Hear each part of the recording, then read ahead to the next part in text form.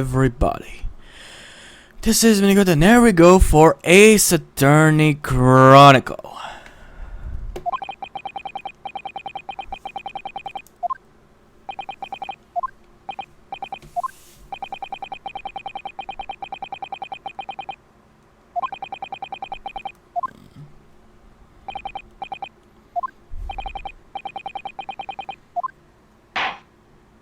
Alright, so Benedict will come and will be arrested because he is the murderer.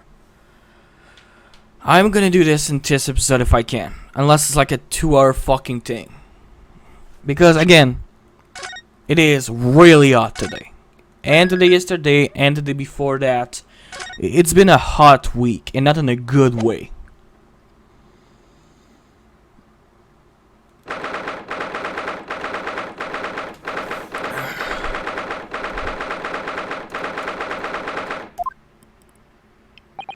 Yeah, Gina, how are you holding up? I'm starting to feel quite warm toward a freaking cold shoulders knuckle now.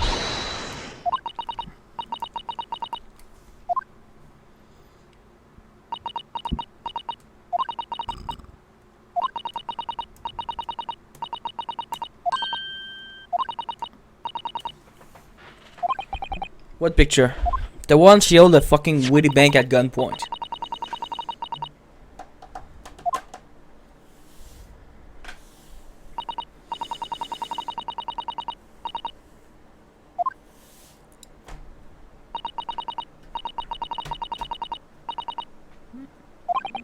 Well, I won't pretend it wasn't a bit of a shock when the prosecution first presented it to the court.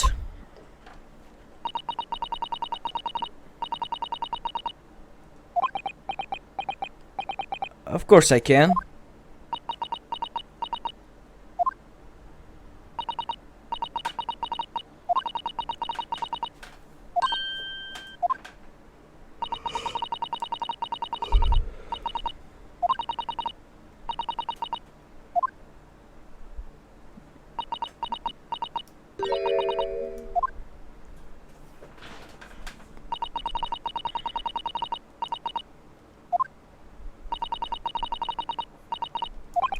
Yes, I remember.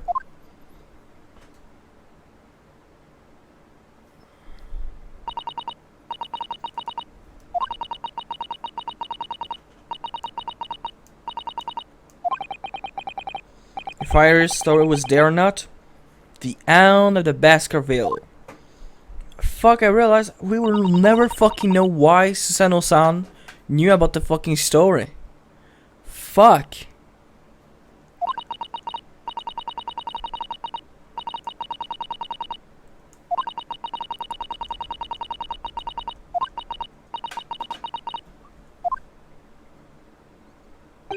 So you broke into Witty Banks?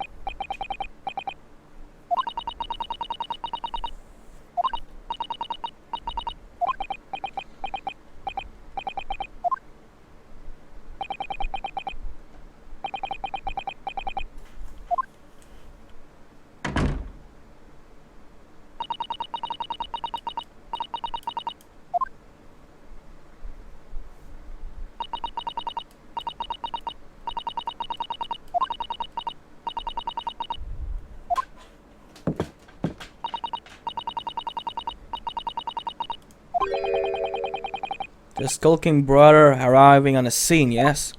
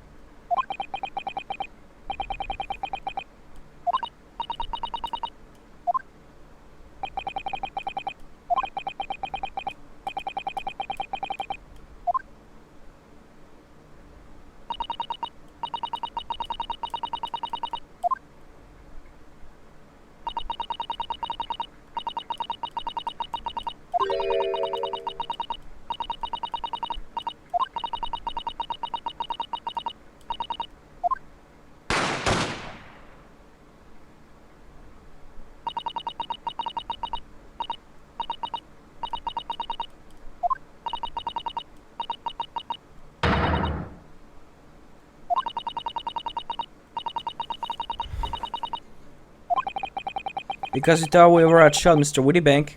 Might come for you.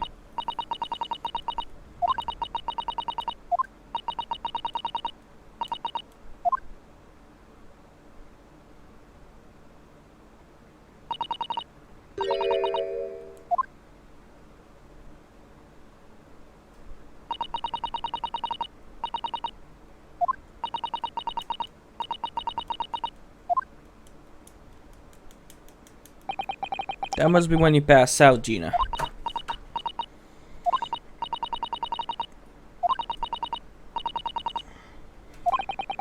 Did you tell the police everything you just told us?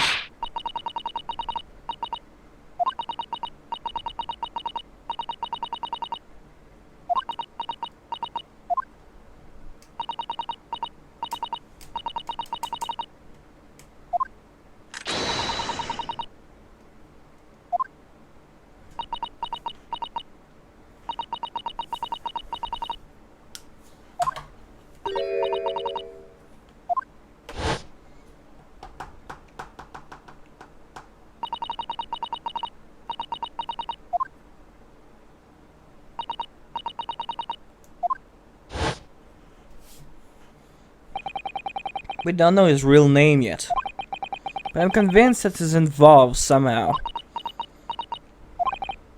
Anyway, thank you for telling us what happened, Gina. I appreciate your honesty.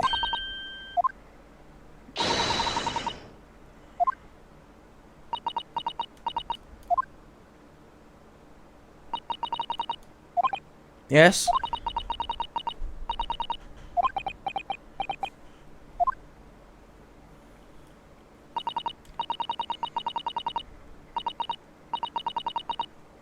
Well, you were threatened.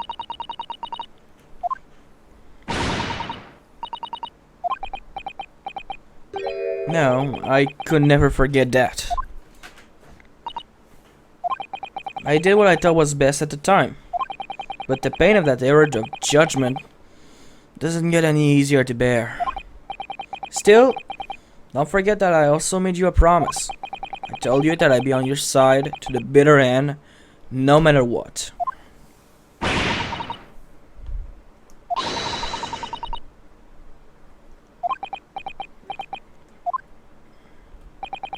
I was once in your position, Gina. I was the accused in a trial. Before I left Japan, I was accused of murder. And as strange as it might sound, the circumstances of the crime were pretty daunting. I was sure that no one would believe me. It wasn't me who'd done it. But there was one person who stood up for me, who believed in me and was prepared to defend me. My best friend.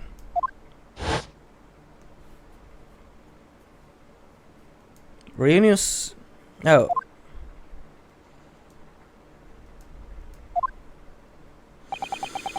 I was so happy. I cried. But even then, somewhere inside me, I couldn't help thinking. Surely, he doesn't really believe in me. Not completely. But I was wrong.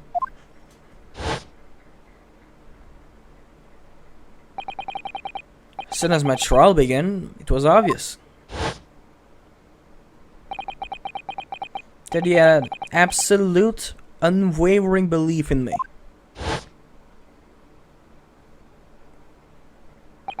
And in turn, I developed an absolute, I have so much difficulty saying that word. Unwavering belief in him. I feel like they just put some fucking random letter together and say a fucking word. Since then, I came to realize, if you want someone to believe in you, you have to believe in the other person first. I promise you, Gina, that no matter what happened, I keep believing in you. So, you don't need to worry. I won't let you down.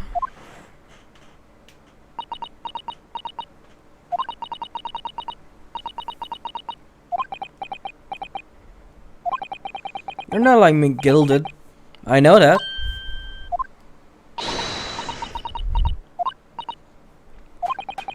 We know you better than you think. And we come to the conclusion that you're someone we can trust. That's really all we need to know.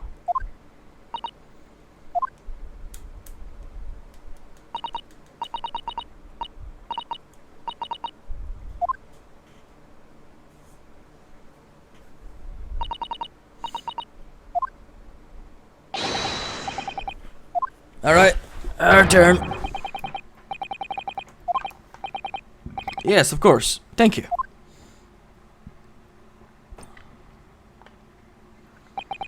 I've been both a defendant and a defending lawyer in my time, so I knew only too well just how hard it was to pull all your fate in another. And I also knew just how hard it was to bear the burden of another putting all their faith in you. This is it at last. The final chapter. The final battle. Wish me luck, Sato-san. And I hope you're watching over me too, partner.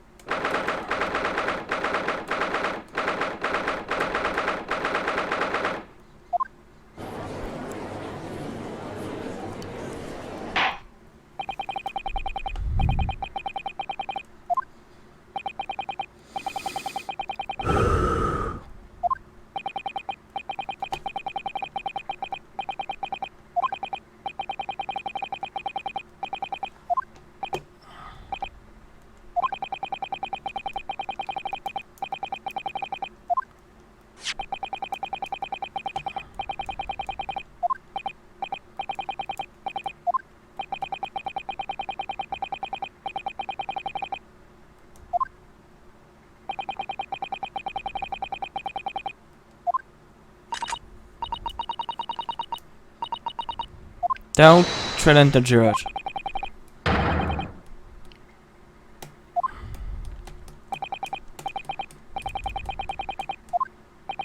Mr. Egert Benedict. I didn't expect to be crossing paths with him again so soon, and certainly not like this. He totally done it.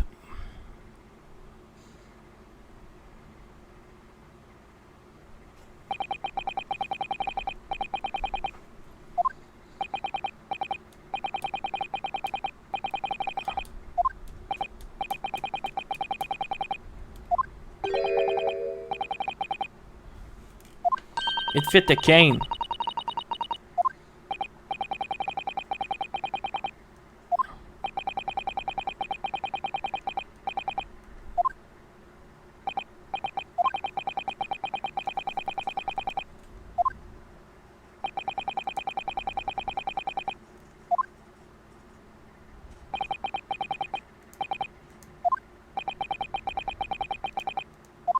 We just have to check his fucking shoulder or something.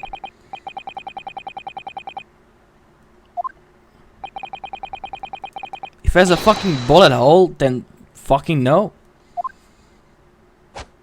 I'm guessing right shoulder.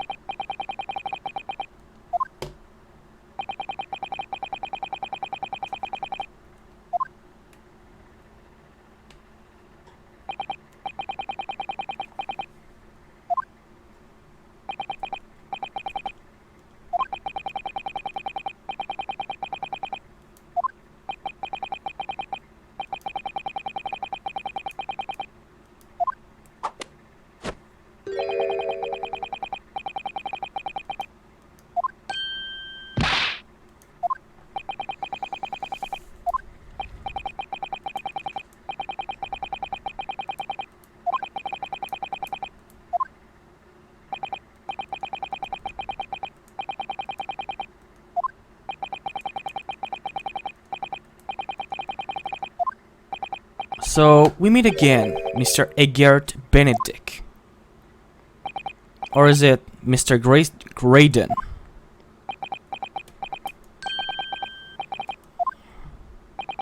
Renioski Naruto, defense lawyer. We have met.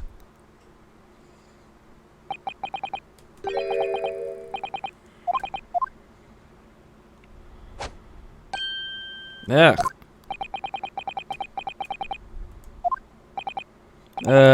But I'm not holding a flashy ad while we do.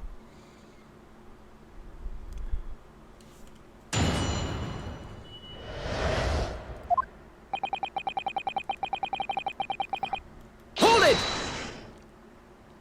Yes, we even met in the very pawnbrokery where the crime took place on the afternoon of the day in question. Though, of course, you introduced yourself by a different name at the time. It was Mr. Eggert Benedict, I believe. Tell me, Objection! what made you?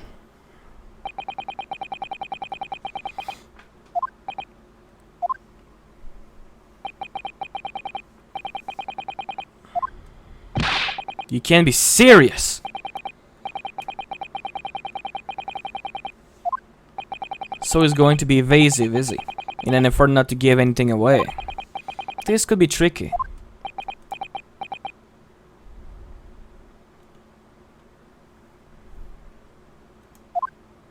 Alright.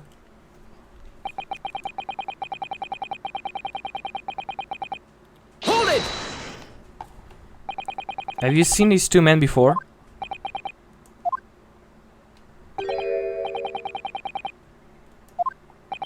Say by a man who introduced himself as Eggert Benedict.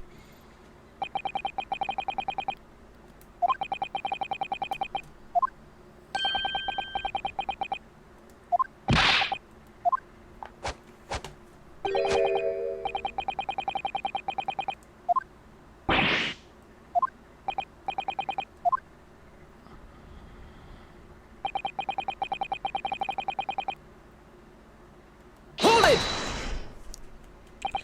Where were you around at 1 in the morning on the night in question, sir?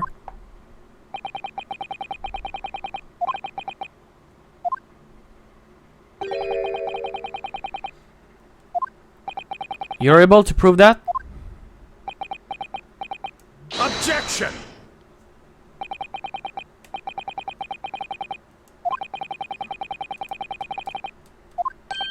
What do you mean?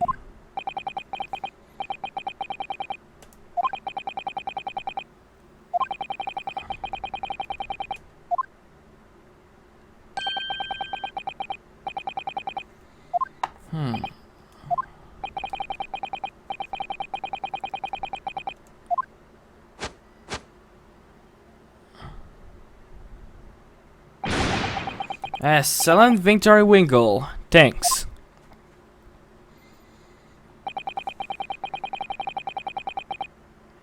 Hold it! Blood was found at the scene of the crime. There's no question of that.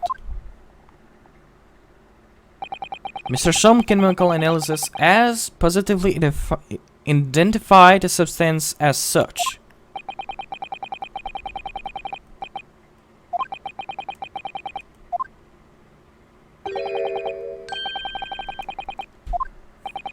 Every individual blood has a slightly different composition, it seems.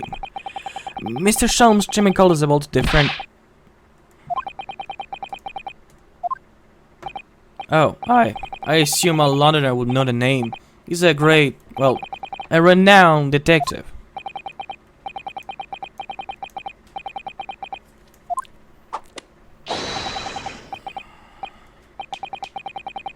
Oh, me. Excuse me! Do you have something to say about that, Mr. Skulking? No, the Mr. Sulking next to you. Yes, I know, you're not Big Bro Skulky. Mr. Nash Skulking.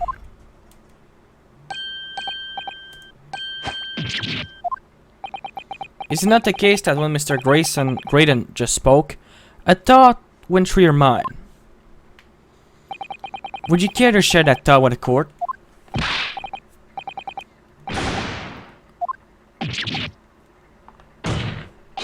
Mr. Nash sulking, answer the question, please.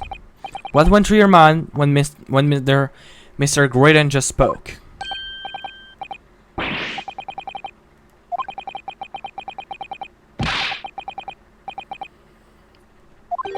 What one?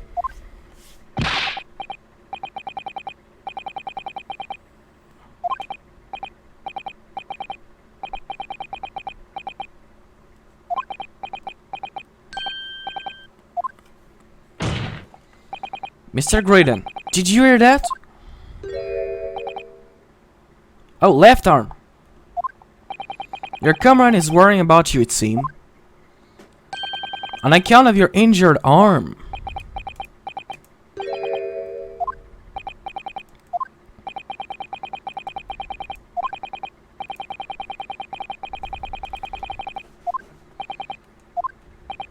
We know that someone other than the victim was hit by a bullet at the scene of the crime 2 nights ago. And from the height of the bullet hole in the wall, that person was likely hit in the upper arm or thereabouts. Perhaps you allow a court official to examine your arm, sir. The left arm you're currently clasping with your right hand as if in pain.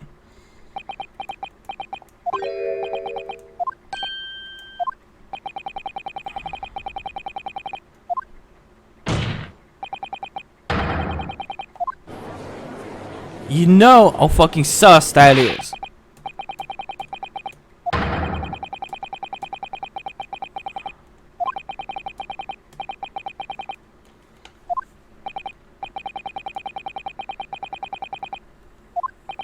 My lord, the defense would like that last statement to be added to Mr. Graydon's formal testimony.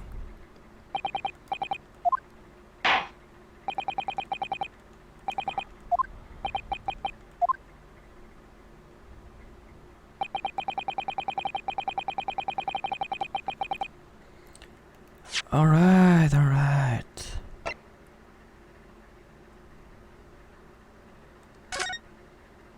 No.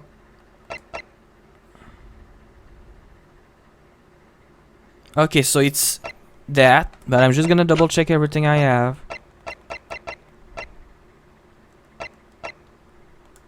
Wait, why the fuck? Where's the other picture?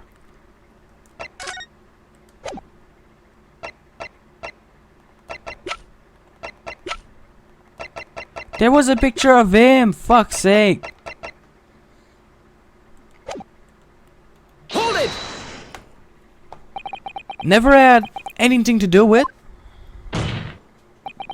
You forget that I was there, Mr. Grayson, on the very afternoon of the incident.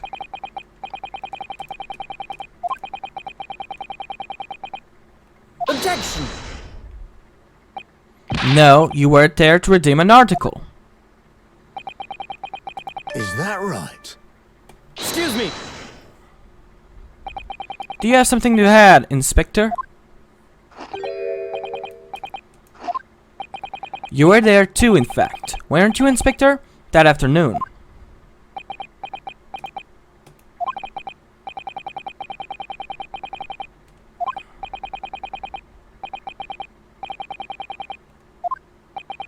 And at that time, this witness, Mr. Graydon, was trying to acquire a particular article.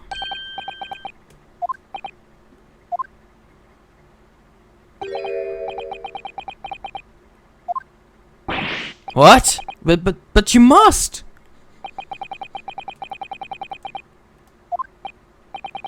What's going on here?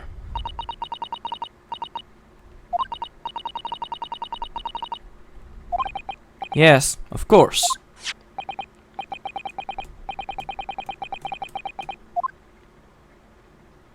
Okay, so I did the right thing.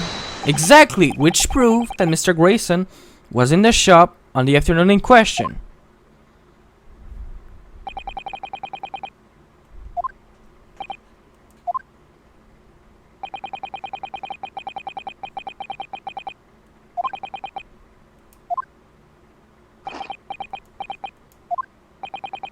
This makes no sense. I understand why Mr. Grayson might be trying to cover his track. But why would Gregson be trying to avoid giving testimony about what happened? That's all he's going to say on the matter, is it? I think he has no intention of telling us anything. He's well aware that the less he says, the less chance he has of giving himself away.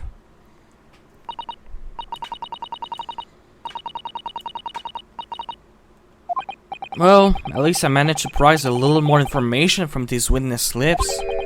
All thanks to the skulking brothers. So you say he has nothing to do with Whitty Banks. Well, we know that's not true. Good idea. You never know what tiny scrap of information could become a valuable weapon.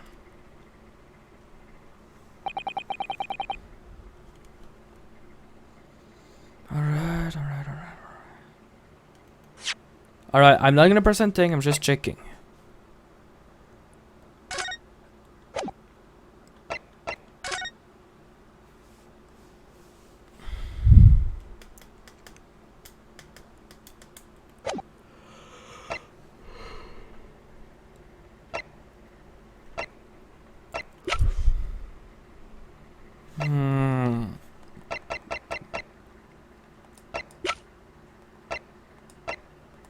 Okay, so I think it's a redemption ticket.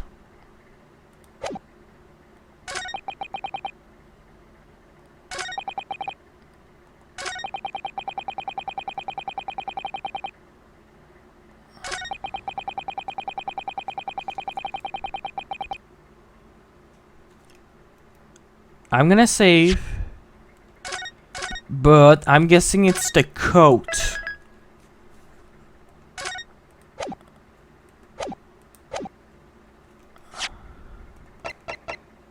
Objection! Fuck. Oh, that's sad. I try my best. Alright.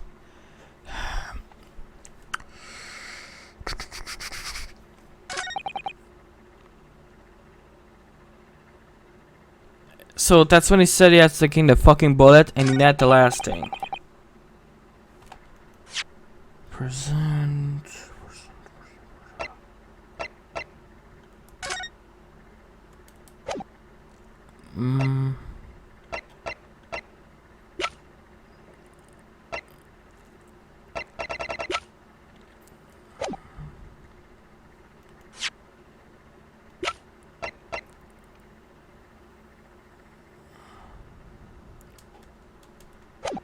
I am not fucking sure. Hold it! Where were you?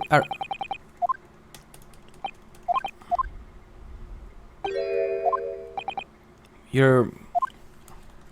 Yes, Objection! I did that one. Okay, I need to present something.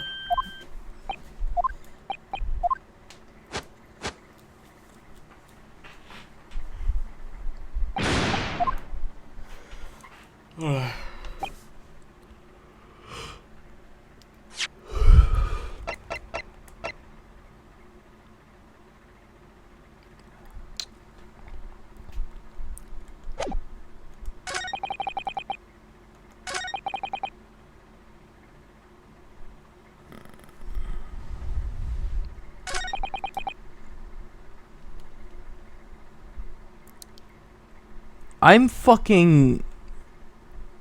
Hold it! Fuck. Alright, I think I pressed everything, so. Objection!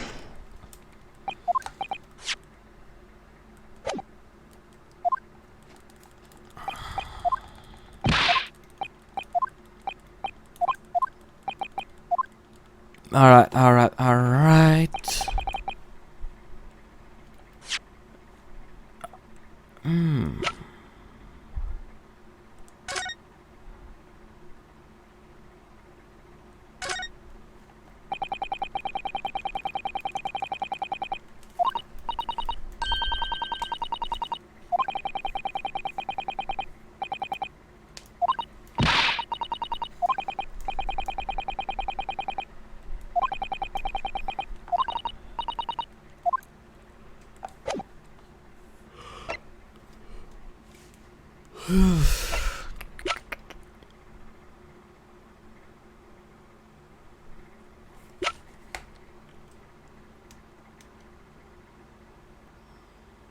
Objection!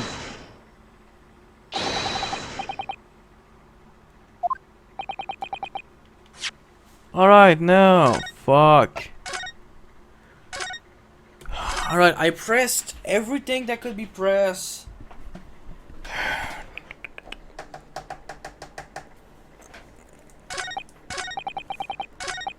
I feel like it's gonna be the last statement.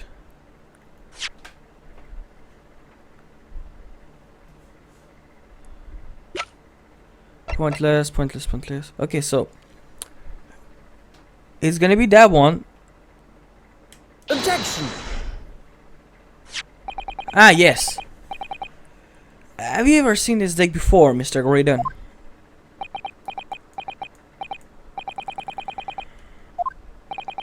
This disc was, until the day of this murder, in pawn in Mr. Whittybank's shop.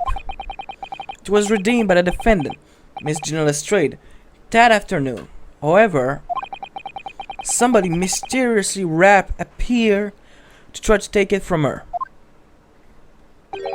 And that somebody was you, of course. Wasn't it, Mr. Graydon?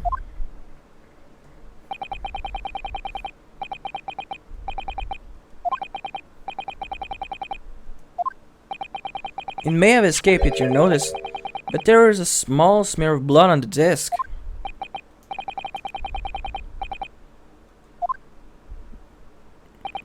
That's right.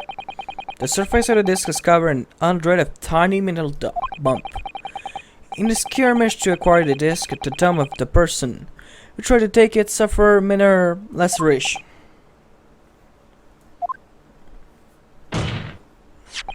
So, will this be to remain of that skirmish in the form of this smear of blood? The thumb of the person in question must bear to remain also in the form of a scratch. Mr. Graydon, you refused to allow the court officer to examine your arm before. Are you now going to refuse to allow to examine your thumb? Because I have no doubt that it will be a small scratch consistent with the smear of blood on this disc.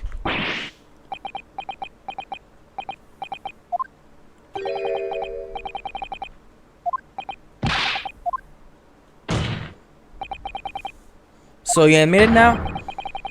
You admit you have a scratch on your thumb from when you intended to take the disc from the defendant?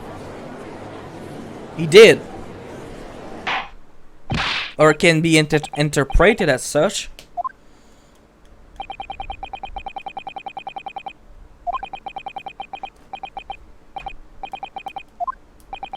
What are you trying to say?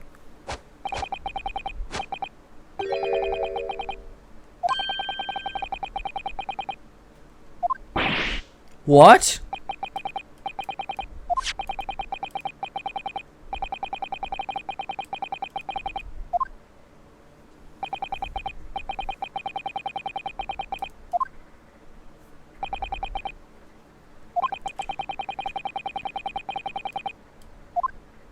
It has everything to do with the fucking murder.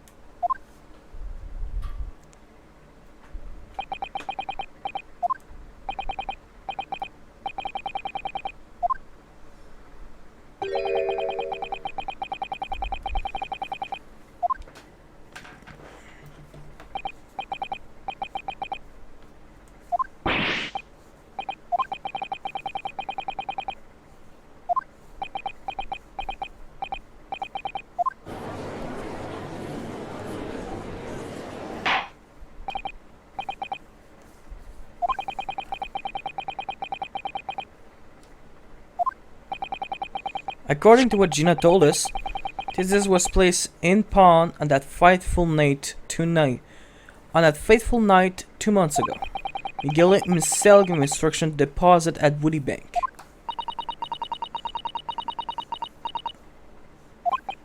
In all likelihood, he's lying.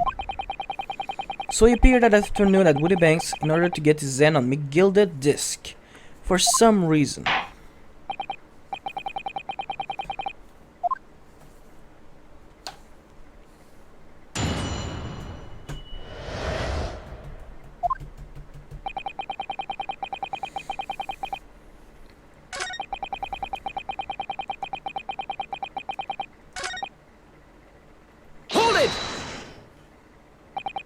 Would you care to explain how this belonged to you?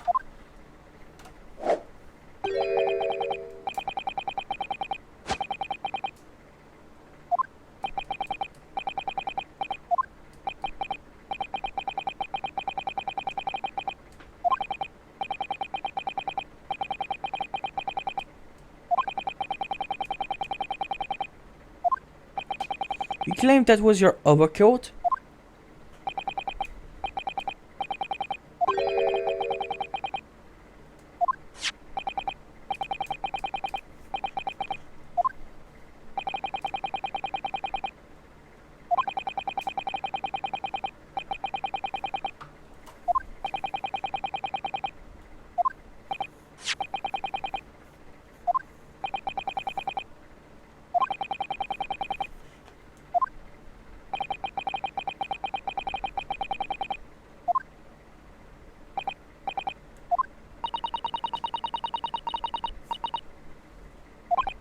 No. Because McGill had threatened her to keep a secret.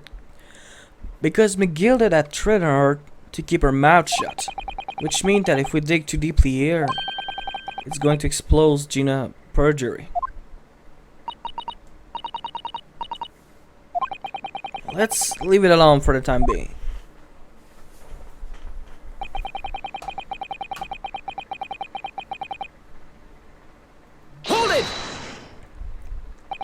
So you're saying that Mrs. Stray lifted a ticket from your pocket that our bag?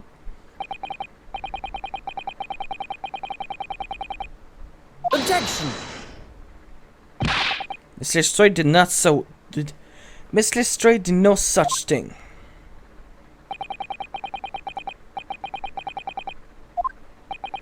You came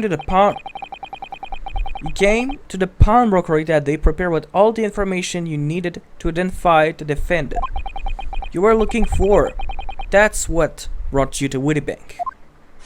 To get your hand on Mr. McGill's disc. Objection! Nonsense.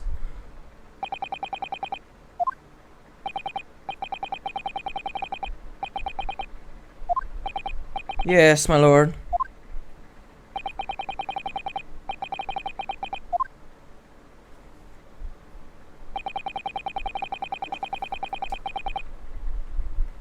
Hold it! Had you ever been to Woody Bank before?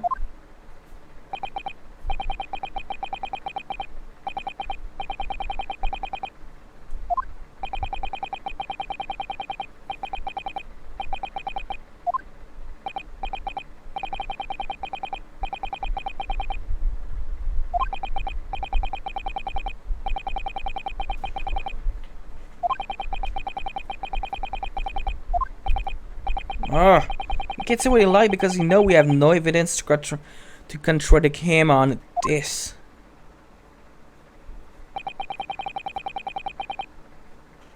Hold it! Yes, it was taken by Inspector Grayson here, wasn't it?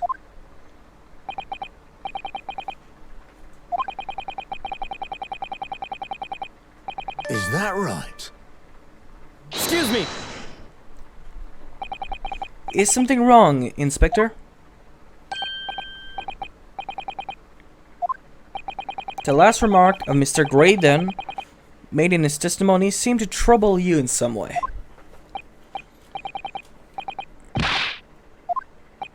Let me ask you this, Inspector. Why is Scotland Yard gathering Mr. McGill in possession?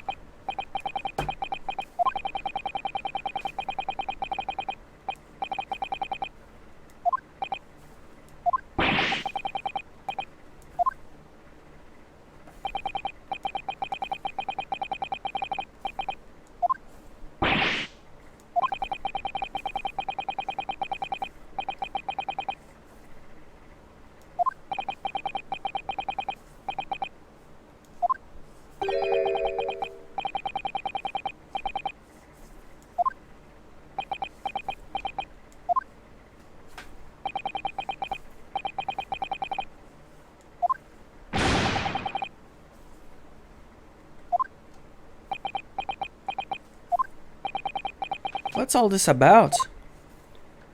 It's like there's something going on between Grayson and Lord Ranzik here.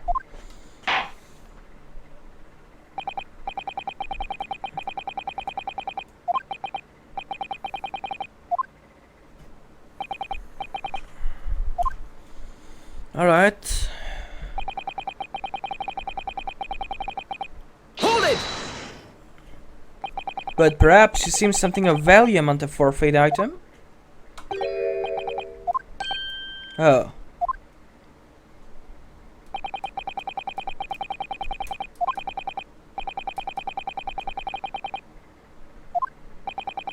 In that case, it's clear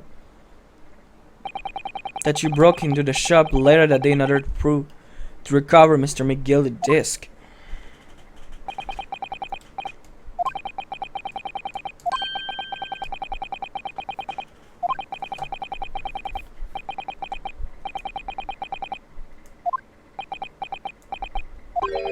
So there was nothing of Mr. McGill left in the shop that night. Nothing this might be. Yes, there is.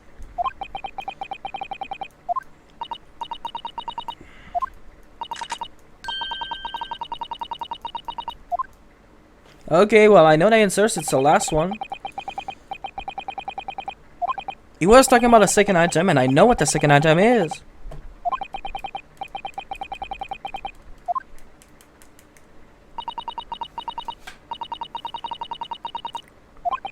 The police were obvious after anything left behind by McGilded as well. That's why Inspector Grayson ended up taking the disc into custody that day.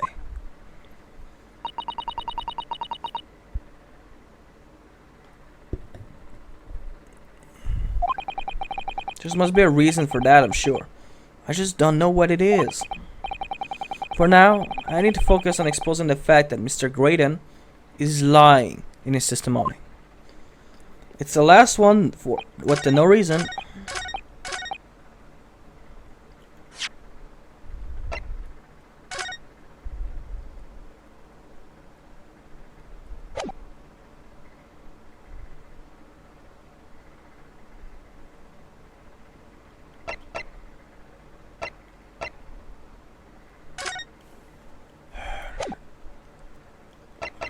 Objection!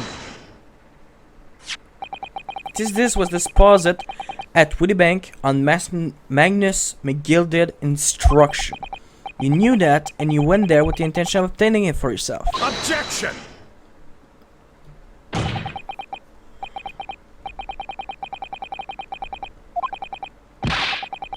Objection! Sorry, my learned friend, but that's not true. I just did a fucking comeback on you. Mr. McGilded had another article in Pawn and Wittybank, as this second pawnbroker ticket prove. There were two articles belonging to Mr. McGilded in Wittybank pawnbrokery, and the reason he broke into the shop that night was to recover the second one. Together with your two accomplices, the skulking brothers.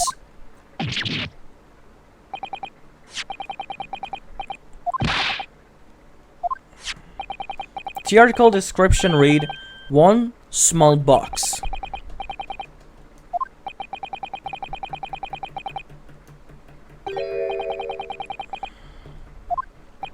I believe there are adequate grounds to suspect that you did.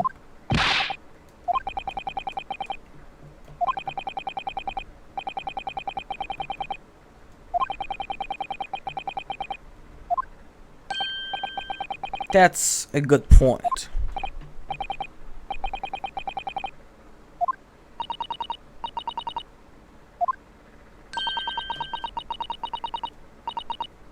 Objection!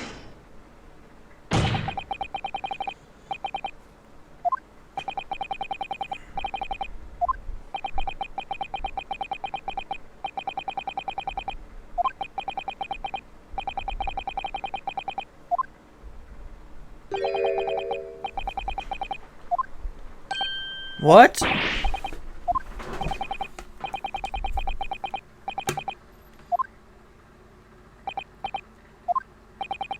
What prints?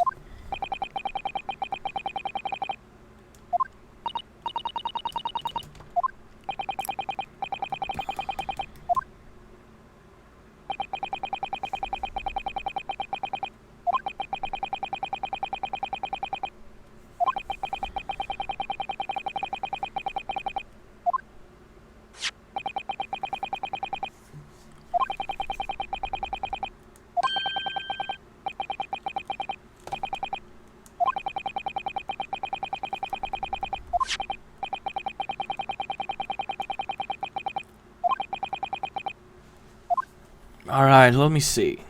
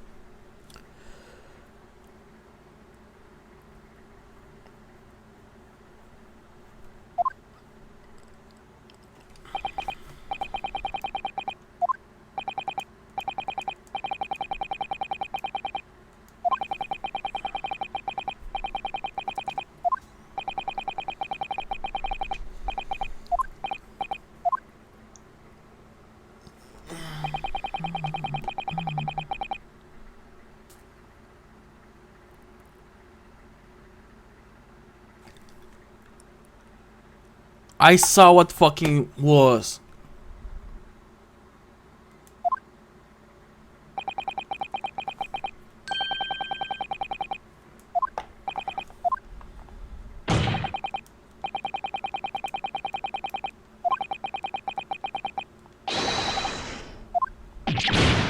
No!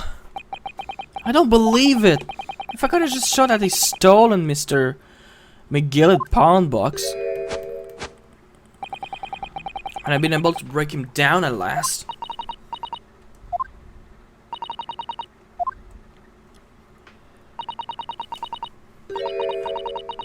They're not, I saw the fucking box moving. What?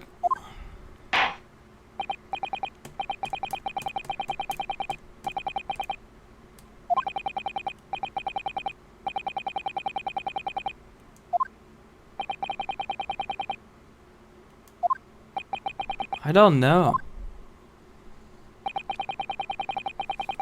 Yes.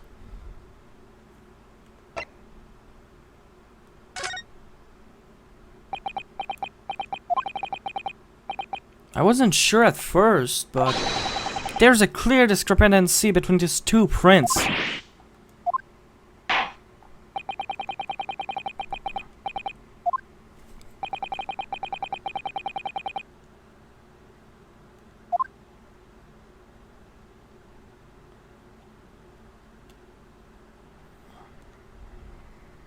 Take that! Granted, these two prints are almost identical. However, there is one minor discrepancy between them. When you view the two pictures stereoscopically,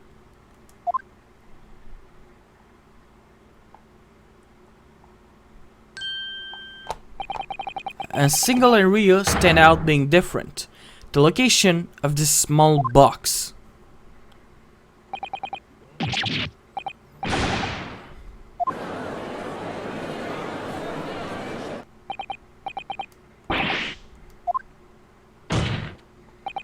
What this tells us is very simple.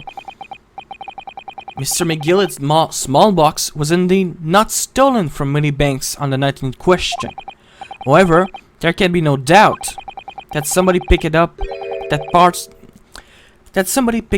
this particular box and then returned it to its place on the shelf.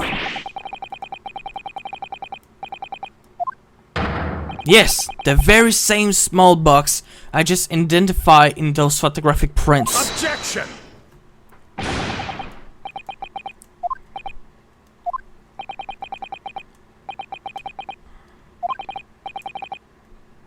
what was inside was stolen.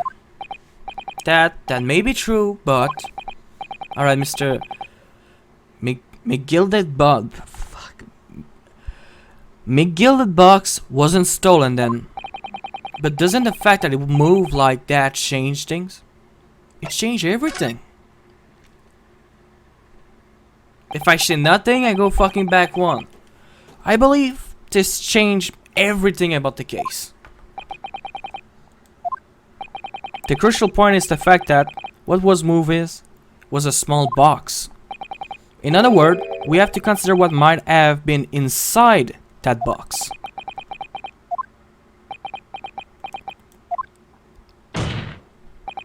I'm suggesting that we need to examine the box as soon as possible.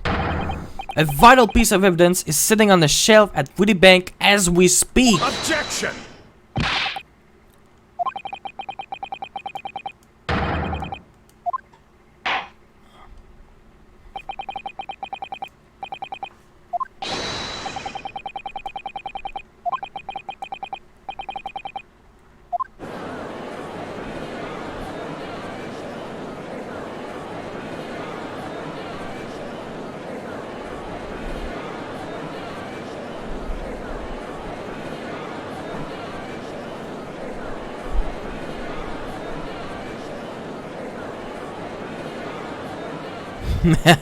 Gotcha.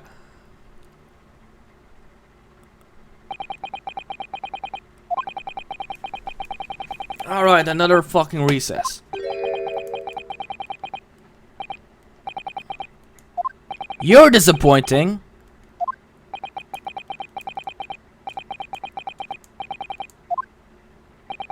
What are you trying to say?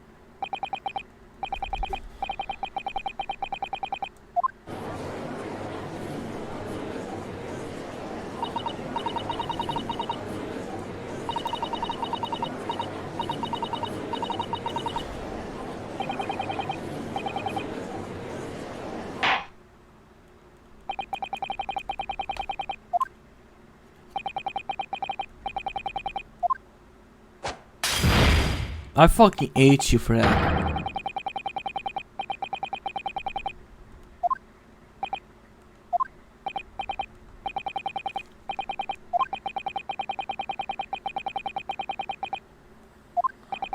Well,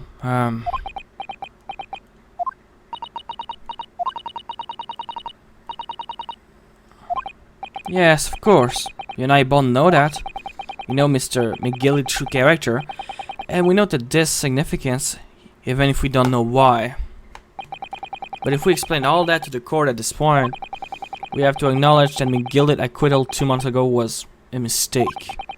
That the defense argument was flawed, based on false information. And that would mean admitting that Gina committed perjury. Could it be that Van Zig know? Is that why he's doing this now? Because he anticipated everything?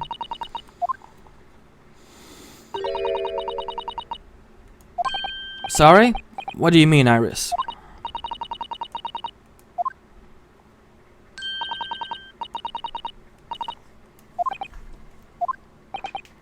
Alright, the exact significance of the thing that that McGildy deposit with Mr. is something that only Gina can explain to the court. But if I put her out on the stand to testify about that, it could critically damage her chance of winning this case. I'm doing it because I have no fucking option. What's the right thing to do here? My lord, the defense would like to make a proposal. While the court awaits the arrival of Mr. McGillet's small box, I would like to call the defendant, Miss Gina Lestrade, to the witness stand. It's to do with the various article deposit at Witty Bank by Mr. McGillet, my lord. Miss Lestrade had information relating to them. I believe it would be beneficial for the court to hear what she has to say. It will prove the significance of the article in question once and for all.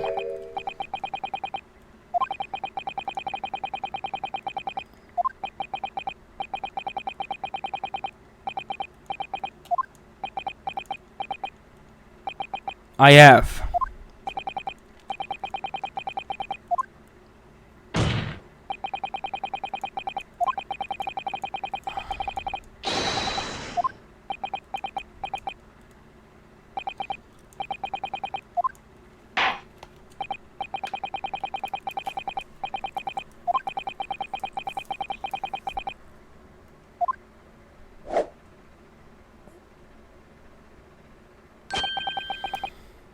You don't have a hat.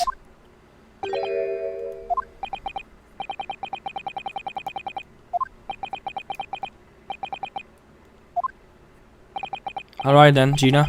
It's time. I know this will be hard, but please, put your faith in me here.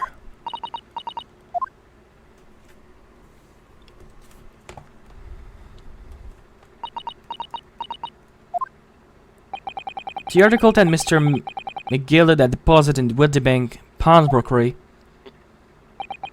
are intimately related with the omnibus case, the trial of which was heard in its courtroom 2 months ago.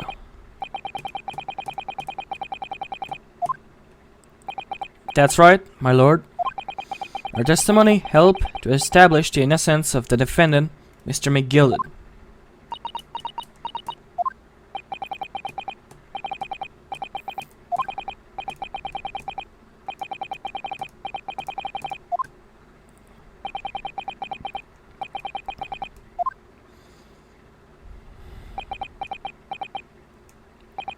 Allow me to recap the event of 2 months ago. An old brickmaker was stabbed to death in an omnibus, running along London Winter Street. Apart from the victim, there was only one other person in carriage, Mr. McGillet. Naturally, he was the prime suspect of the murder, but as the trial progressed, another possibility emerged. That the murder in fact took place above the defendant's head on the roof deck, with the body then being dropped through the skylight into the carriage below. It was Miss Lestrade whose testimony brought that possibility to light. At the time of the incident, Miss Lestrade was concealed under the seat in the carriage, hoping to pick the pocket of an unsuspecting passenger. Then, immediately after the trial, having been acquitted of the murder, Mr. McGillet died in this very courtroom, in the most extraordinary of circumstances.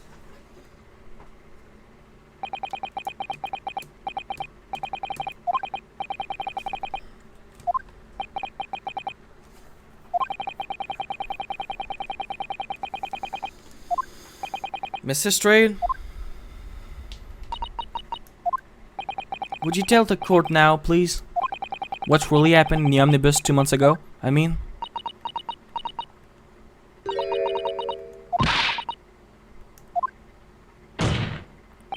And what about everything you told us yesterday from inside your prison cell?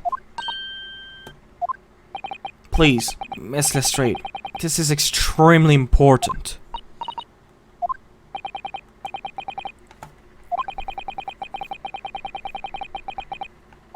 She didn't willfully, she was forced.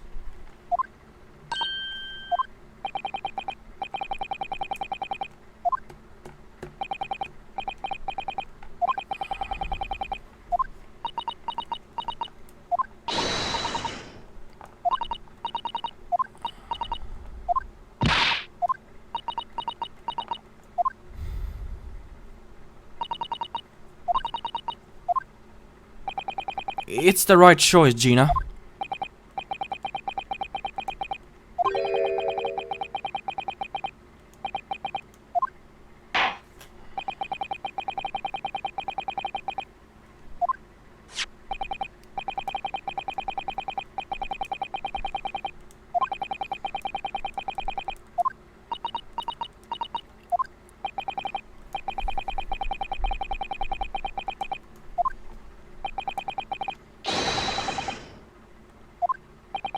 This is it then. Everything's going to come out. Like Vanzik said, this could be bringing the whole courtroom down about my hair. But as a lawyer, I'm prepared to take that risk.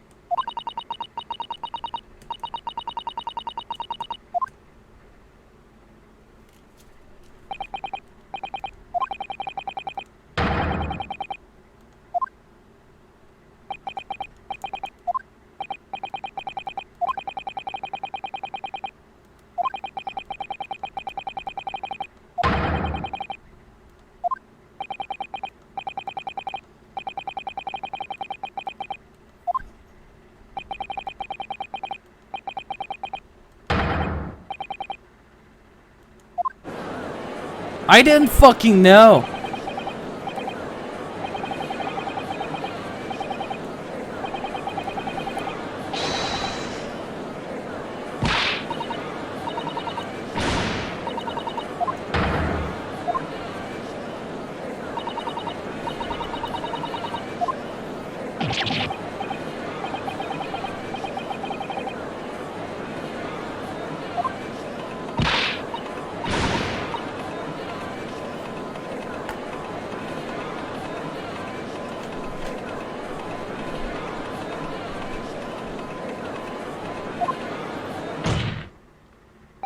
Yes, the defense made a terrible error of judgment. I intend to take full responsibility and suffer whatever consequence or deem appropriate. However, it's imperative that the court allow the witness to elaborate on their testimony, because the true significance of McGilded Pawn article must be brought to light.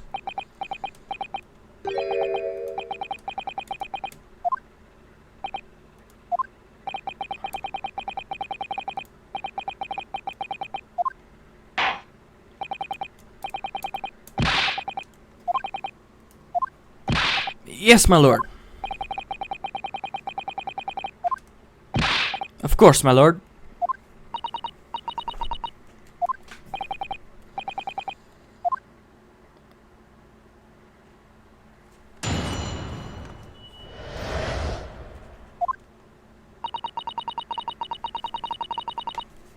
Hold it! And you were hiding in the cabin at the time as well, weren't you, Miss Lestrade? If I remember rightly, in a storage compartment underneath one of the seats.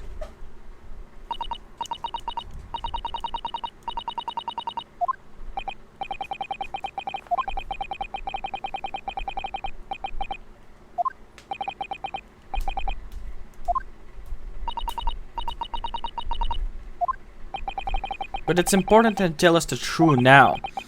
Were Mr. McGilded and the victim acquaintance?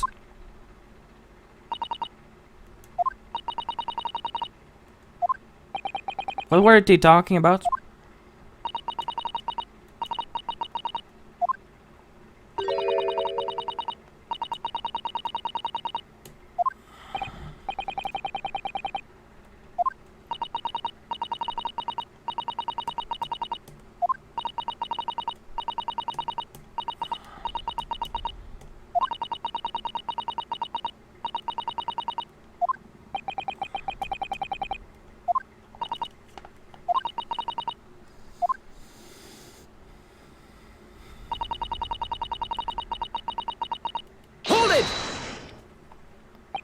Was the disc you saw this disc?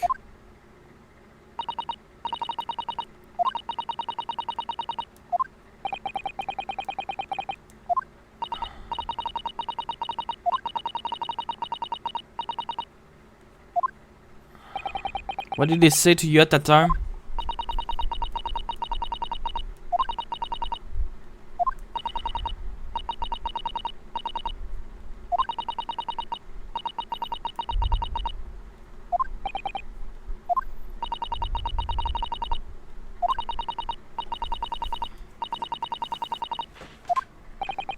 But after a while, what had happened in the carriage was noticed.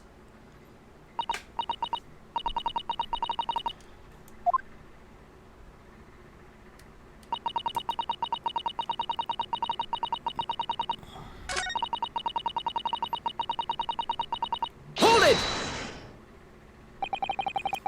That pot shop obviously being Witty Bank on Baker Street.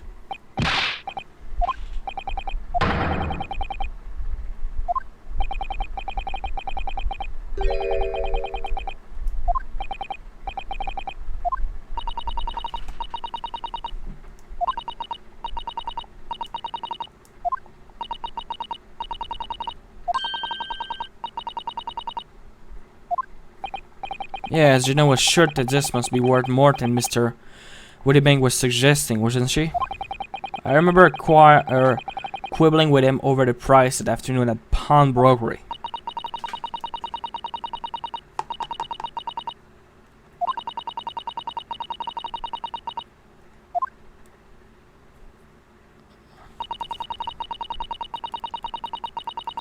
Hold it! True than you? How exactly?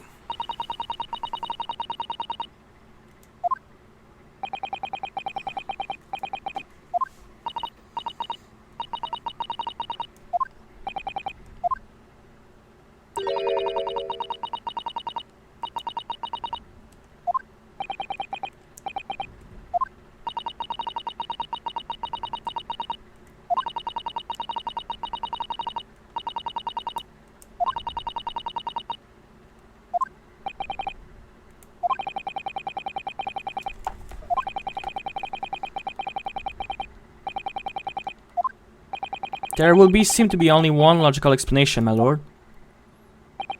What McGill did at the driver deposit at Witty Bank was something he didn't want the police to see. Something very important that he needed to hide at all cost.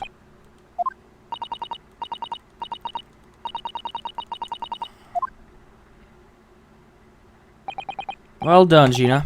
It can't have been easy to tell the truth like that. Yes, and to thank her, she had to face a charge of perjury once trial's over. So I need to use the time we have now to get as much information out of her as possible. I suppose I should. What's that?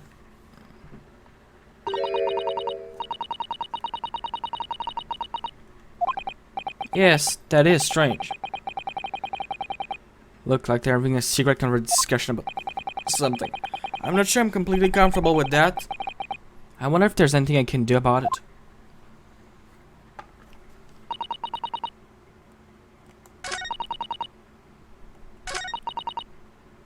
Hold it!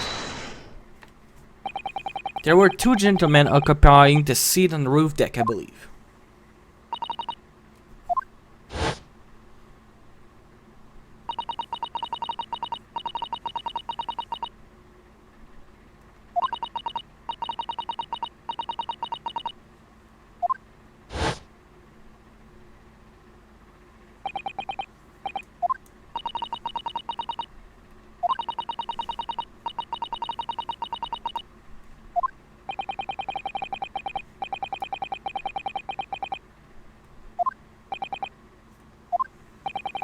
So that left McGillett, the driver, and you still at the scene.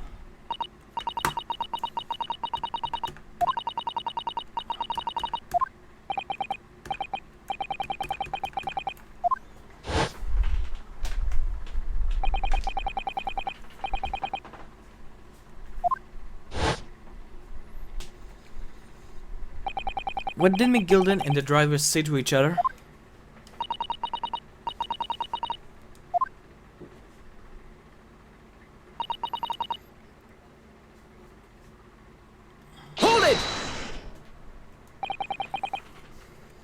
Alright, I already have the conversation.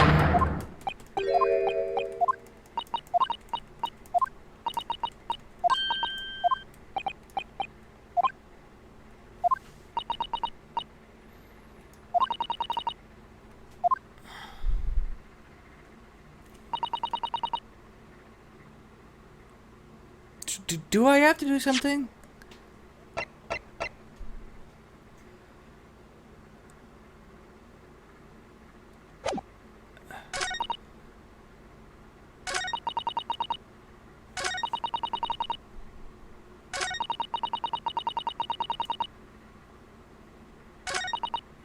I don't know what to do. I'm having another fucking blank. Fuck's sake.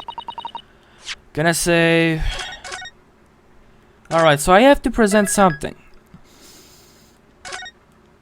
So...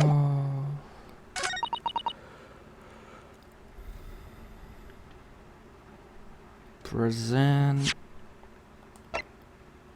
She did the code, so... Objection! No, fuck.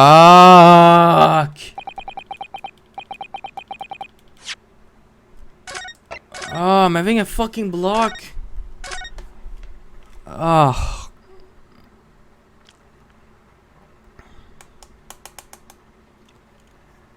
All right.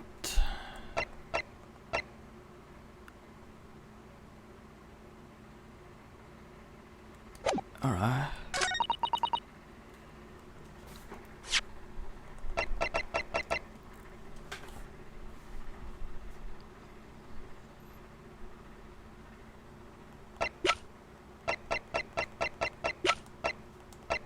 Yeah.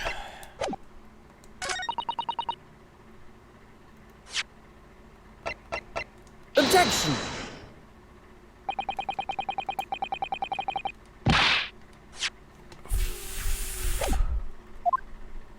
All right, now fuck. I do not know what to fucking do. I pressed on everything, didn't I? Ugh.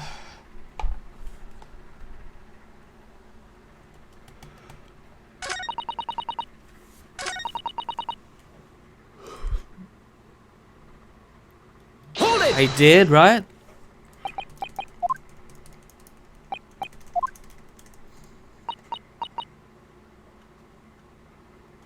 Excuse me! Is there something you would like to share with the court, Inspector Grayson and Mr. Graydon?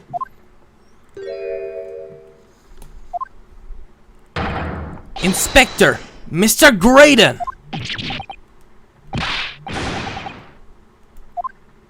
You have been whispering to each other for quite some time now. Tell us, what is the discussion about?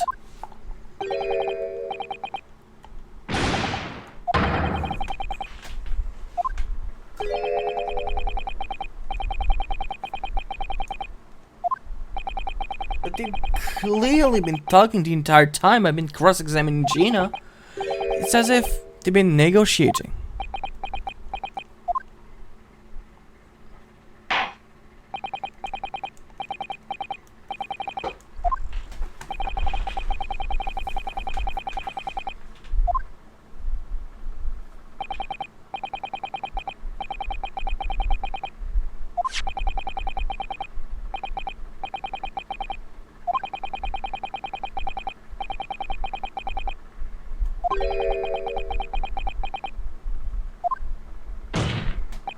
Which proved my point. The disc is clearly extremely valuable in some way.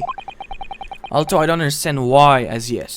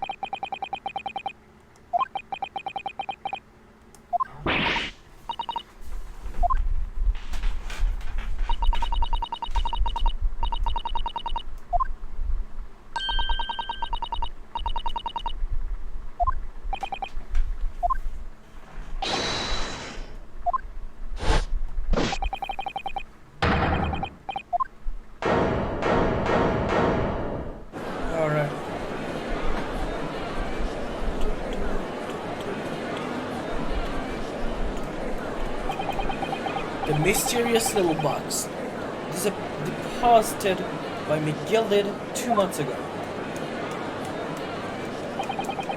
There's no doubt in my mind that's a key piece in this far-reaching puzzle.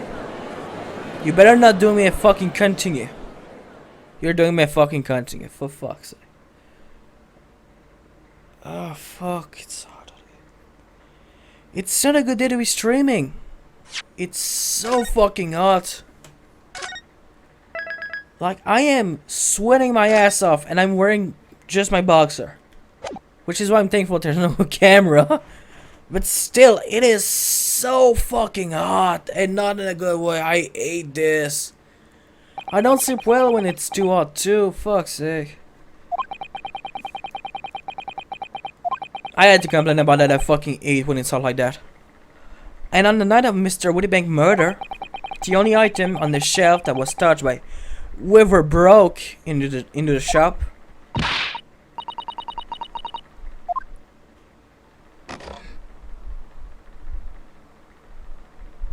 a disc reader for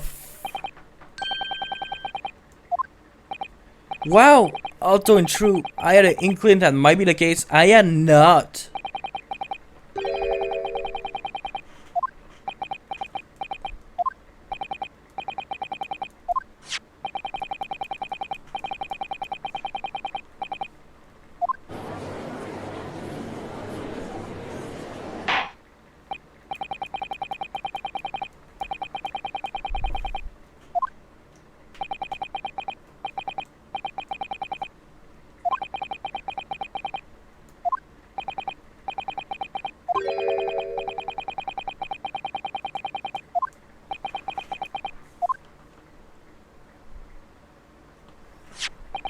I believe the answer will become clear if we listen to the music on the disc, my lord.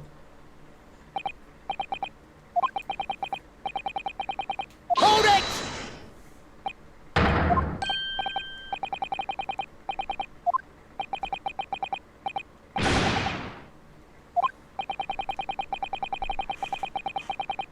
Objection! This disc may be very well have motivated the culprit in this case to commit murder. Clearly there's every chance that it's fundamentally important to understand what happened.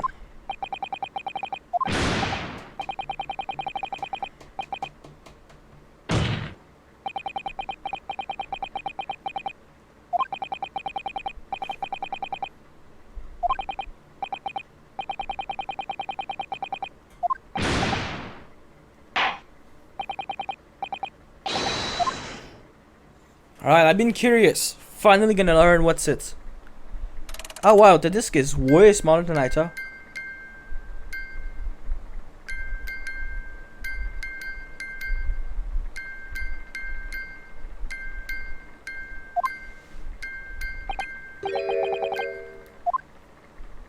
It's Morse! No. It's just the same note playing over and over again in an irregular sequence. It's Morse!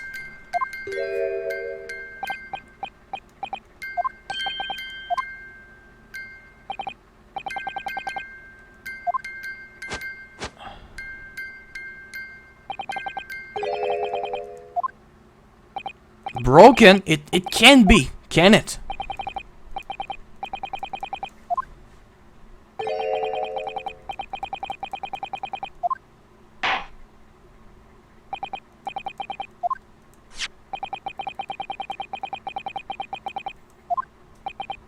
It's Morse, you fucking moron! Come on. Yes, alright. It doesn't start completely broken, but... Is it? It is Morse!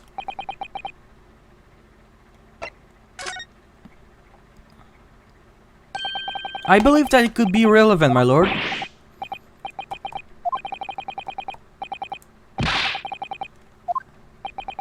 It does sound strange, I agree, but there's one thing bothering me. I'll go ahead and stand there chortling victoriously. The inspector beside him has a rather telling expression on his face. It is as if Grayson recognized the sound, as if he's familiar with it somehow. And that's making me appear extremely on edge.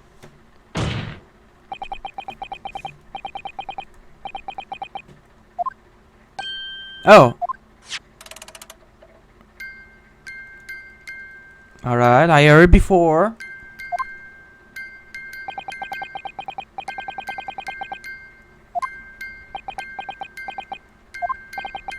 The defense believed that the sound emanating from this music box is not supposed to be music. Just because this is a music box, it doesn't necessarily mean the sound we're hearing are music. Look at that, the smile vanished from Graydon's lip as soon as I said it. I'm on the right line here. I must be.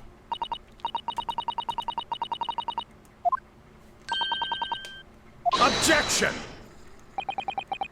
It's Morse. Morse code!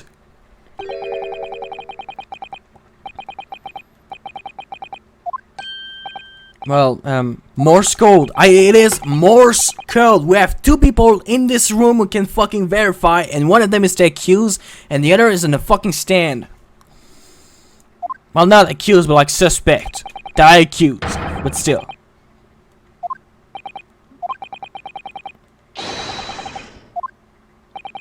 They got me. I don't know what the answer is yet.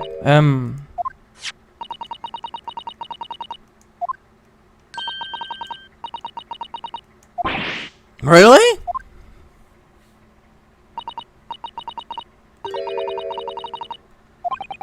Thank you, Iris.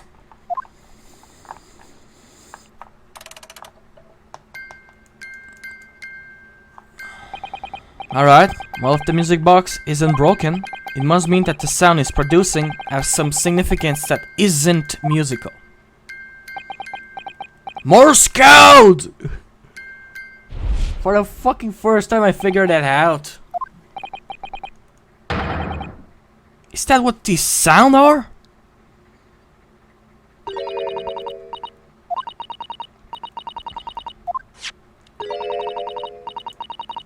Yes, it's a da-da-da-da-da-da-da by the fucking lady. Yes, it's a familiar sound. Morse code!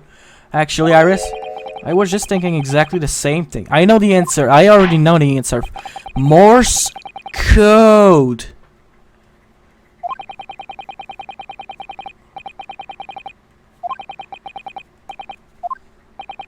All the evidence we've seen so far, all the testimony we heard, it's all pointing to one single answer now.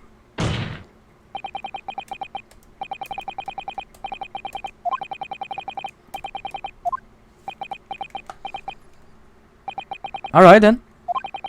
This could be the best chance I'm going to get to fight back in this trial. And if I'm right, it's going to join all the dots together.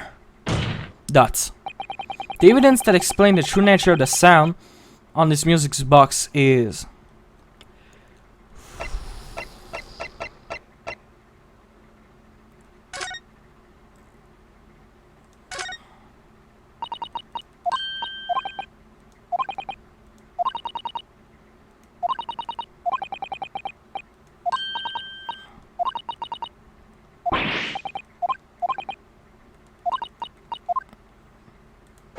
It's gotta be that. Take that!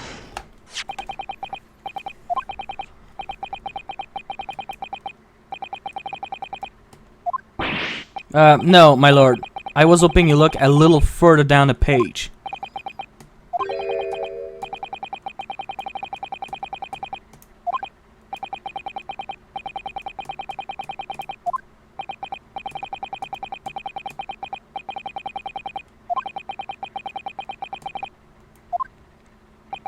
And presumably, those transmissions are in the form of wired telegram. Juror number 5, your input, please.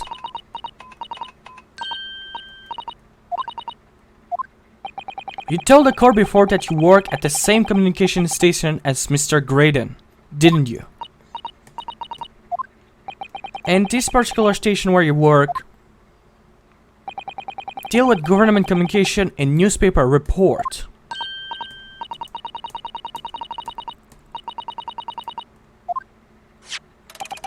Then tell me, is this not a very familiar sound?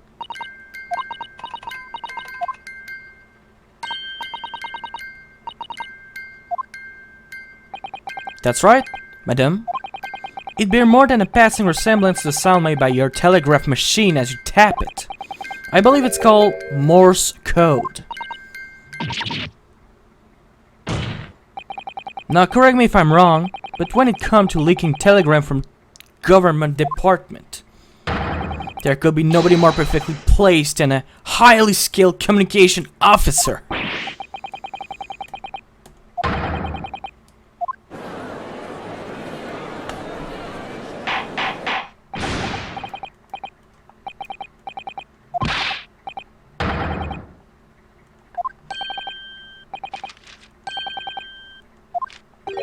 The sort of word I have expected you to know.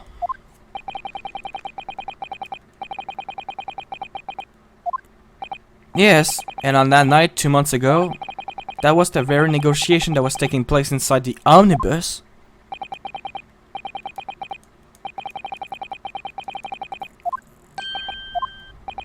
In which case, whoever stole that information in the first place must surely have been beside himself with worry. Because if the disc were to be discovered before it found its way out of the country,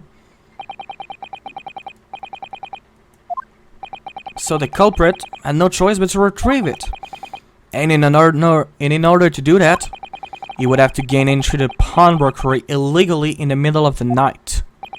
Because the article left behind by Mr. McGilded would incriminate him too much if it got into the wrong hand. Isn't that right, Mr. Graydon?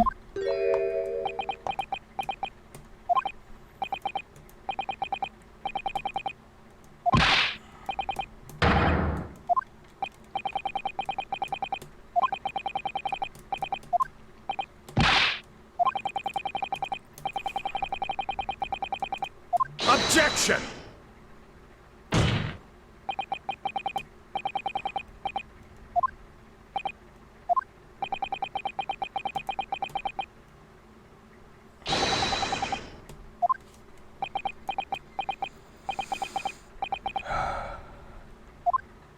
I'm bringing the fan closer. I am not having a good time.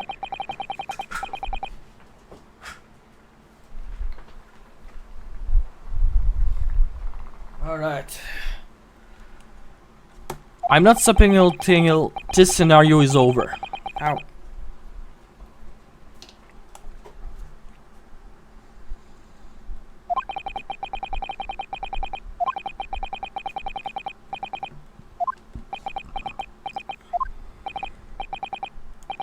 Hold it!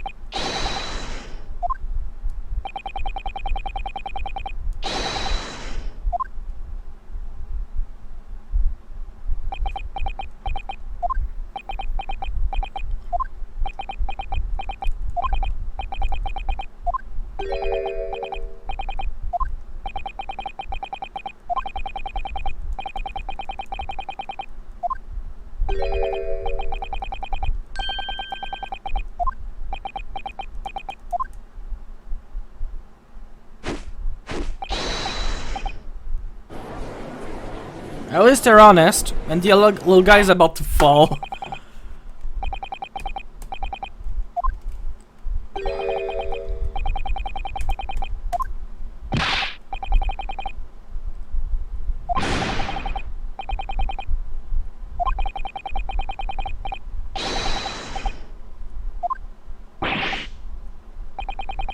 Nice to know where your friends are.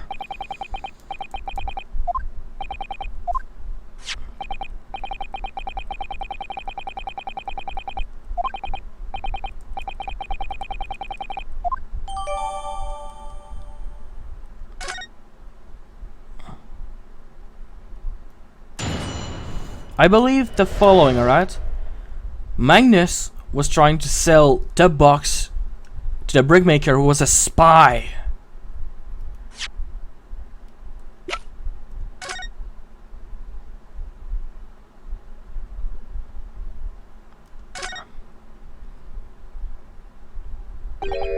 Oh. I just noticed something about this music box. It looked like the bottom of it opened up as well. Alright then, here it goes. So, does that mean you can set another disc to play back on this side? They're linked? So...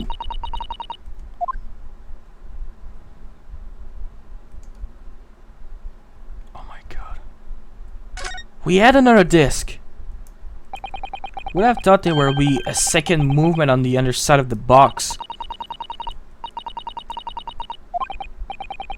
So this movement also produces a single town, like the other one.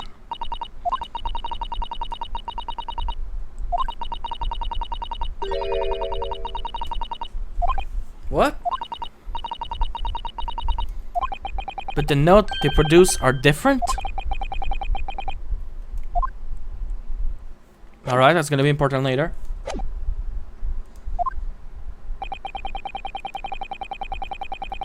Hold it!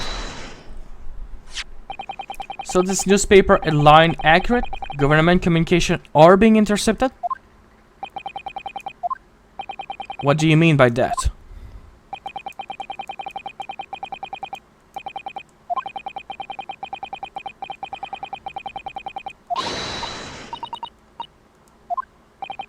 Let me guess. Jar number 5.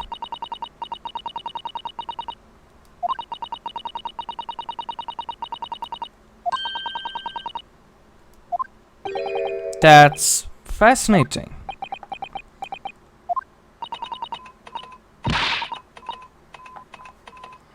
You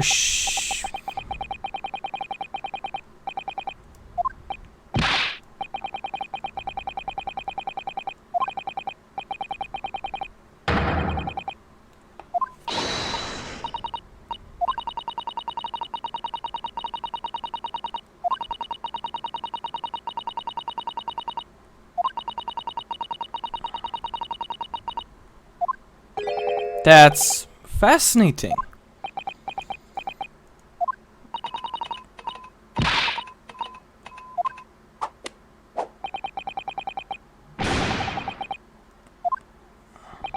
She should really pick her idol more carefully.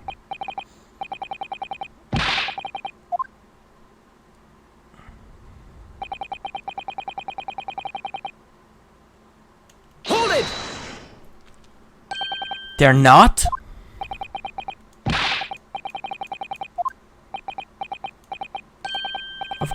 Of course. Explain.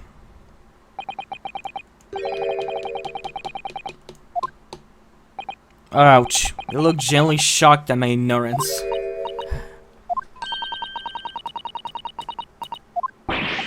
A lesson here? In court? Town, you say?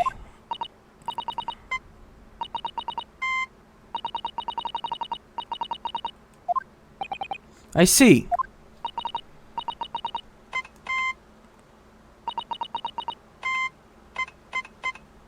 It's a dash dot dot dot.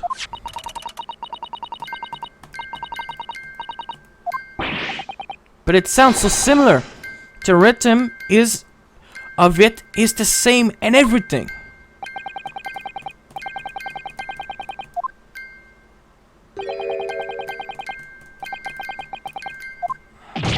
No!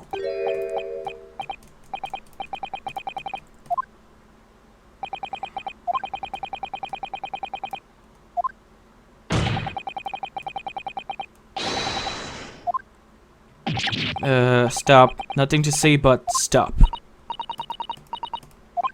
Is it Iris?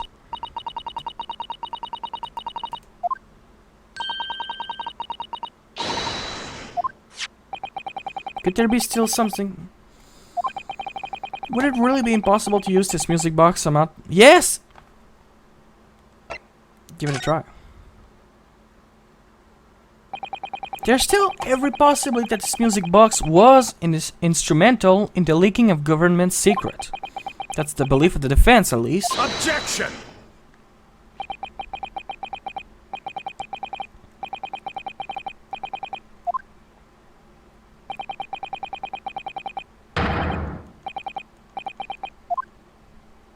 Yes, I'm well aware of that.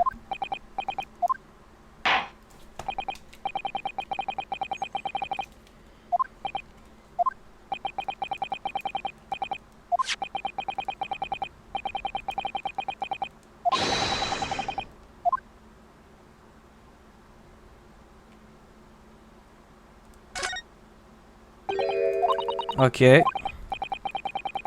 I press that, then show the other side.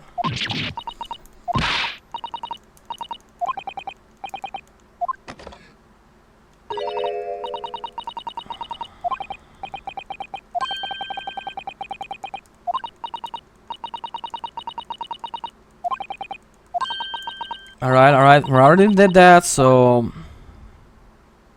Got it!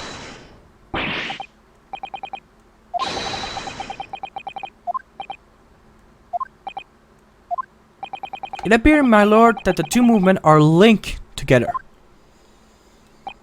In other words, you can put two discs in this musical box. And the sound of both will play back at the same time! As the court has heard, Morse code comprises of two tones, a short dot and a long dash. With a second disc in place, this music box could be used to generate Morse code and convey a message.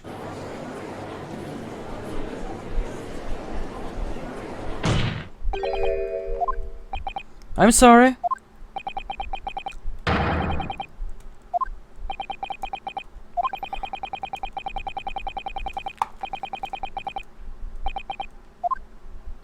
Well, I can't at the moment.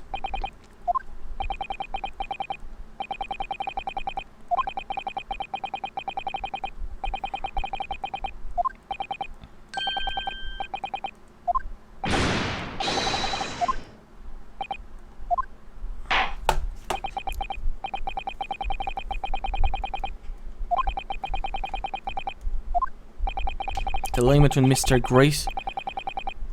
Graydon and the victim of the obvious case must be there somewhere. But I have found it yet. I haven't found it.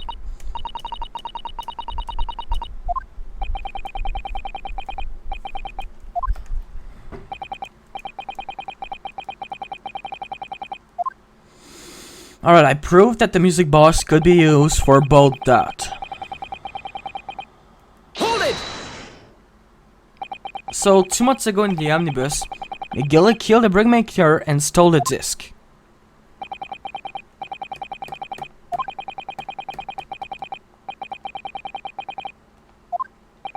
That doesn't make much sense though, does it? How would a humble brickmaker come to acquire secret government information? There must have been somebody else involved behind the scene in all of this. Somebody who acquired a disc and gave it to Mr. Mason in order to take it to a meeting with McGilden and negotiate a deal.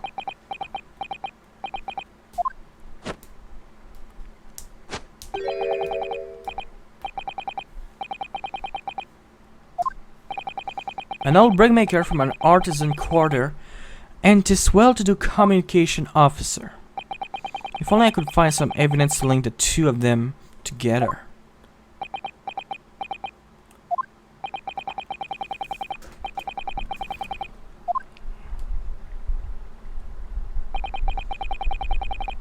Alright, I don't think it's gonna help me, so it's gonna be that one. It has to be. So I need to present it with something that'll link him. No.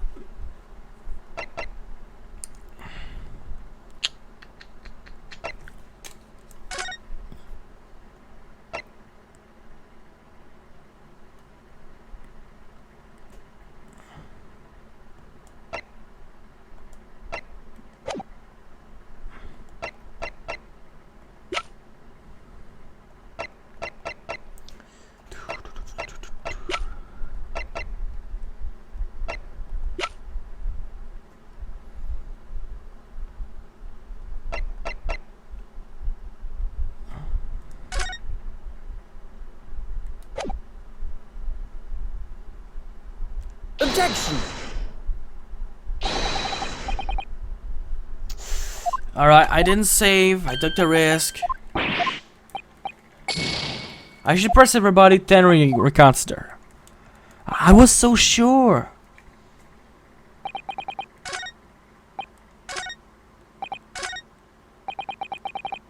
Hold it!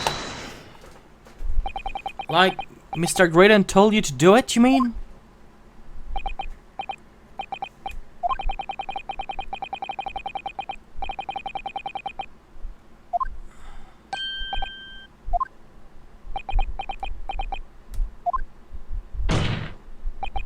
Let me stop you there, Mr. Sulking. After all them year, you say? Do you mean to tell me that Mr. Graydon is an acquaintance of yours?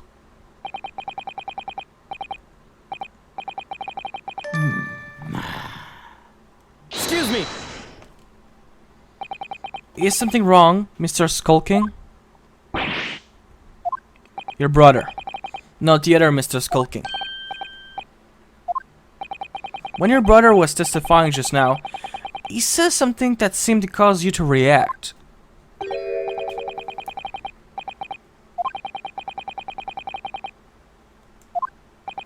Together with Mr. Graydon, you mean?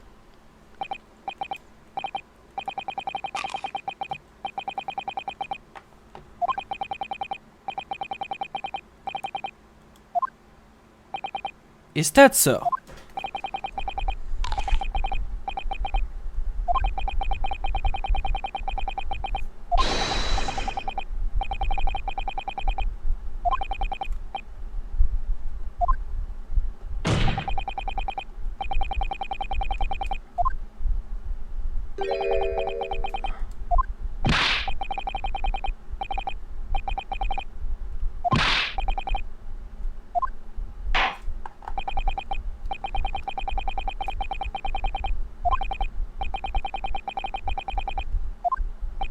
I don't know.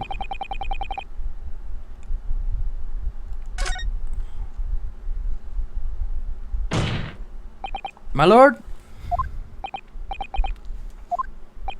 The brother last sentinel statement could hold vital information relating to this case.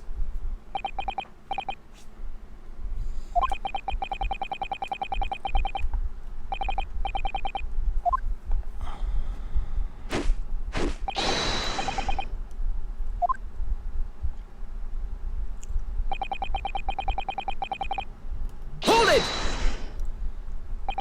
I'm sure I'm going to regret asking, but what exactly was that? Some kind of business?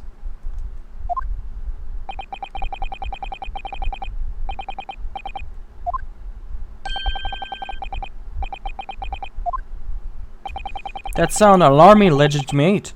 There must be a catch. I suppose since we're here, I should ask them to elaborate, but on what? Not the fucking business name. So, how did your little business work exactly?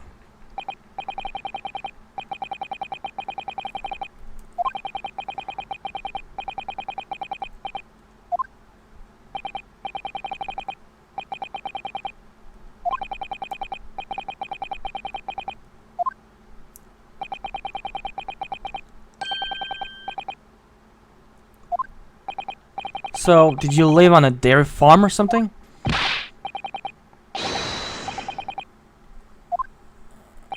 Right.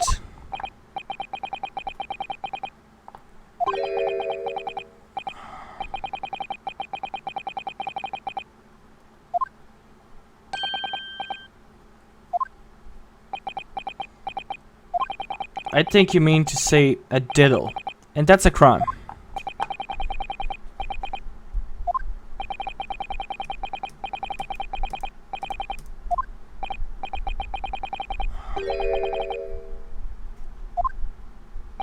You mean Mr. Graydon?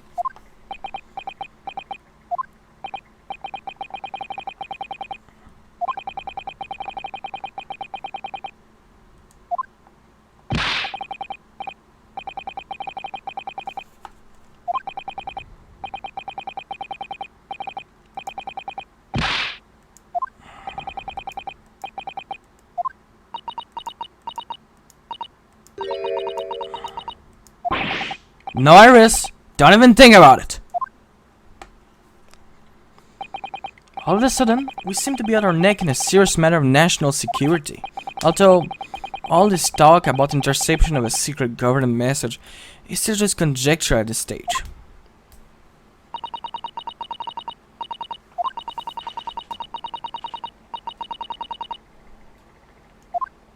I should ask for the name. I will ask for the bloody fucking name.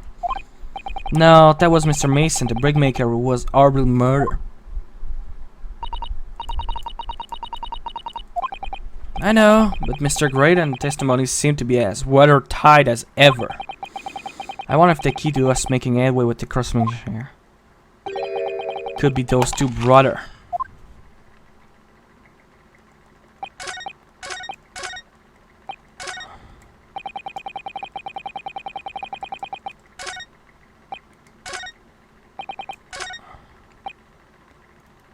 I'm gonna ask about the name.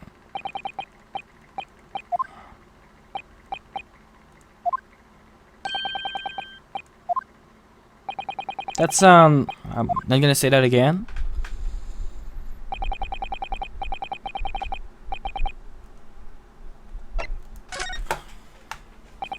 So this business was just a bit of fun, you say? And what, it was just yourself and Mr. Graydon involved? Milverton and Sulking Milk Run, was it? And where did the Milverton part came from? Hold it!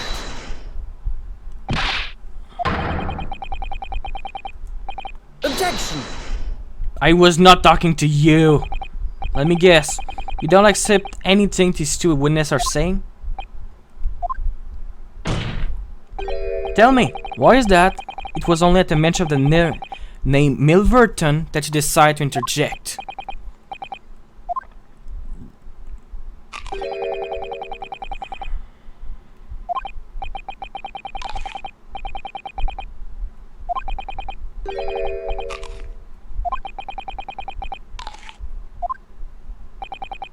Milverton. So that used to be your surname, did it?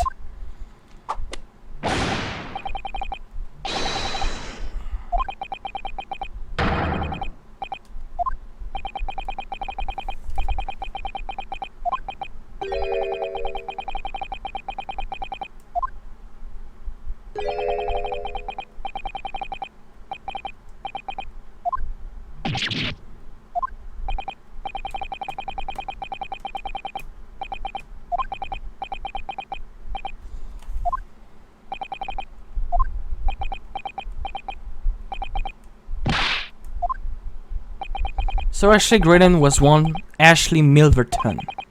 That information could change things, and could turn out to be extremely important.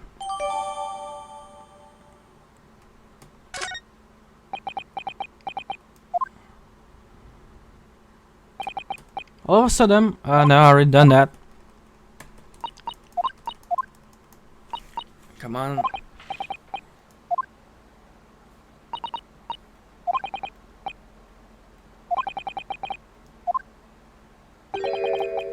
I need to interrogate those two, bro.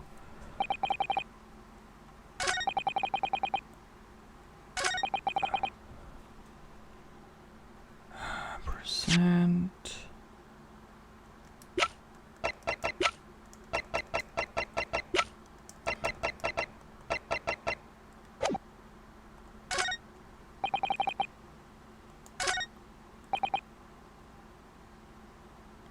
Hold it! So did you know nothing about this music box? But 2 nights ago, you did indeed break into Moody Bank's pawnbrokering, didn't you? In your original testimony, you said that the door of the shop was ajar and it was like some kind of sign, begging you to go in. But the truth is, you were planning to break into the Moody Bank all along, weren't you?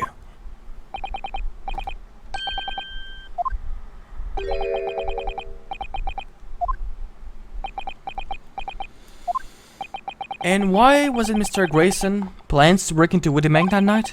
Did you not ask the reason?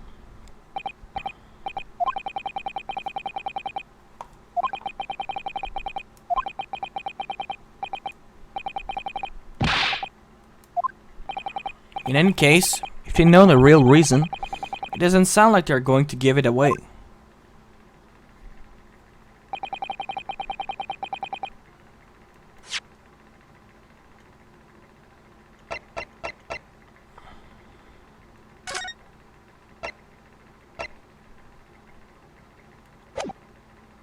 I'm gonna ask him on that and show something of Mason.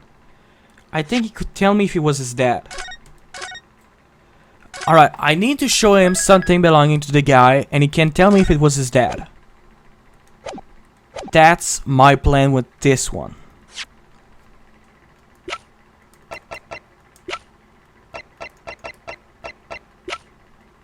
Alright.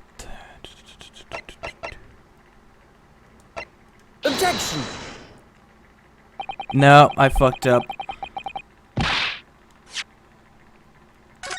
But the ticket then? It has to be something and I have to show something I have, so...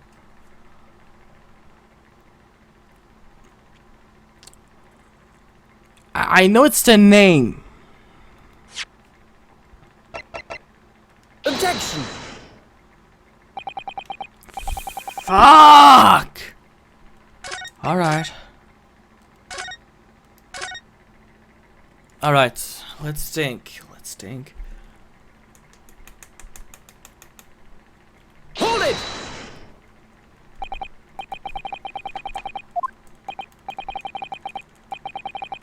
Come on, go faster.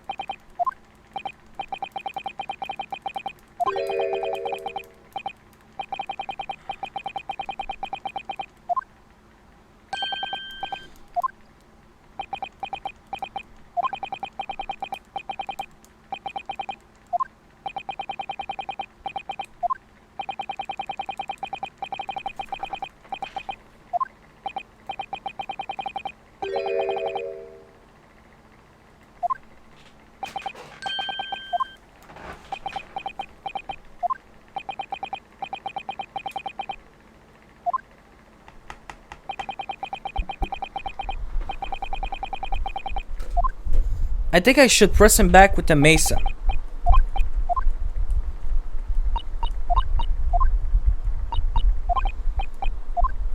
His name wasn't Mason. As a family name, it was Mason Ash fucking name thing. He already gave us the answer.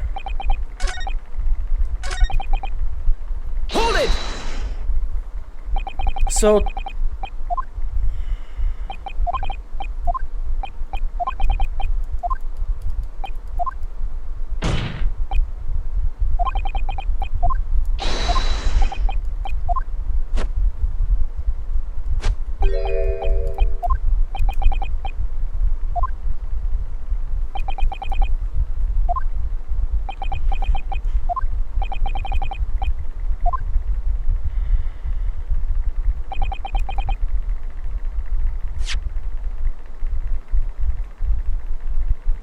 Well, okay, so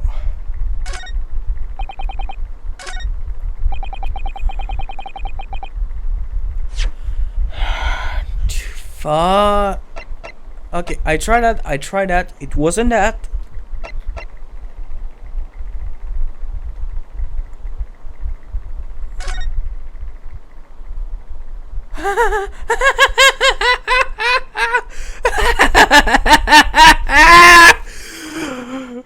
Oh my god, I finally fucking got it.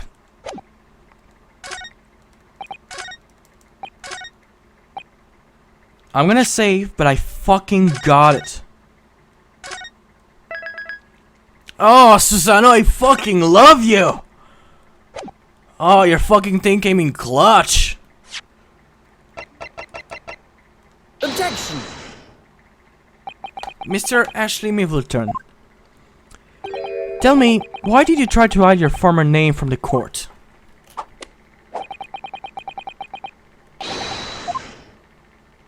No, I don't think that's a real explanation at all. The truth is, you had a reason to hide that name.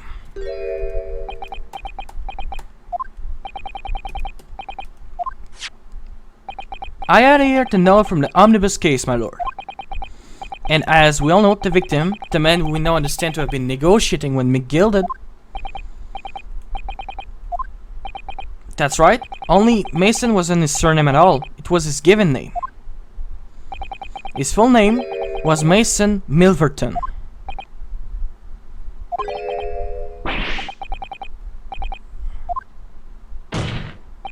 Mr. Ashley Milverton, is it not the case that the brickmaker Mr. Mason Milverton was your father?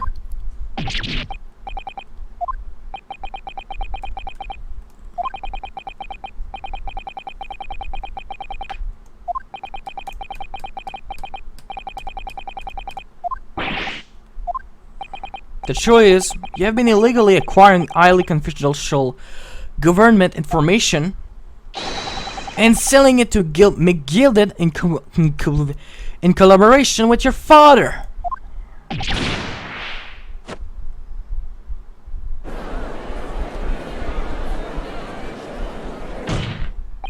The new fact and evidence unveiled by the cross-examination of this witness all come together to reveal the truth. That you collaborated with your father, Mr. Mason Milverton, in illegal dealing with Magnus McGilded. Yes, stealing information being sent in secret government communication and selling it on to McGilded. Mr. McGilded, Mr. Graydon concocted this elaborate scheme using 2 music box discs to encode the information, as presumably a safety measure against the information falling in the wrong hand.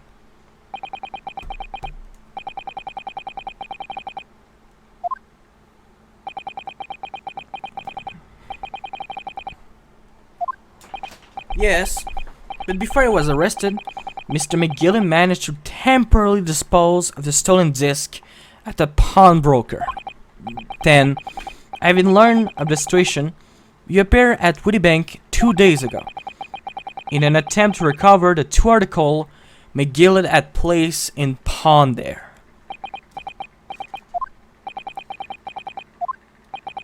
And one of the discs was seized by the police and the other you never found. So that same night, you enlisted the help of the skulking brother and broke into the pawnbrokery. This time, determined to recover the second disc.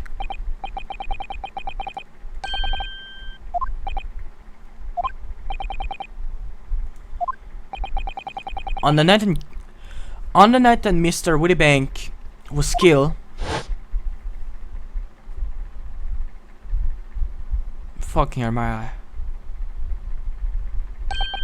The intruder to the pawnbrokery touched one item and one item alone: the music box.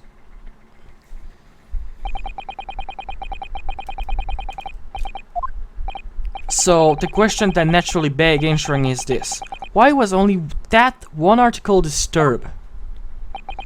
The answer is obvious, because it contained a second disc, which the intruder was desperate to retrieve. Since, if it were to fall into the hand of the police, it would be proof of high treason. Well, Mr. Graydon, do you deny that all of this actually began on a fateful night 2 months ago?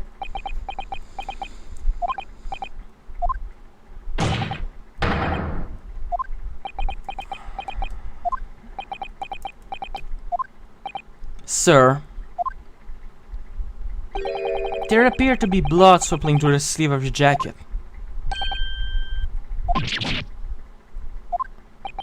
Two nights ago, we note that 3 shots were fired at the scene of the crime in Whittybank's pawnbrokery.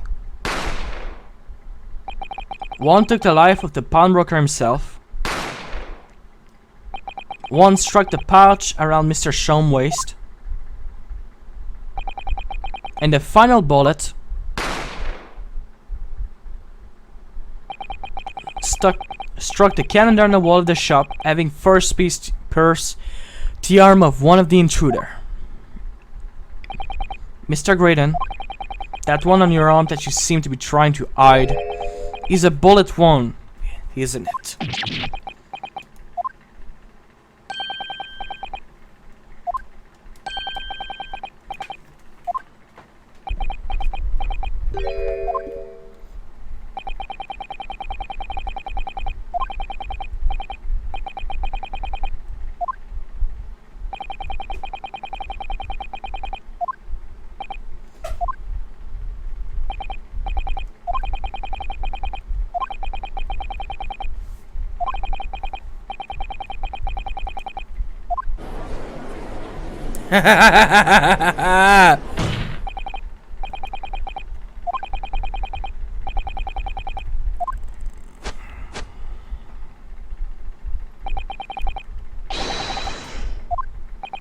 He's not going to go down without a fight, not until I can show hard evidence, I suppose.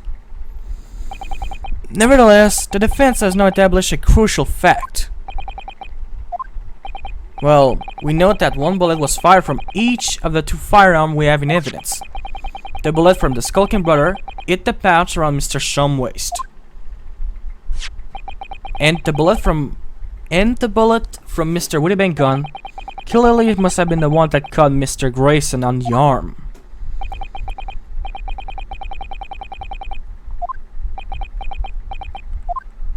And that leads us to the only one conclusion. Mr. Whittybank was shot by a third gun, which can only have been fired by the third intruder. That's right, Mr. Graydon. The only person who could possibly have shot Mr. Whittybank that night is you! Hold it!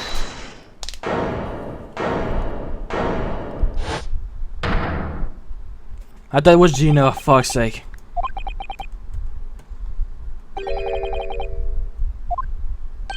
What? What's that supposed to mean?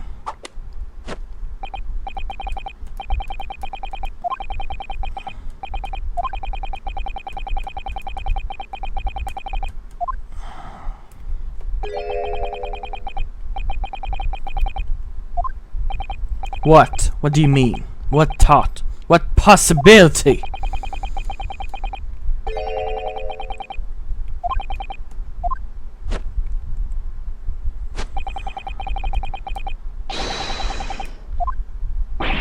What?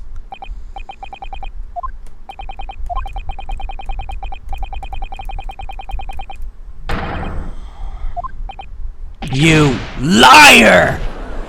I shouldn't yell like that, it's bad for my throat.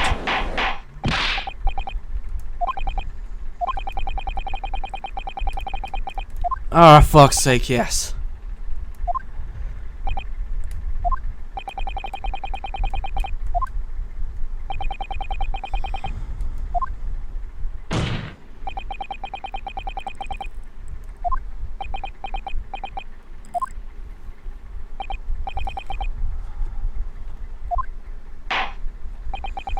Alright, it was an hard case, but I finally cracked it. I just need to prove the I'm on the final laps.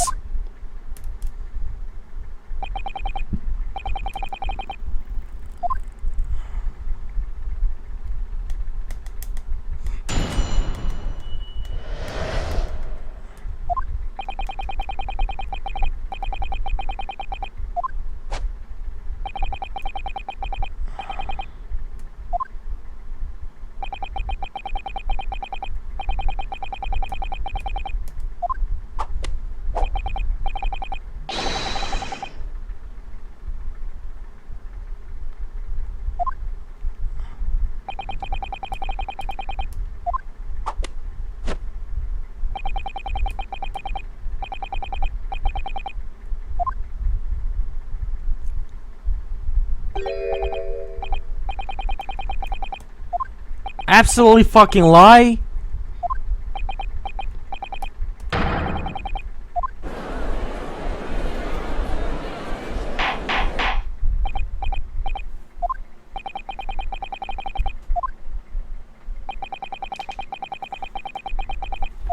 You absolutely fucking did.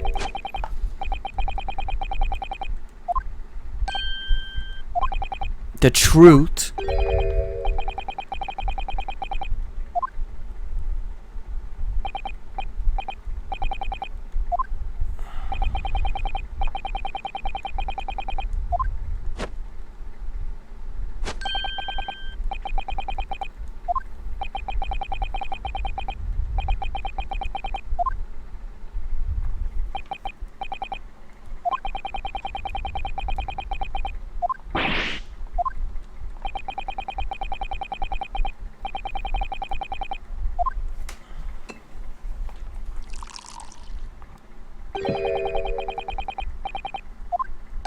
What?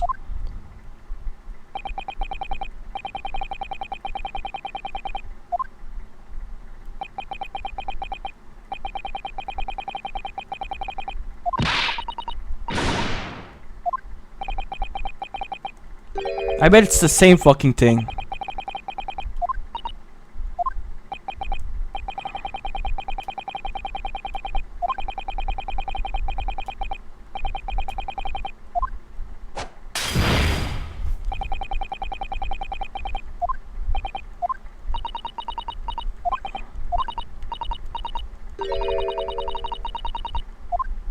Yes, but it's from his fucking dad.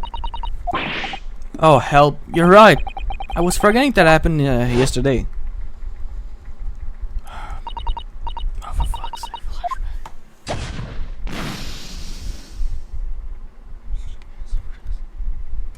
Come on, come on, come on, come on.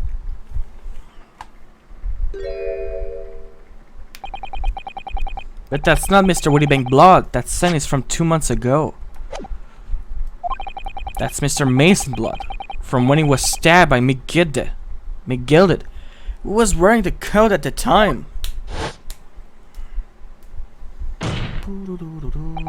My lord, the defense objected to the test proposed by the prosecution.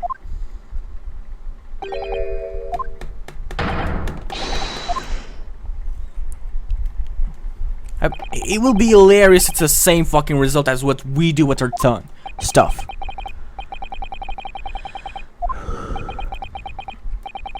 Once they find that blood on the overcoat, Gina will be... Yes, my lord. Of course, my lord. If this cross-examination doesn't go well, if I don't manage to uncover some decisive evidence or a really compelling clue now, I have a very bad feeling about the outcome of this trial.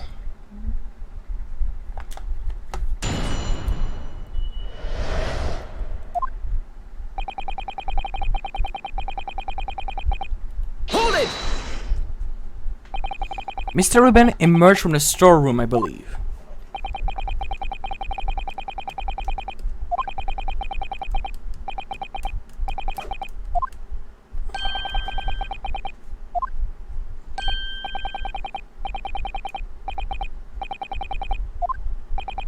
Say the pair would carry a gun.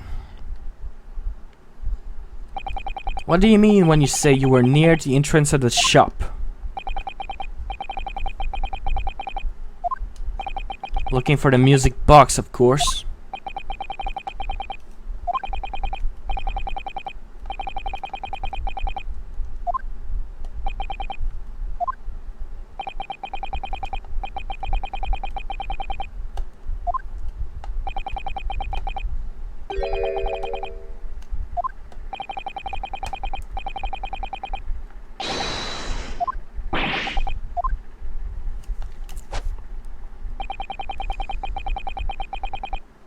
Hold it! You mean that's the moment you were shot?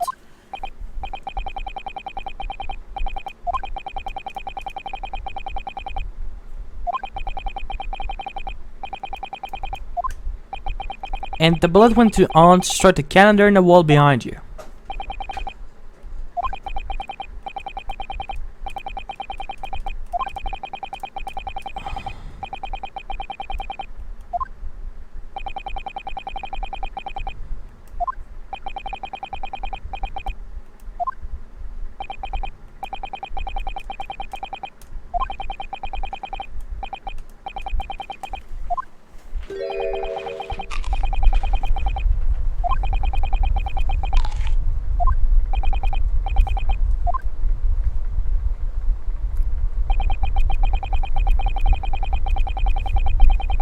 Hold it! You mean you chase after him?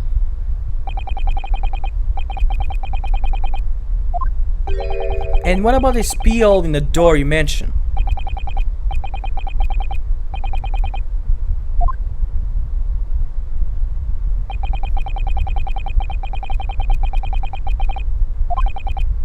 Actually, I should know that, shouldn't I? I looked through it myself that night. I guess I did the right thing to pursue this because I have a fucking flashback.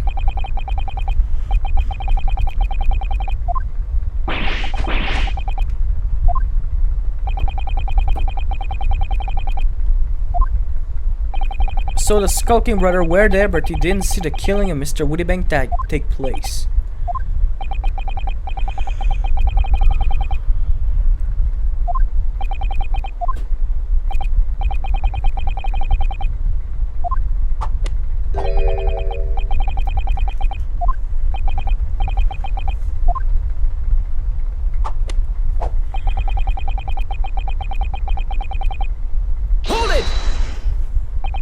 Yes, when the crime was discovered, the defendant was found with a gun in her hand. But that was Mr. Wittybank's gun, from which only a single bullet had been fled. And as we already established, Mr. Graydon, that bullet was fired at you.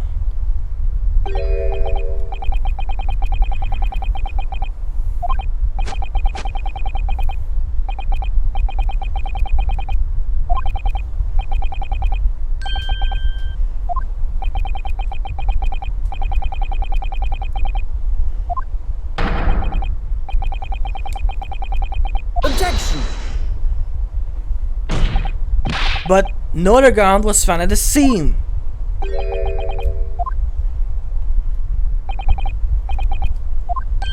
Sorry?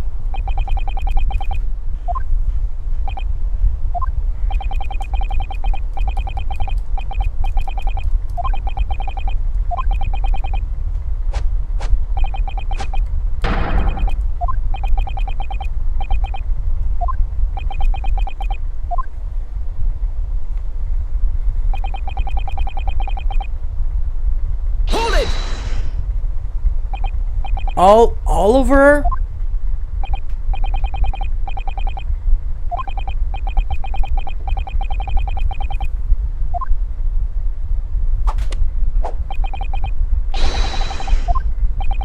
Well, it is still with blood, that's for sure. No, that's right. It's Mr. Mason Milverton blood from when McGill had stabbed him 2 months ago. But they won't, so unfortunately we can't use it as evidence to support our case.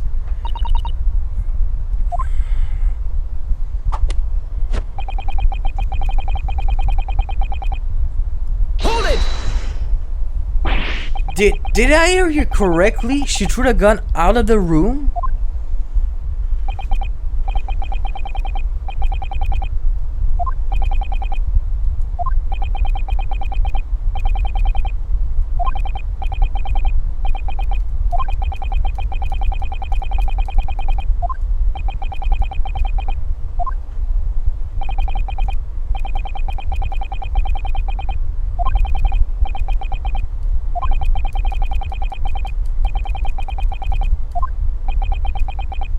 That's a fucking lie.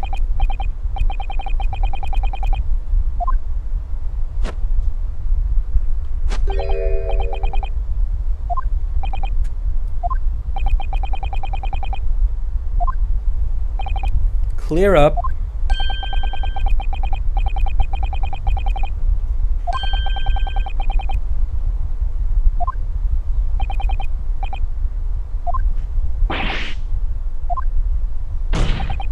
Tell me, Mr. Grayson, when you left the pawnbroker crate at night, was it by any chance with the second disc in your jacket pocket? You little toe rag! Excuse me. Gentlemen,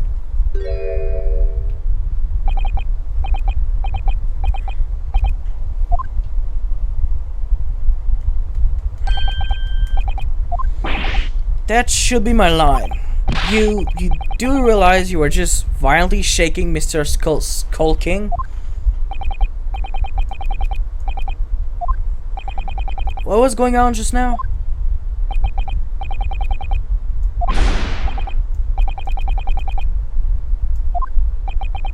And why didn't you?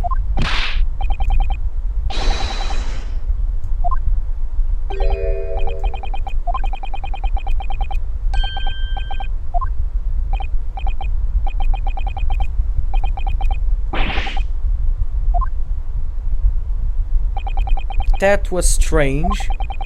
The inspector doesn't normally get up. The inspector doesn't normally get quite as worked up as that. He wouldn't normally grab someone.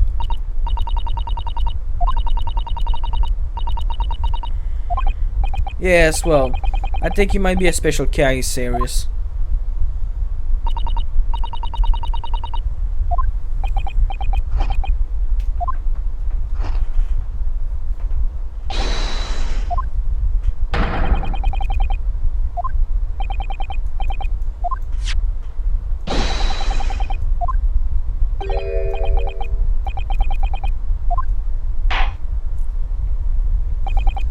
I did everything I could. I did everything I could. There was no proof to contradict what I was fucking saying. No, my lord.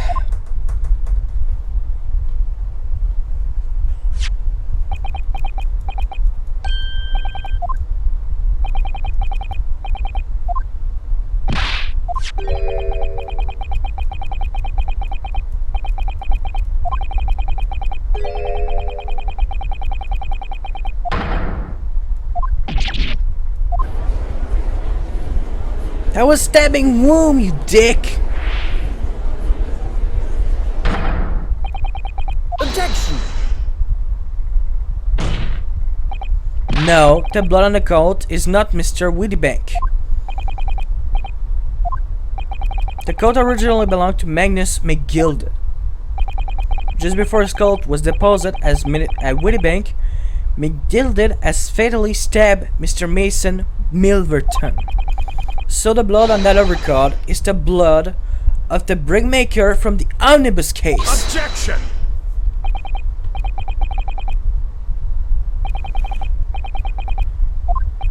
Sorry, I fucking hate you.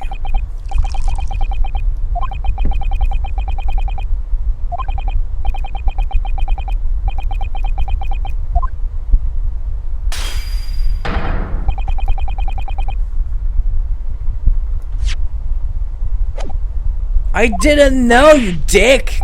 But that was...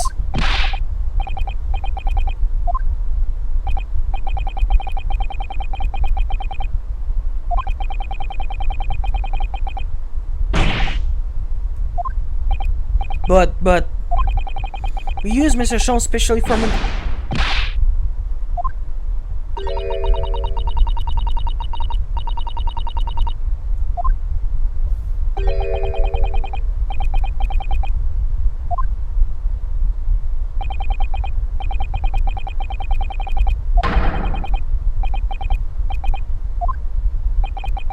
How could you say that?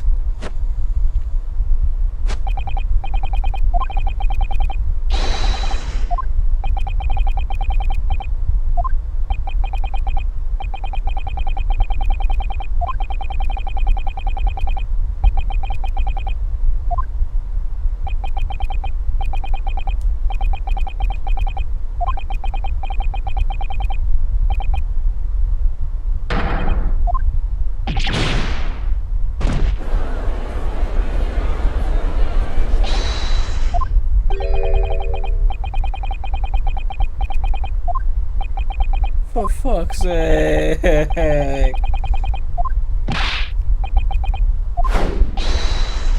Guilty.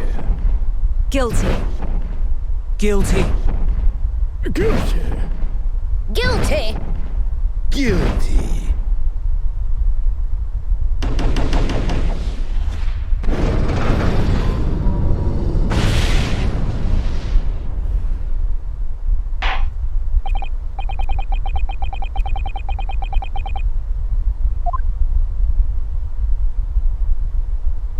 They're uncured.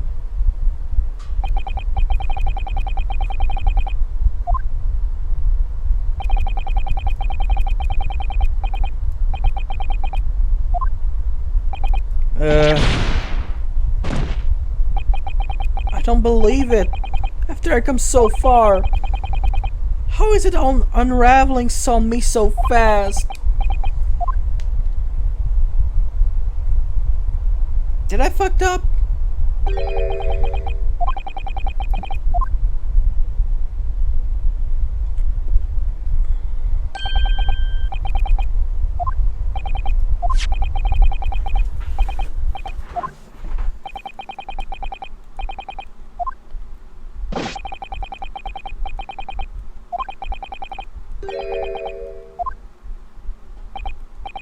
I know that voice.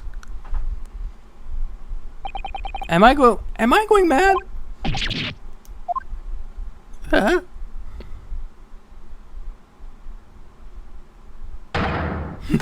Mr. Sholmes! He just fucking raised his leg like that.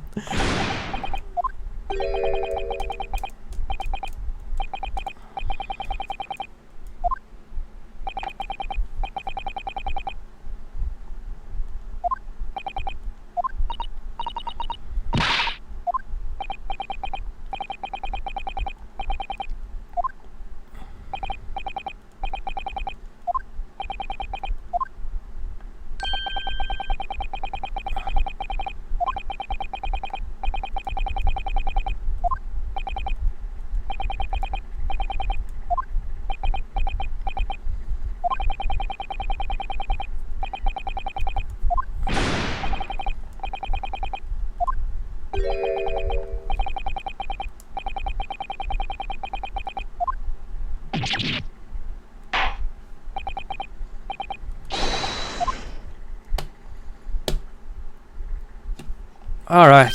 You change fast. Clothes, I mean. You change your clothes fast. Mr. Sholmes, are you alright now? Sorry?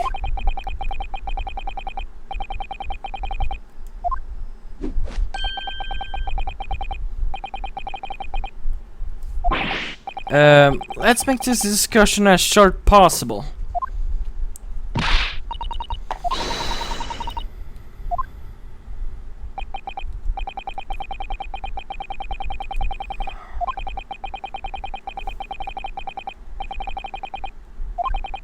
Right. Modesty? Surely not.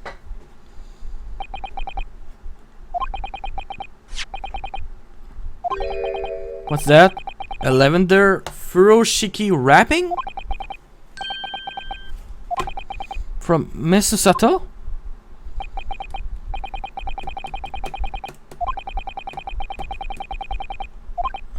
I don't understand.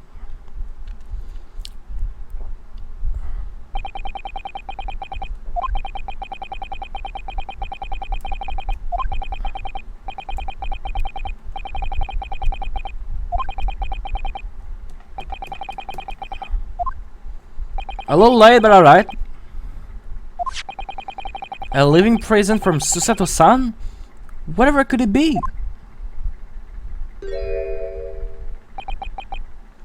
What is this?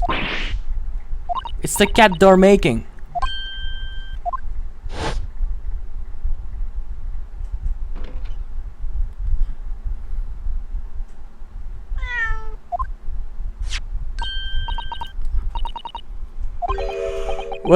What is that?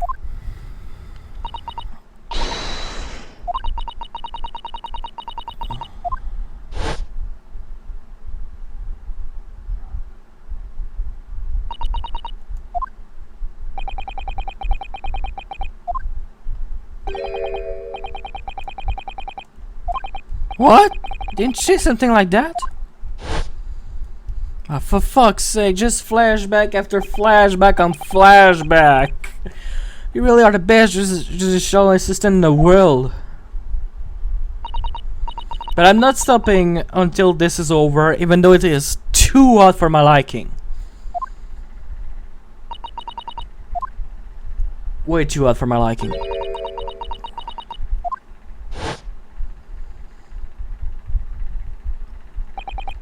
Whatever did she mean by that, Mr. Sholmes?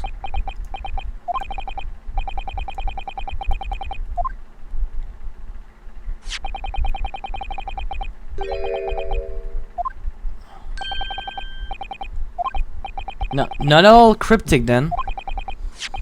Sato-san used his cat Flapomat that night, but why?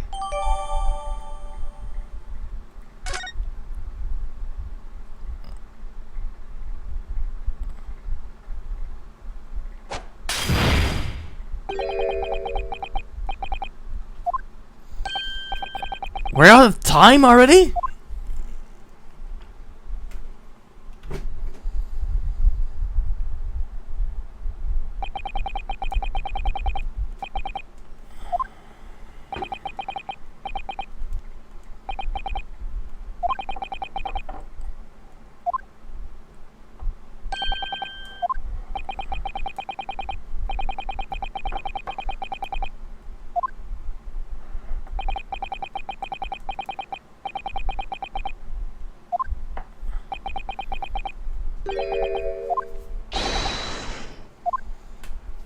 Yes? The rest is down to me. I need to be careful here. If I make a wrong move, the trial will end badly. My lord, the defense request. He told me that summonation examination will not work.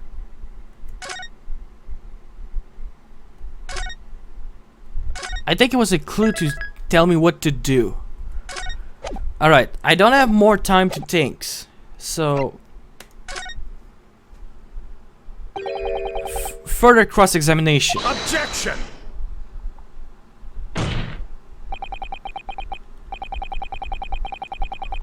Objection! The defense is not asking for the cross-examination of a new witness, rather to continue with one of an existing witness.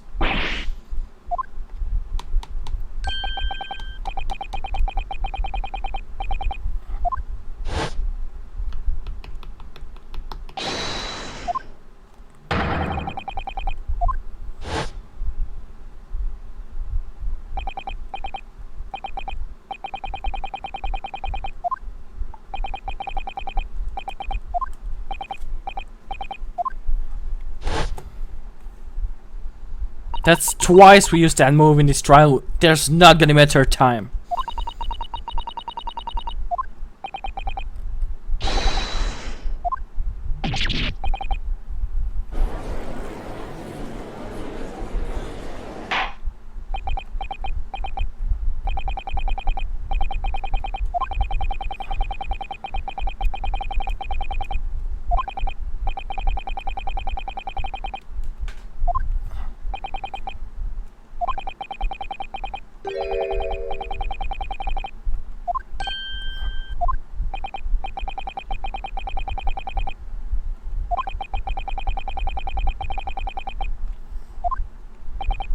A single chance to present evidence?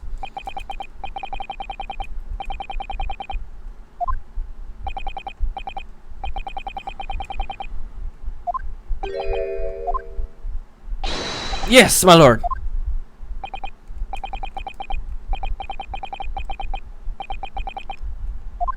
It's a fucking cat maker. So it's a cat maker.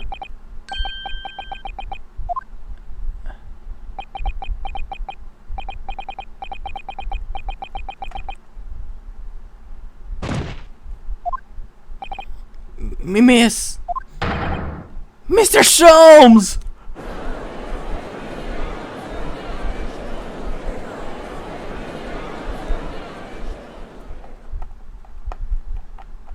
Alright, I'm gonna save this.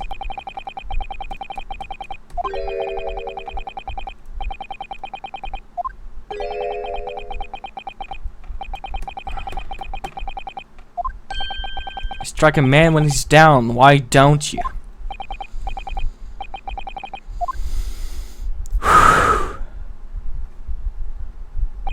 Yes. One statement, one piece of evidence. I won't let Mr. Shum down, or Iris. So it need to be something that can fit with the cat door. And I won't waste that final sense that Susan has given me. So it's the cat thing. This is going to decide the entire outcome of the trial.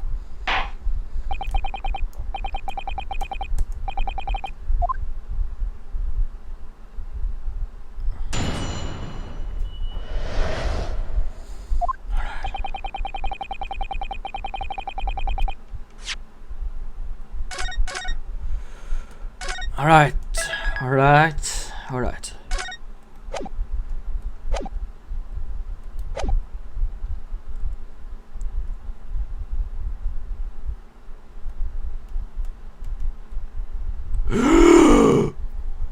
Oh, I fucking got it! There was no fucking Pico!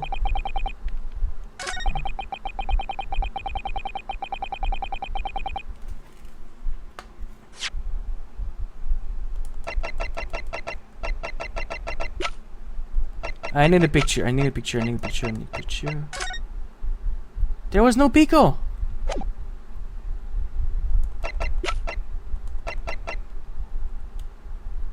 Objection!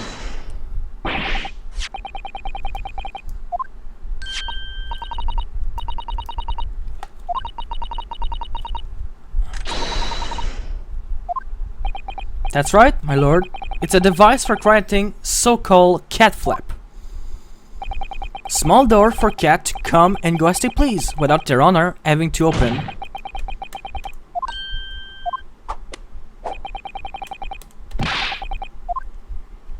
Oh, really?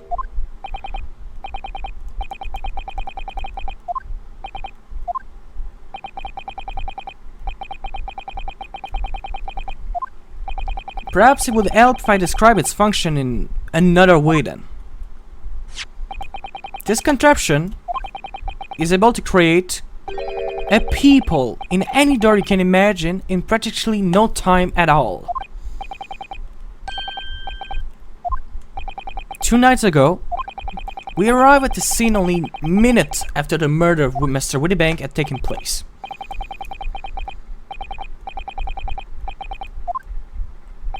Yes, the 3 of us were together, and it's recently come to my attention that my assistant made use of this device at the time.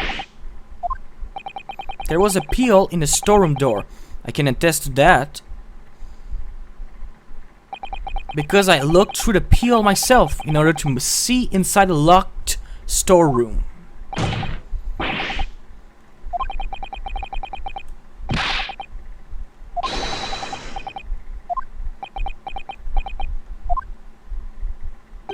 Yes, how could you?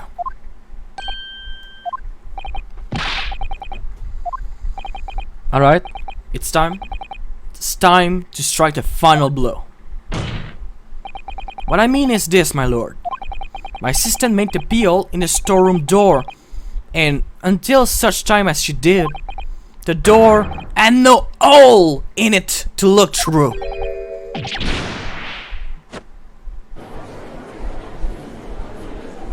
Objection!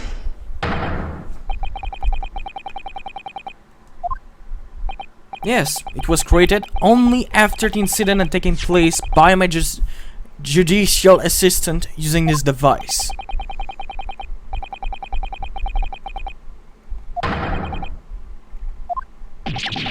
For which I humbly apologize, my lord. It was in the few minutes that I left the scene in order to pursue the skulking brother and alert the police.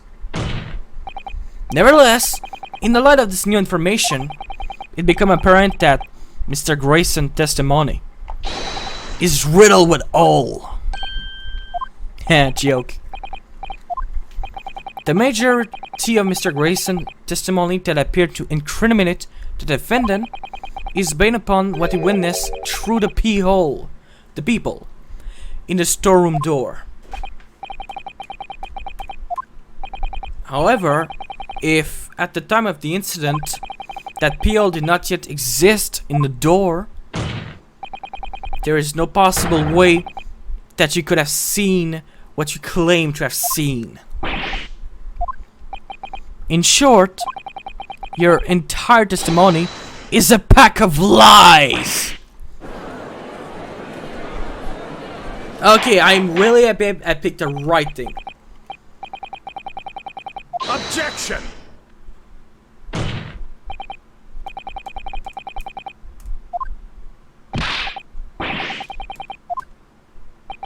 I'm afraid not, sir.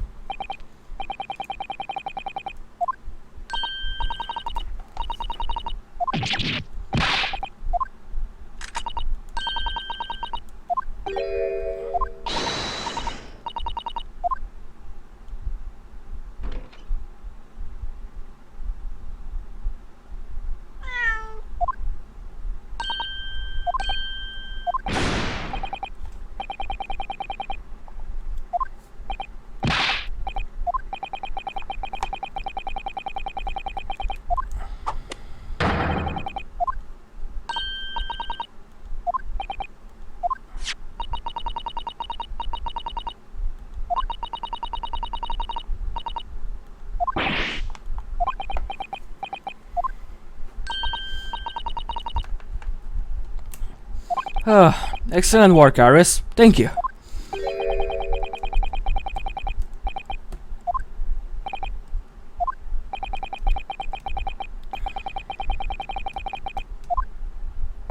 Well, yes, that's true.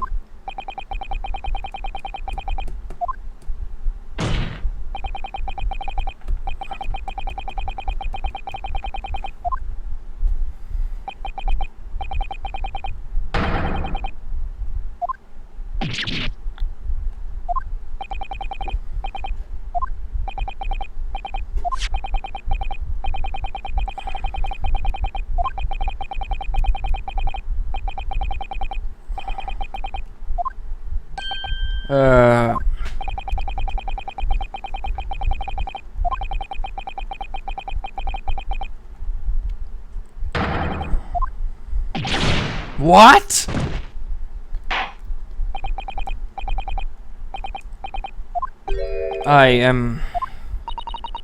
We have picture. Alright. Let's check the pic. Cat door. No cat door.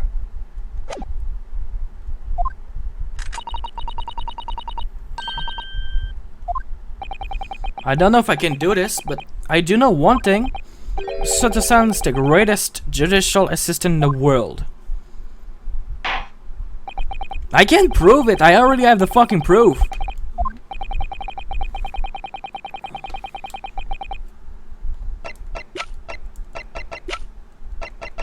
Okay, that one cannot prove it was Take that!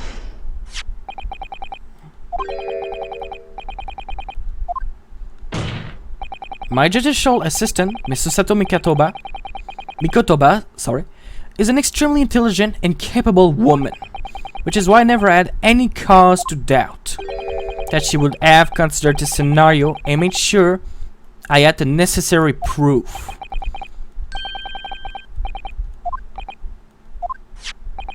This print show a scene in a shop moment after the defendant entered the premise.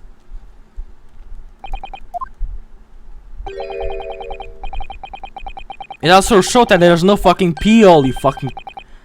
But more to the point, it pictured the storeroom door in the background.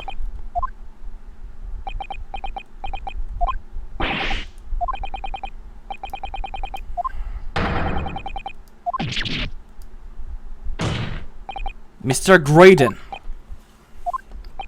you couldn't possibly have witnessed the crime as you claim to have done, because at the time it happened, there was no peephole in the door.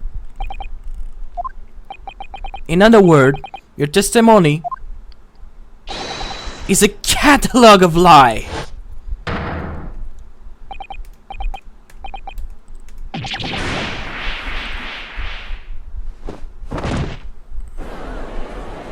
You seem fine.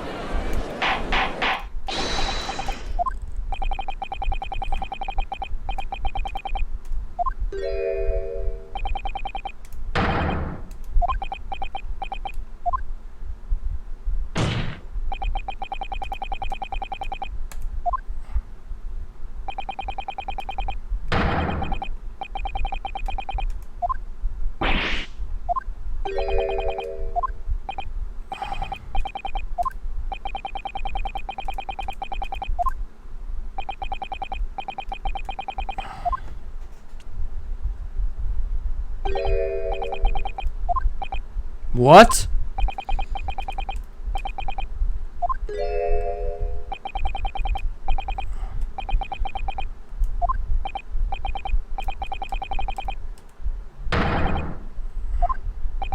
Oh, please. No! Why? I don't believe this. But they're right. As it stands now, I don't have any defined proof that he's the culprit. They are Iris?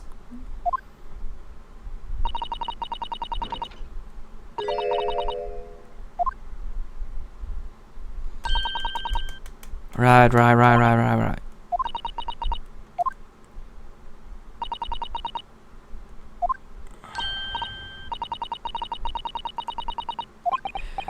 Right now we proved that there's no PO, which prove... Well, no matter who said it first, you're right. Mr. Graydon, not only did you give false testimony to court, but the lie you told made no sense.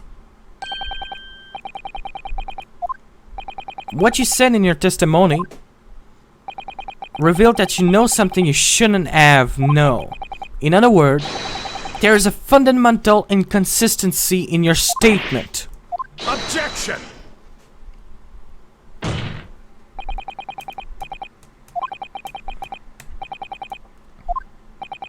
Iris was right. One lie began another.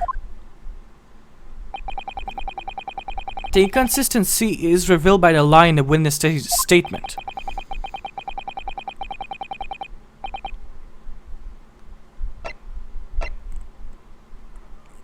Oh, the people.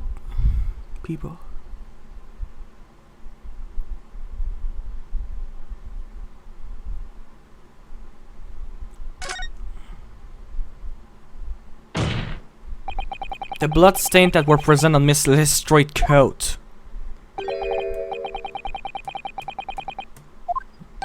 But how could you possibly have known that?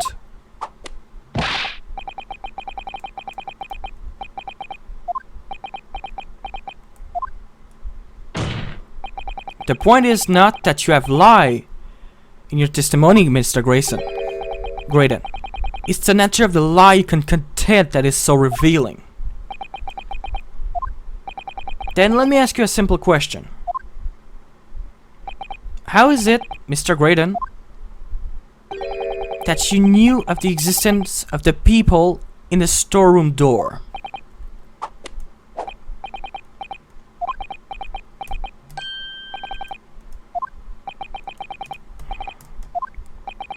The people in the door was made after the incident occurred. And once I returned to the shop having failed to catch the two burglars, a Scotland Yard investigator arrived immediately. Since that time, the police has been at Winnipeg Bank constantly carrying out their investigation.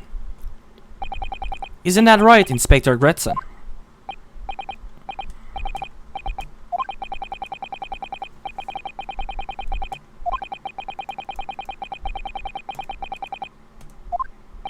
And consequently, there's no way that you, Mr. Graydon, could have gained access to the shop.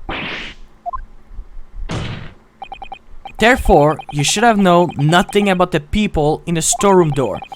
So the fact that it's existent from the basis of your testimony is completely inexplicable. Objection!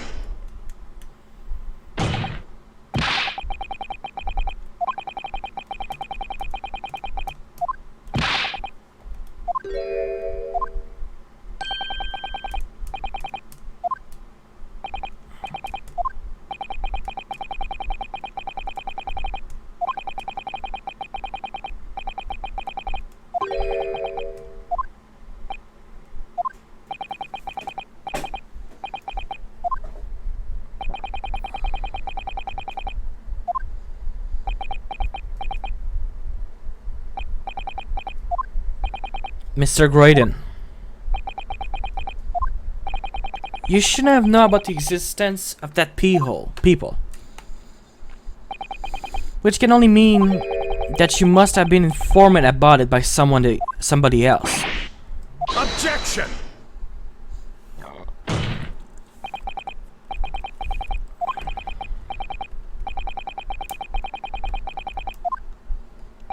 Yes. But the defense believed that the detail about the case that Mr. Grayson claimed to have seen must have been revealed to him by a certain person before his testimony. And in fact, considering a particular clue we have, there's really only one person that could be.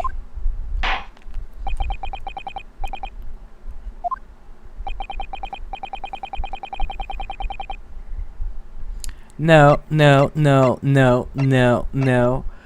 Yes, no. Take that!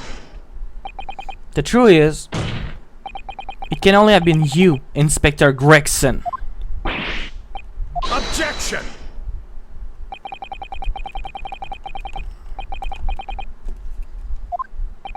Considering the fact that we have only been aware of Mr. Ashley Graydon's identity for the last few hours, we learned of it only during the course of the trial today.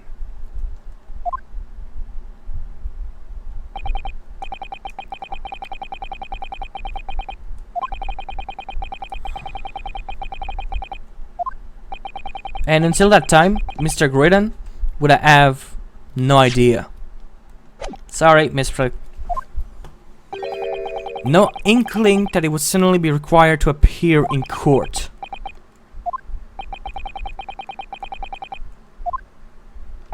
Yes, my lord. Until then, it's reasonable to assume he knew nothing of the people.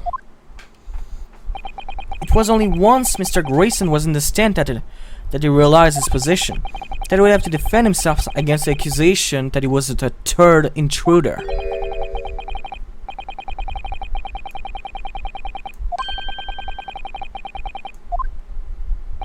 Exactly. And the only person with the knowledge of the investigation that he had any contact with is you, Inspector Gregson.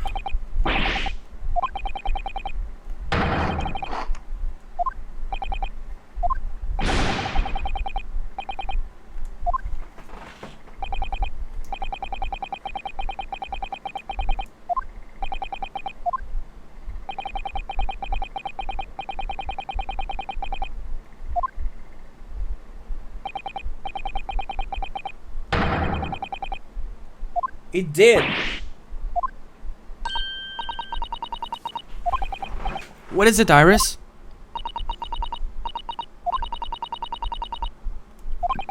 Oh yes, now you mention it. When the bailiff was dispatched to retrieve McGillitt's music box from the scene of the crime, That's it! It was during the testimony. I remember finding it strange at the time. Mr. Graydon and the inspector seemed to be having some kind of secret discussion. It would have been possible for you to give Mr. Graydon the information he needed then.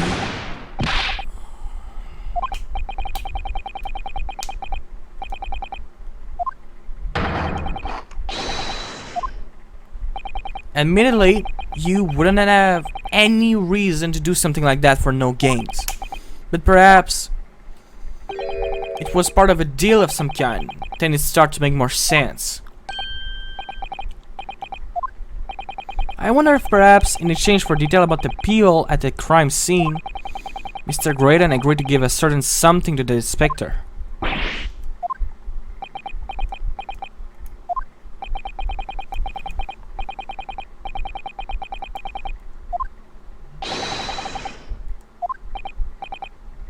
Objection!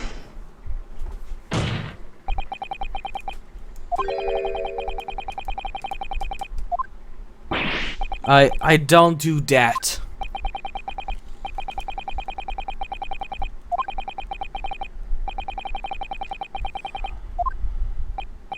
Evidence?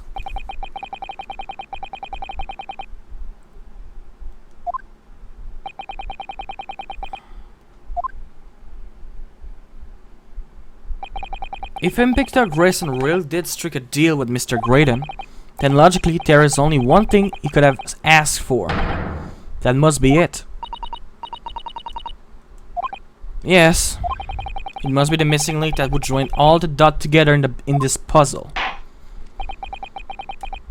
You said that twice, by the way. I said that twice. I'm gonna save just in case. But logically, there's only one answer. The music box. Fuck.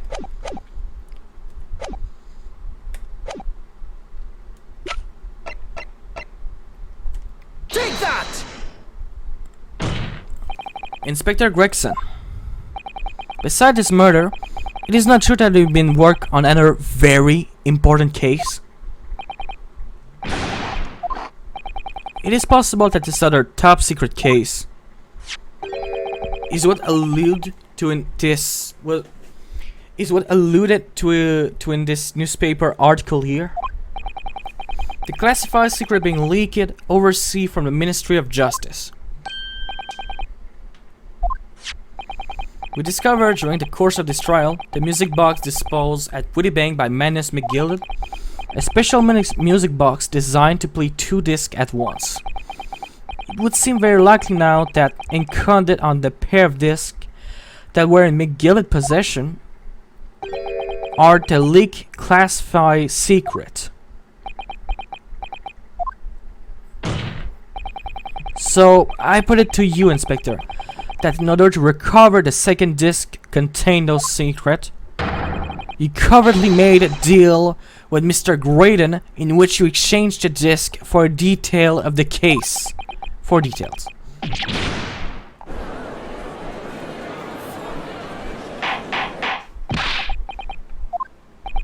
On the day of the incident, when you met at Woody Bank, you said this.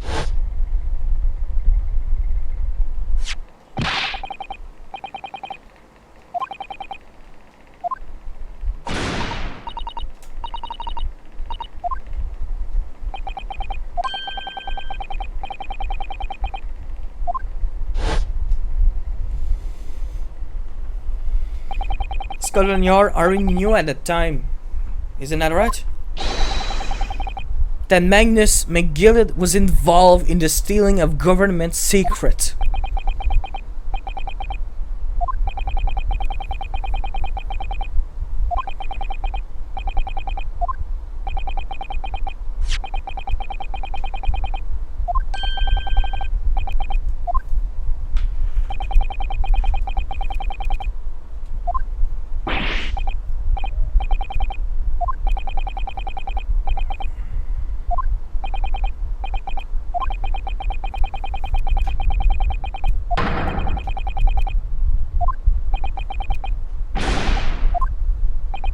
There's no other way that Mr. Graydon could have known of the existence of the people.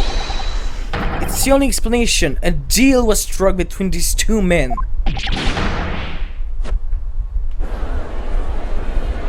I think I'm getting close to the end now.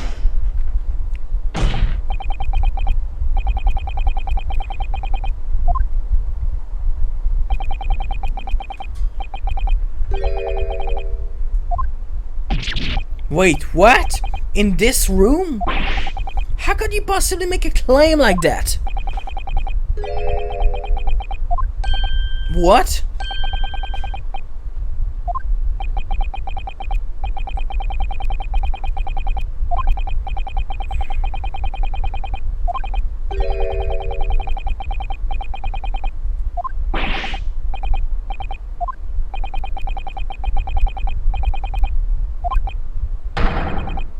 Yes!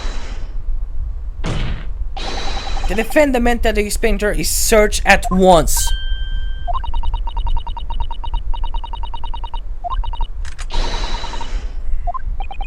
My lord, please order an examination of his personal effect immediately.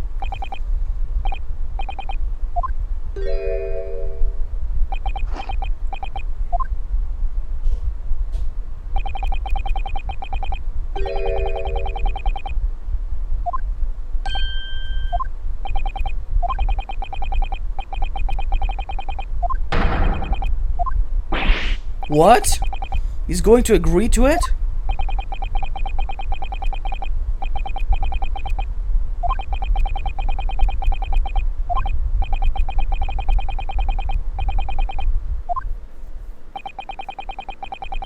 I fucking know!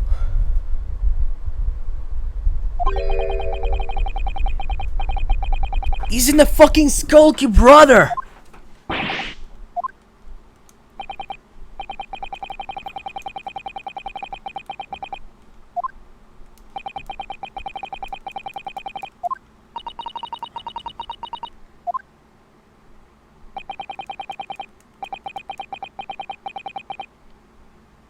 For fuck's sake, guys.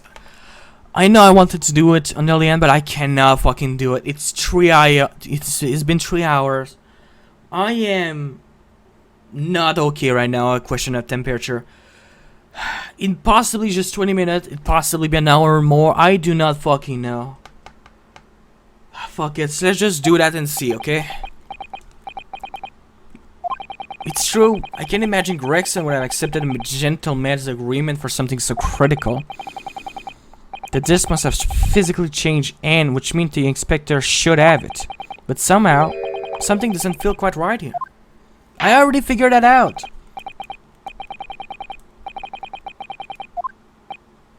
Yes, my lord.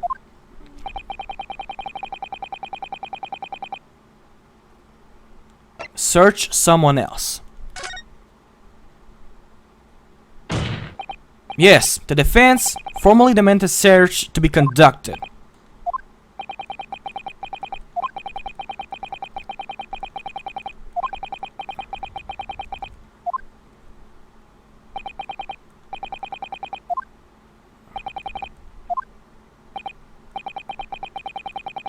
Objection! The defense demanded a search, but not of Inspector Gregson.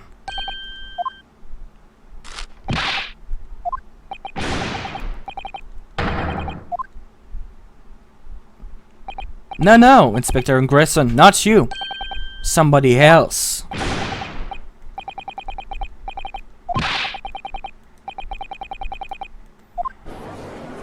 It's the fucking green guy.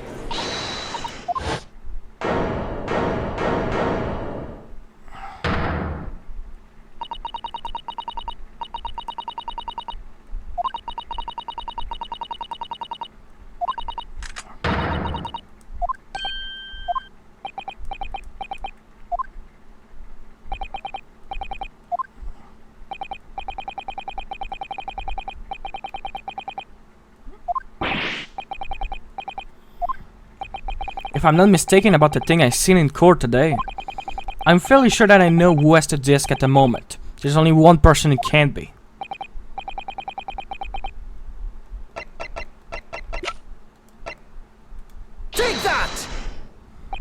of my lord, Mr. Snash Skulking.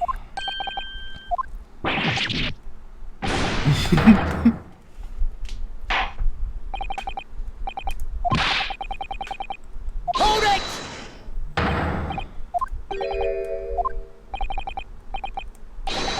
Objection! I got it right!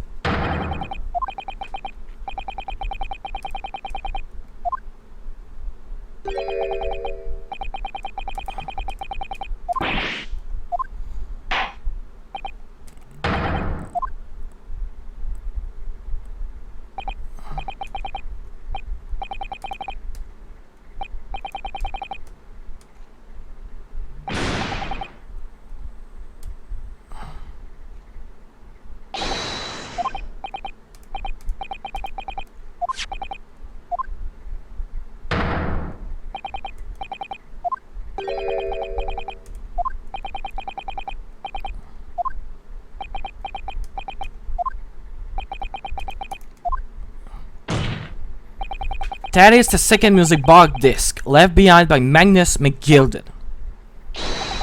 It is not Inspector Gregson. Fuck, I'm finishing this, but I really thought about quitting.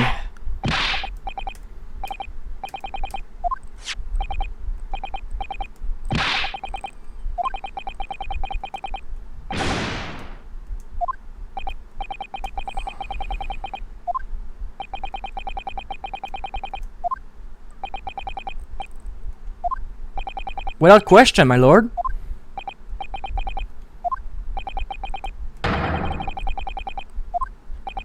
Inspector Gregson is a shrewd, calculating man who really loses composure. But at one particular point in his trial, he exhibited some unusual behavior for a brief moment.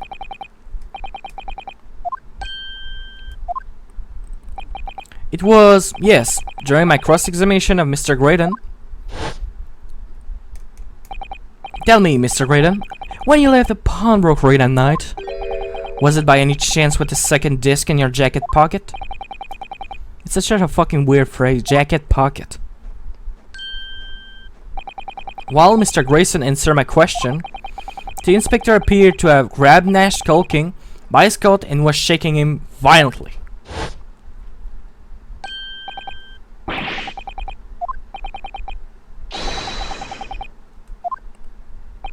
And what exactly happened to make the detective attack you like that?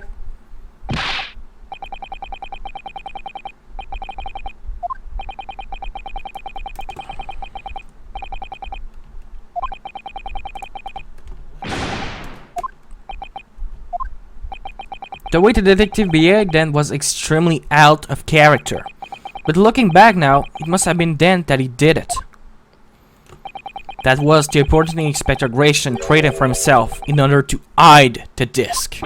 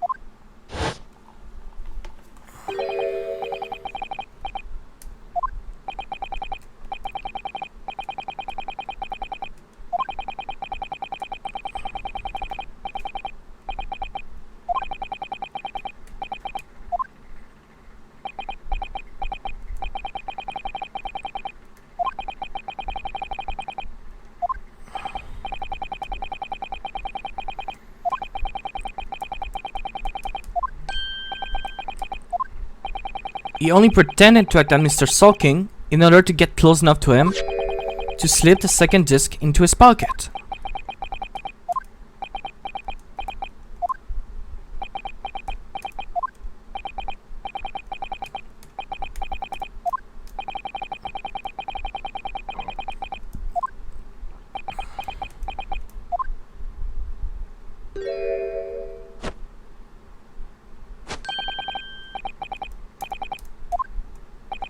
Mr. Graydon.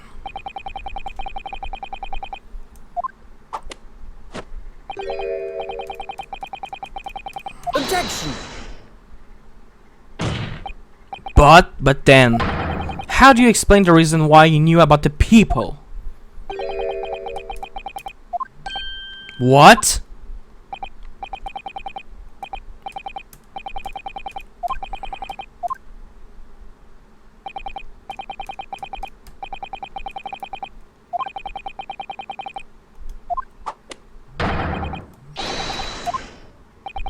You. What? You also did a fucking... You pay guys to rob someone to fucking... Well, what about you then, Inspector Gregson? Do you admit making a deal with Mr. Graydon in order to acquire the disc?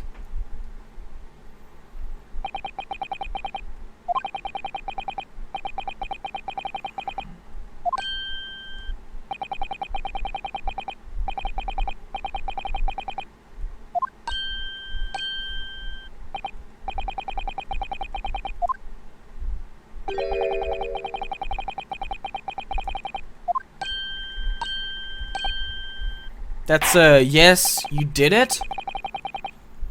That sounds like you admit doing it, a deal.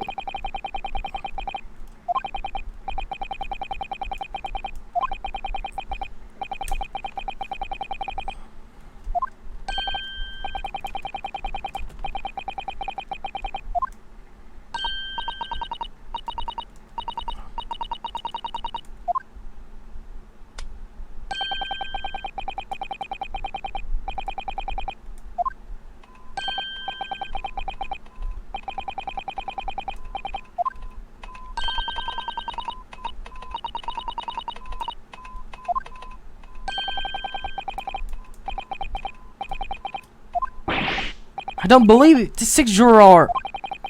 They're going to believe Gregson if they declare their decision now. If I don't manage to produce some definitive evidence right now, then we're going to lose. Either some proof that Gregson killed Mr. Wittybank or stole his government secret, or some evidence forced Gregson to admit it that he struck a deal with the witness.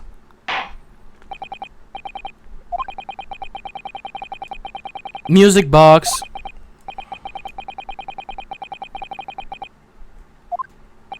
If I let the judge call on the juror to announce their leaning, Gina will be found guilty.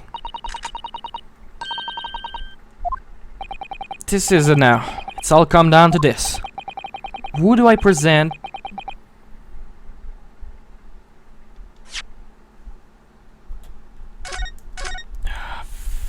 I need to check what I have. I need to check what I have.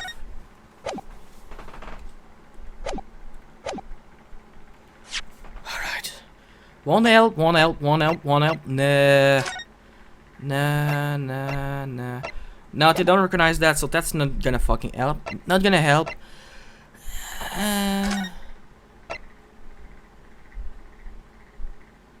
Da, da, da, da, da. And no. No. No, no, no, no, no, no, no, no. Also no.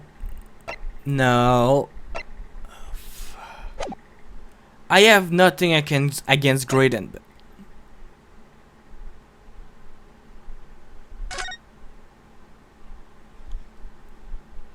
Inspector Gregson. There is one final piece of evidence that I would like you to see. If you refuse to acknowledge that you did in fact strike a deal with the witness here today, then you leave us no choice but to examine this piece of evidence thoroughly. This is my last chance. It looks like I'm going to force his hand here. One final piece of evidence to get this detective to... Fuck. Take that! Yes, with the disc already in place, ready to play. I think perhaps now would be a good time to listen to the sound produced by the music box again. Only this time with the second disc, which is discovered, set in place as well. Hold it! Why not?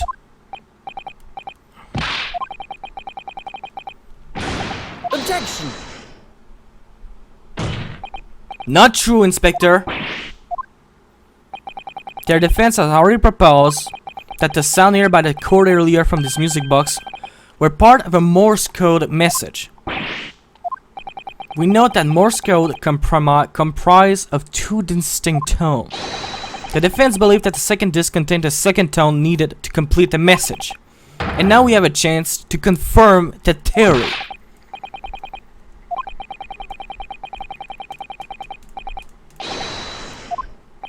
Then, do you admit the charge? That is, that in order to protect those state secret, you engage in unlawful dealing with the witness?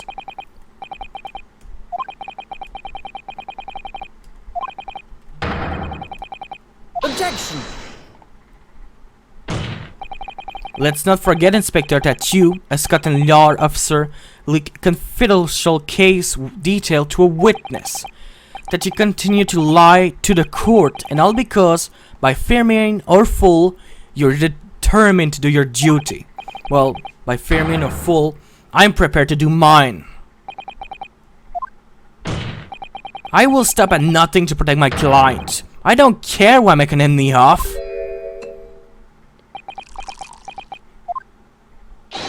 My lord, if you please. The court must hear the sound made by that music box. Objection!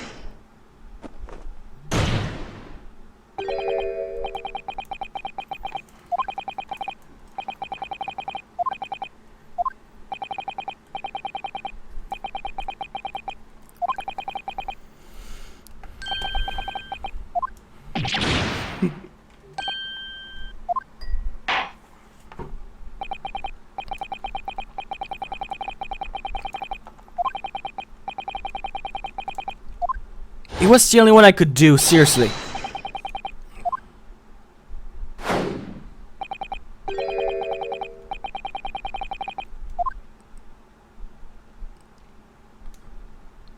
There's only one person in this fucking place that I know could fucking read that.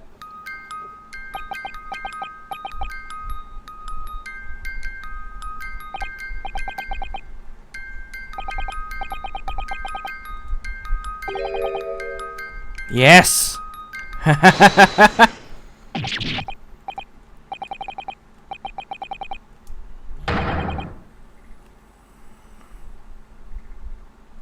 Yes! I win! Oh my god, 3 fucking hour. 3 hour and 20 minutes rounded up. Let me ask you again then, Inspector Gregson. Did you or did you not strike a deal with the witness next to you in the stand, Mr. Ashley Graydon?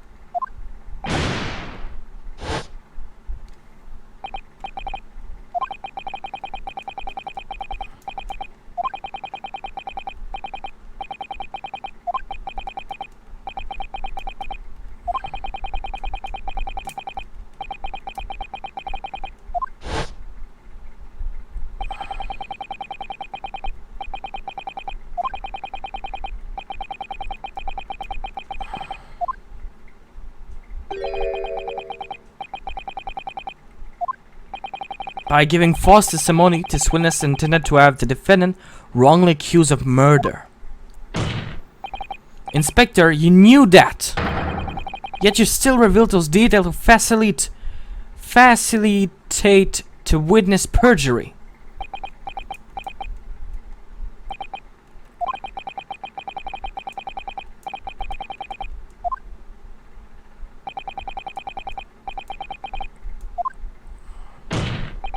Well, Mr. Graydon, what do you have to say for yourself? There's nothing and no one left for you to hide behind. You struck a deal with the inspector in order to escape conviction of a very serious crime, namely this. You are the third intruder who broke into the pawnbrokery on the night in question.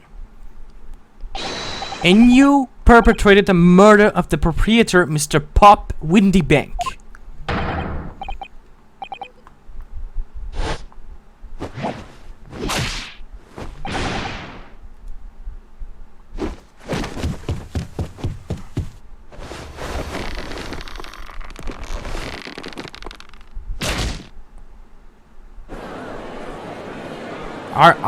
Is somebody gonna help him?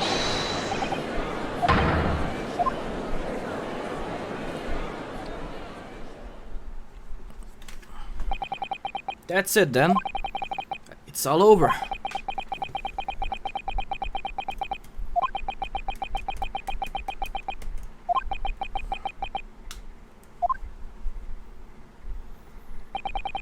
I despise my life growing up. Those... Oh, not me.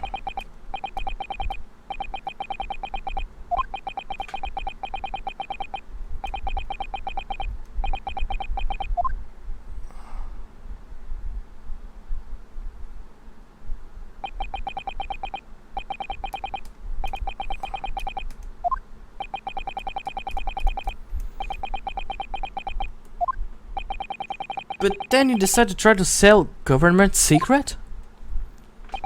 Why?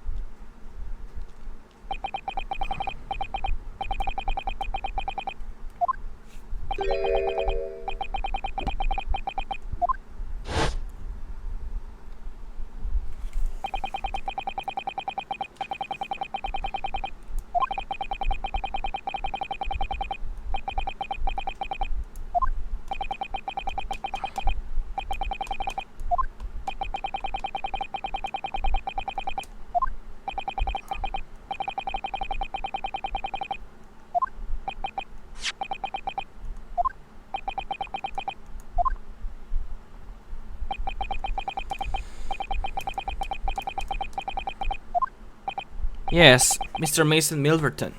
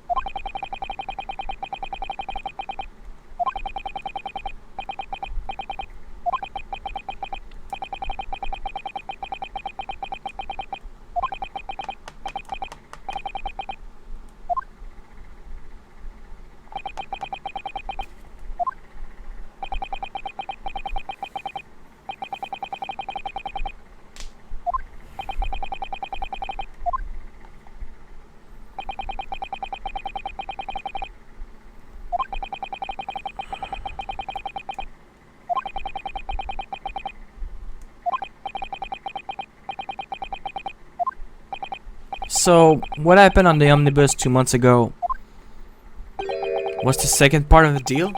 The exchange of the second disc?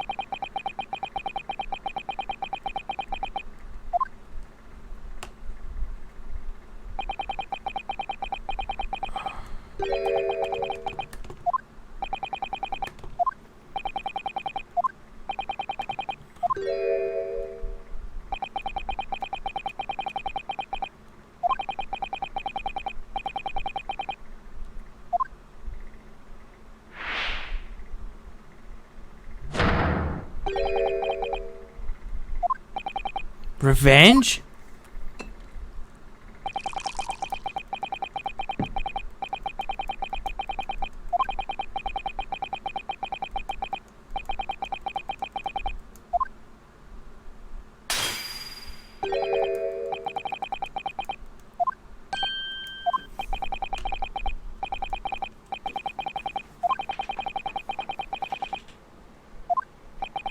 My feet are barely touching Bray.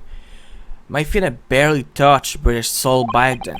And I walked into that honest nest completely unaware of the sinister background to it all.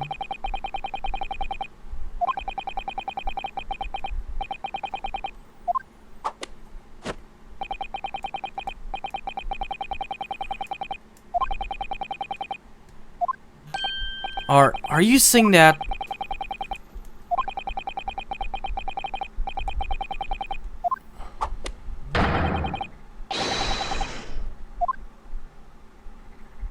Oh, so that mystery is finally solved.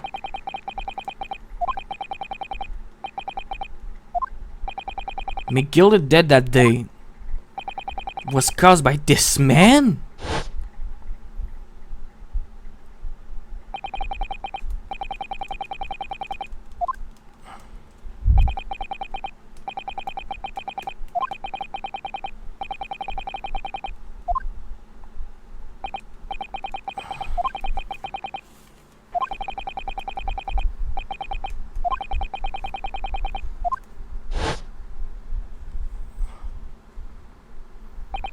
So that policeman who came to tell McGilly could examine the omnibus again.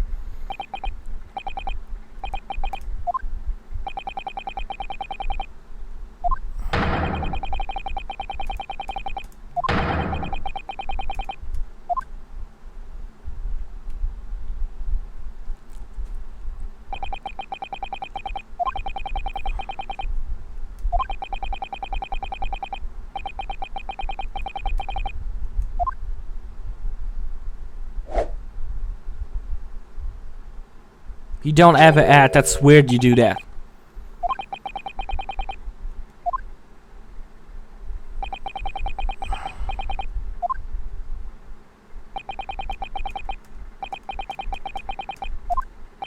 A loose end?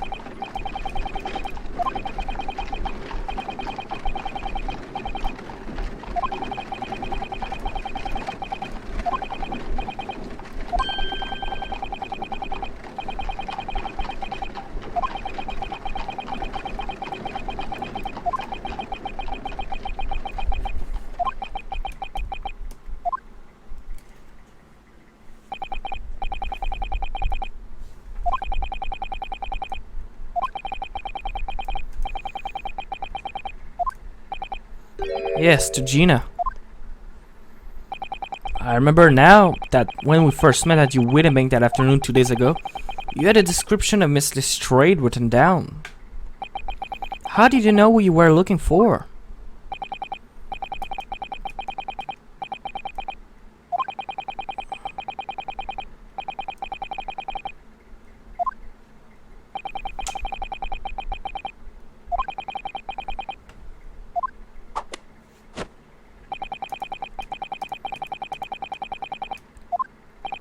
And he was absolutely right.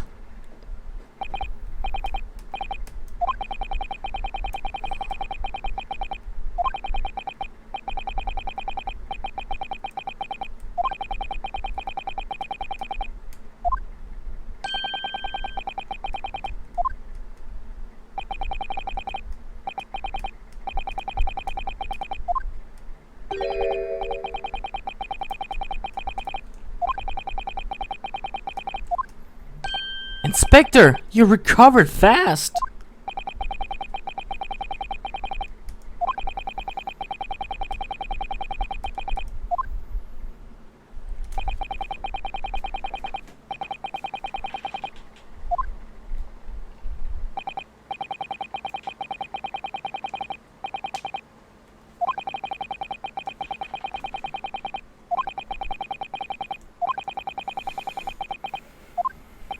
So that's what prompted you to break into the place that same night. With the help of your old friend, the sulking brother.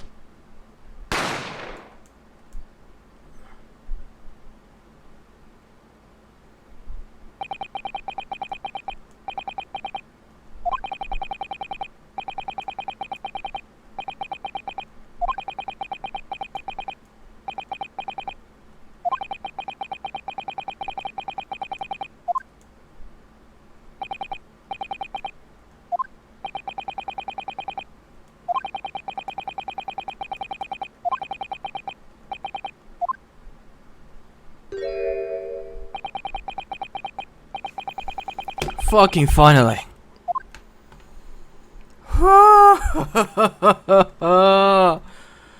Finally. Almost 3 hour 30.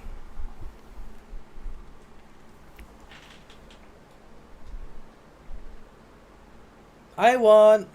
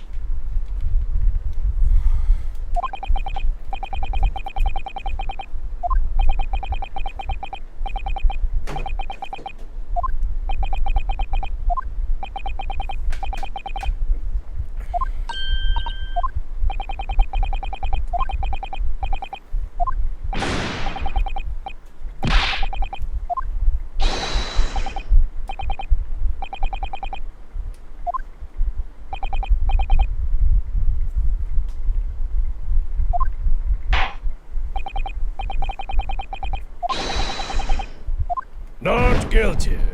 Not guilty. Not guilty. Not guilty. Not guilty.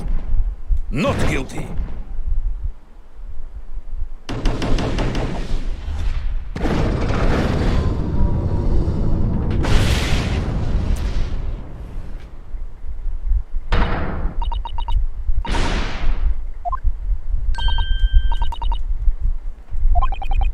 Finally is the word. I really wasn't sure if we came out on top for a while there.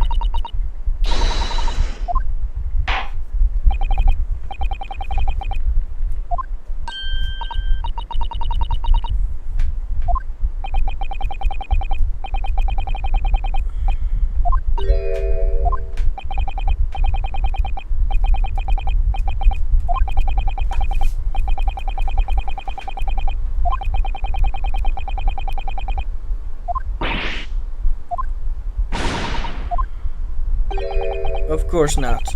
It's not like you were gleefully wearing Miss McGillicuddy clothes in your cell yesterday or anything.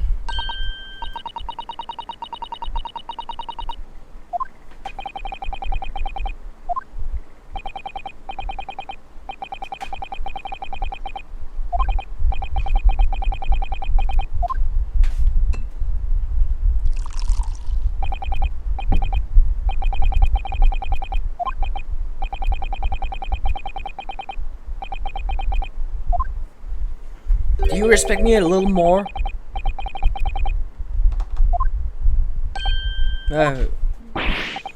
Very sorry about that.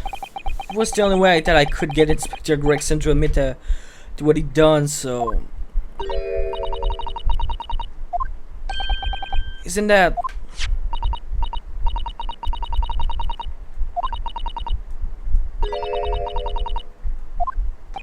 What? What are you saying, madame?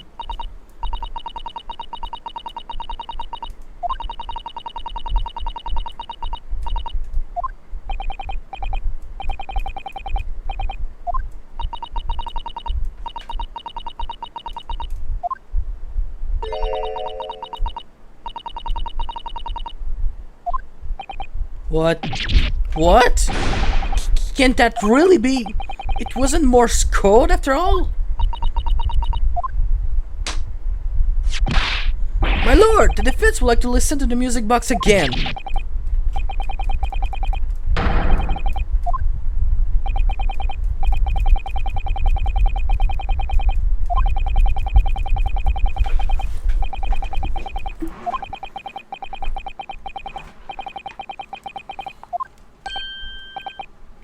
But it's really going to bother me.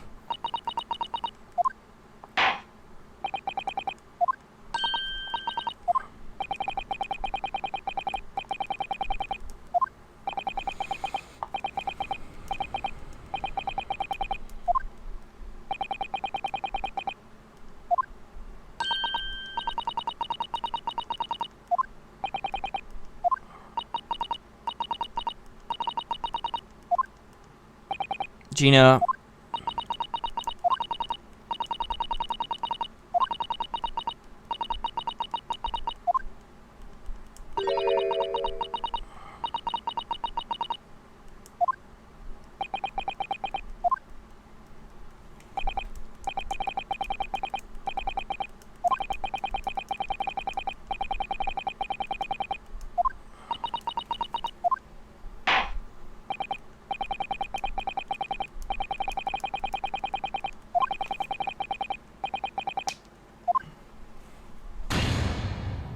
Yay!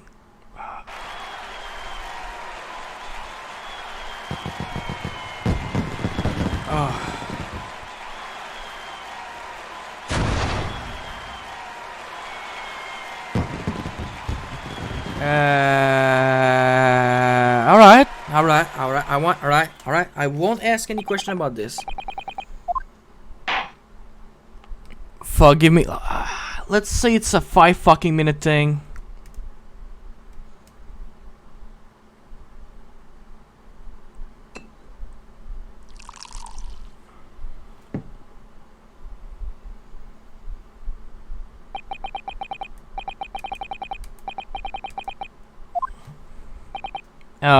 Oh.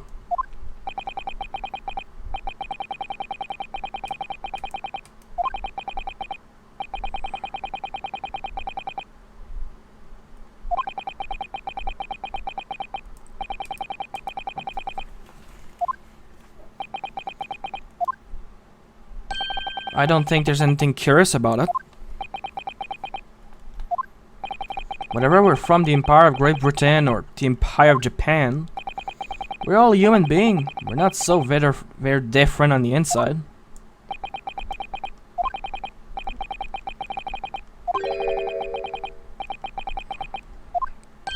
You did?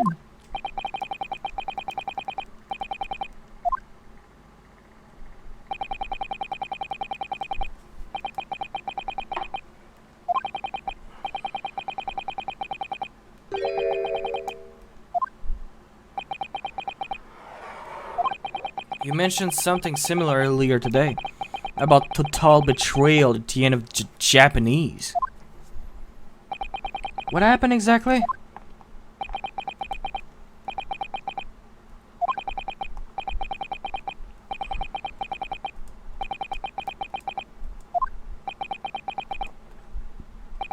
Alright, then I wait for that day if I must.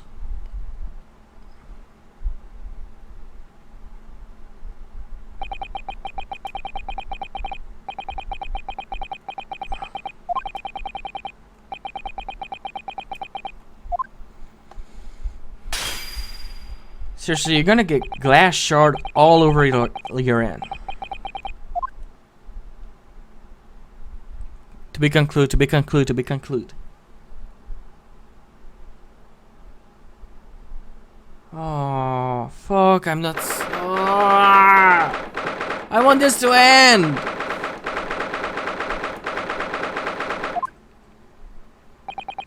It's done. It's over at last. If I stop now, I have like 15 minutes. I can't do an episode of 15 minutes. Fuck's sake. But... where's Cyrus disappeared to? Congratulations, Gina. I knew it all along. I knew that you were innocent.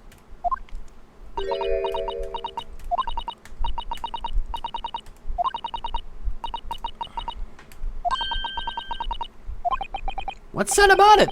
I told you I had faith in you, didn't I?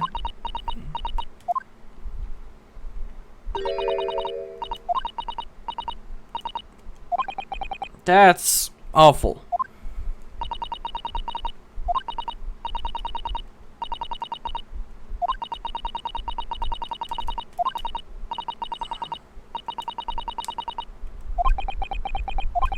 Yes, I think I can understand that. After all, I had a test of it in that trial 2 months ago. I chose to trust someone and pay for it. That betrayal left a big scar. You know, though, Gina, I worked something out quite recently too. Trusting in someone else is really an exercise in learning to trust yourself. And when your gut tells you it's the right thing to do, and your trust is rewarded, there's no better feeling in the world.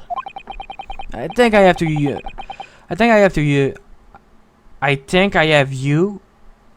That sounds wrong. To thank you for reminding me of that valuable lesson. Well, I can understand like it's a... I'm not saying it's a wrong phrase, but it does sound weird to me.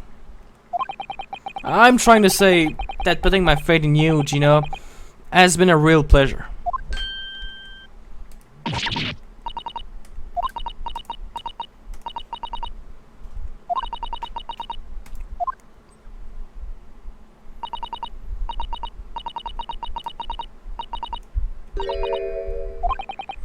Thanks.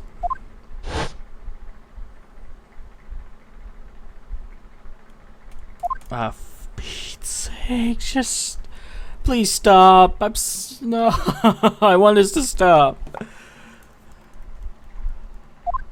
Alright, we have 60 minutes to do this. I'm gonna fucking speedrun this. After this experience, I'm starting to feel like I understand what you mean. Kazuma, am I living up to your expectation? Am I turning out to be the lawyer you believe I could be?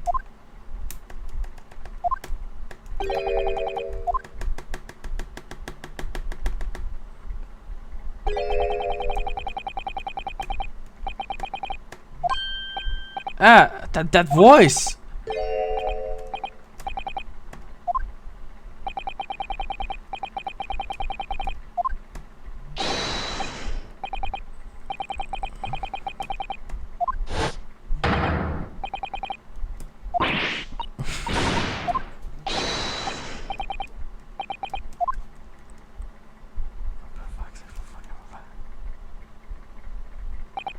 I assume you'll be taken back to the hospital, to be honest. Oh.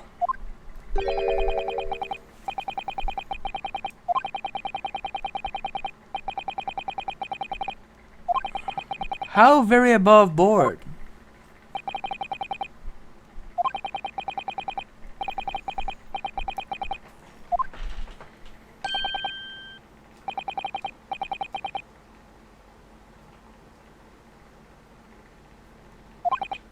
Oh, thank you.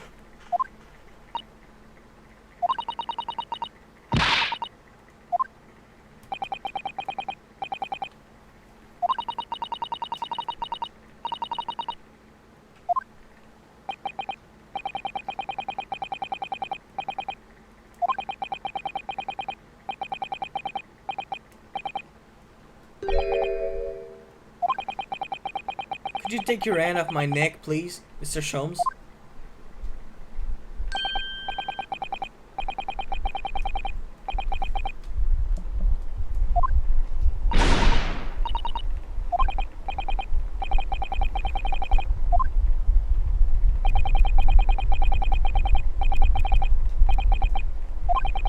Well done, Mr. Sholmes. Not alarming in the slightest.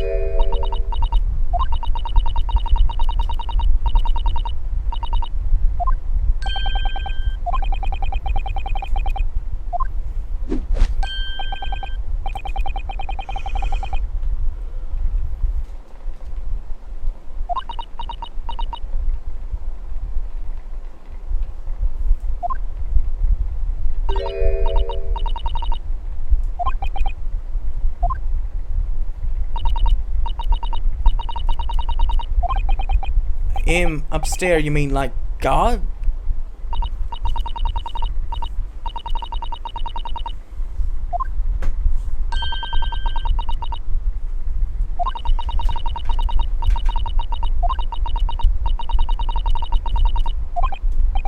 I suppose that's one way of looking at it. Divine justice is one thing, though. The Reaper taking McTurrid's own end and claiming life is another.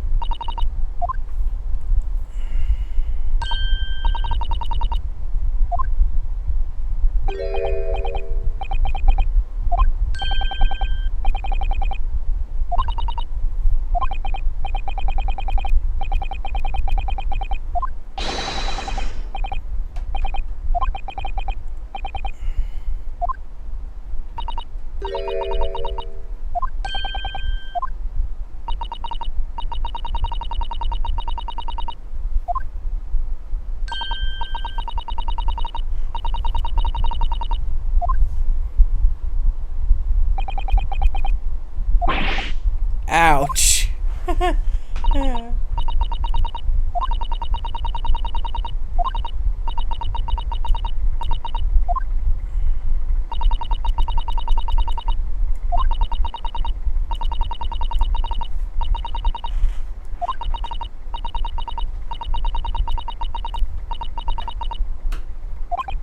Yes, I think you find that basically being a pickpocket is the main offense.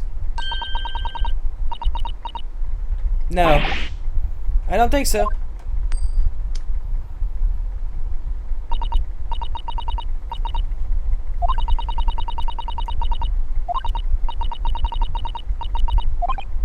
Well, no, but I was never a pickpocket.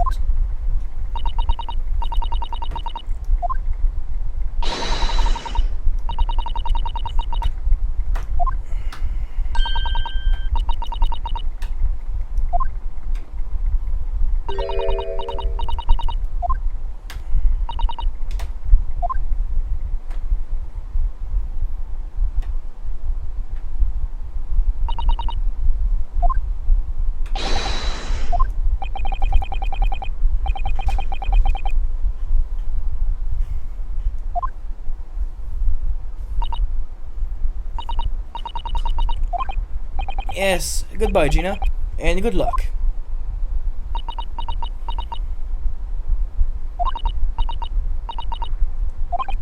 Yes?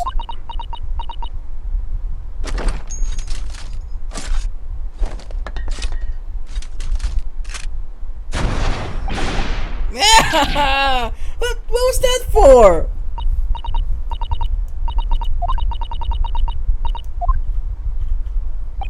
You could say thanks.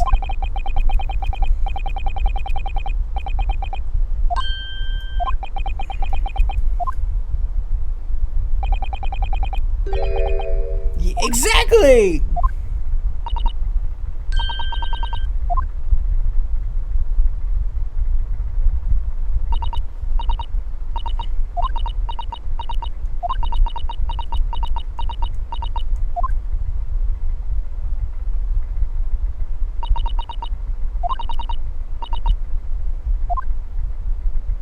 Fair, good enough for me.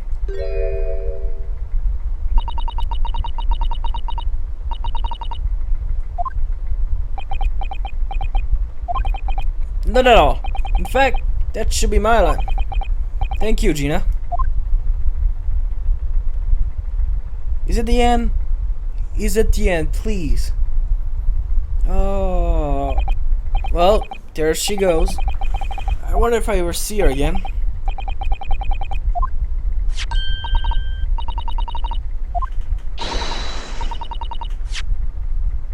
Oh.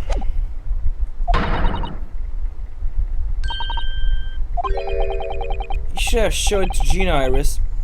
She would have been thrilled.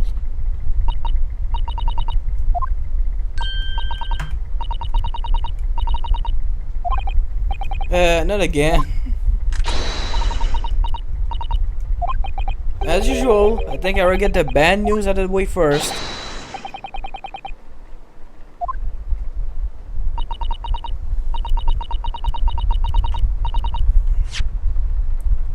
Oh. Let's not go there.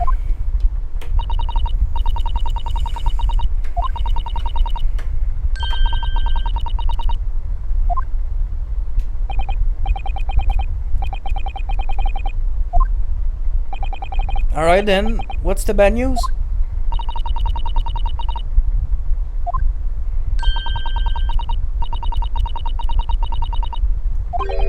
Wait, Dover?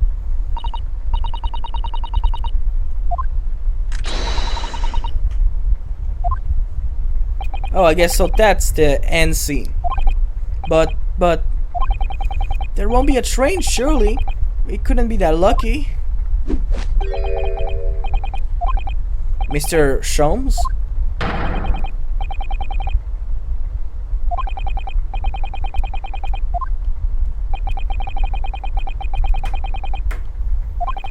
I don't. The great detective does it again.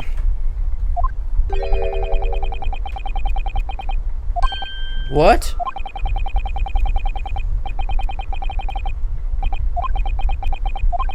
Just an idea, but it might be wise to stop manipulating people that way.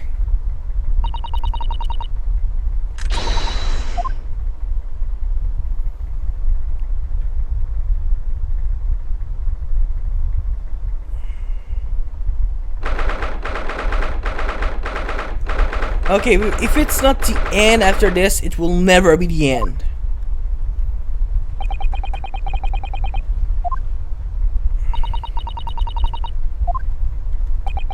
Mrs. Sato, where are you? Over there! Look! It looks like she's reading something.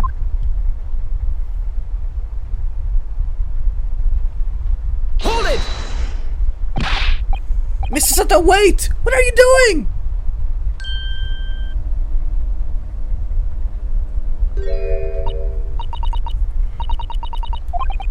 We came as soon as we could after the trial. I mean, we heard that sailing were being delayed due to bad weather, you see?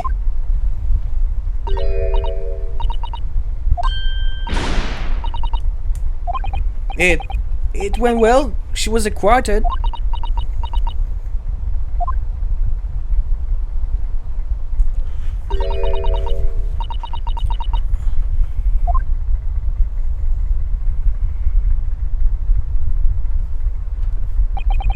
The book you were about to throw in the sea, it was your encyclopedia of the British law, wasn't it?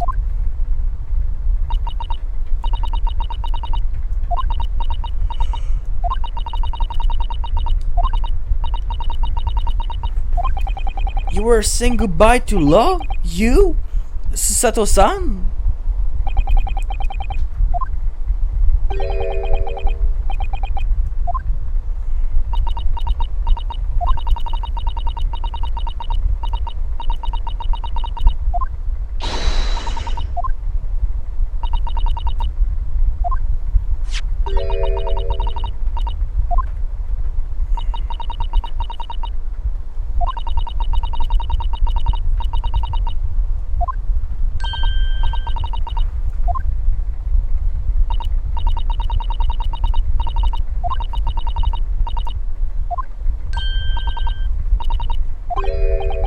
Yes, please don't do that.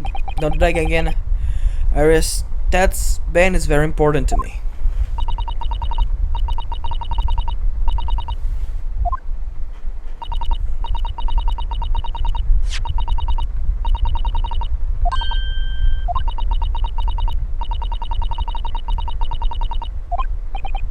I see.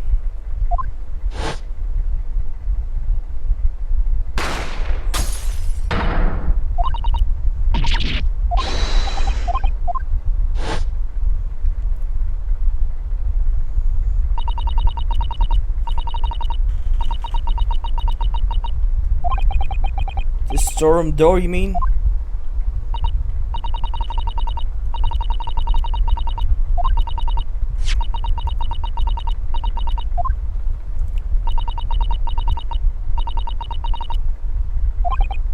So, you used a cat flapomat to make the peephole in the door.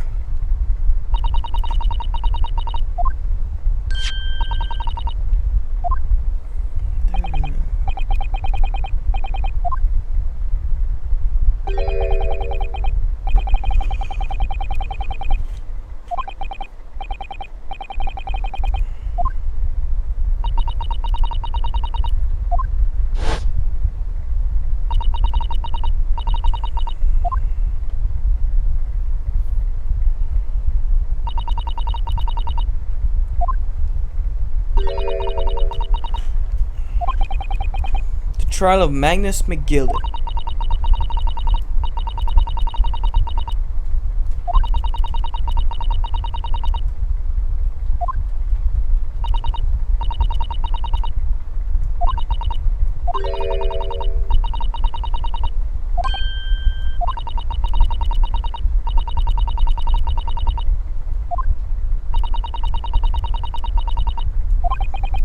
We're worried about the true culprit will try to frame her for the crime.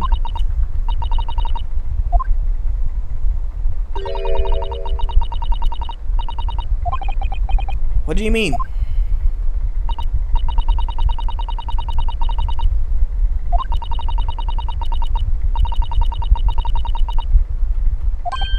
Ah.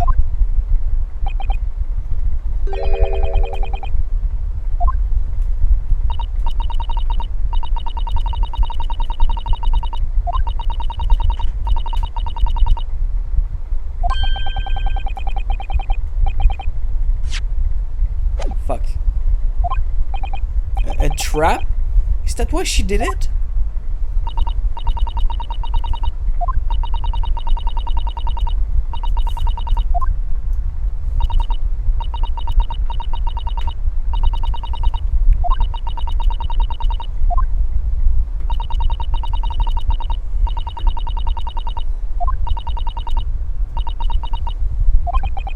She really does think about everything. But then, why didn't you just tell me everything before the trial began?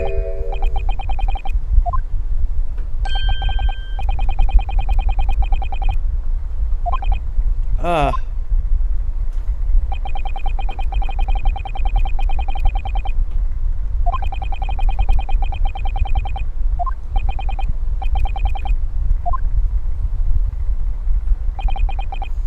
Miss Sato.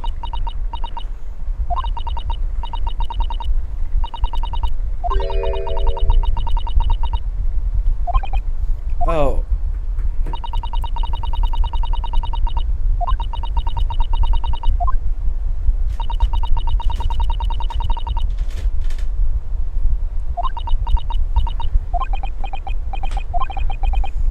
did isn't comparable to what he did. Redden is the one who lied in the witness stand, using the people as a way to implicate Gina. And besides, if the PL inconsistency hadn't existed, I'm not sure at all she would have been acquitted in the end. Miss Sato, what you did saved Gina's life.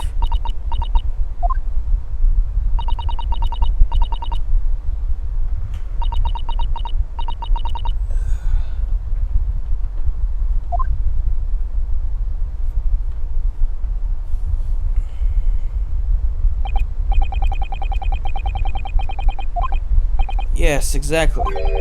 Although some of the loose end in that trial will continue to play on my mind, I'm sure.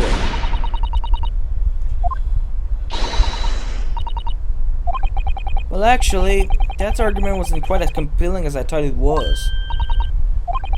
There was a communication official among the jury member, you see. A telegraph operator. I insisted that the majority of the sound on the disc were just meaningless tone.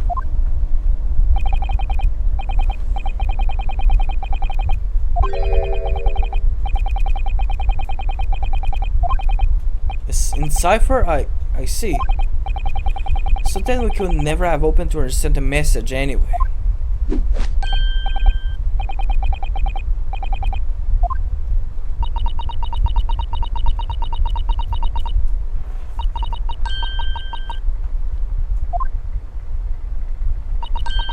So, G?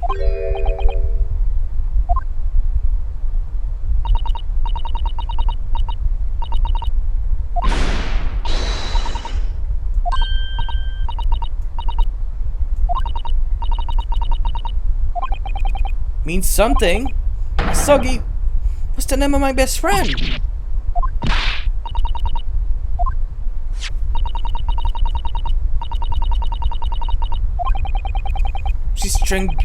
She's transcribing it on the fly? She's really is a genius.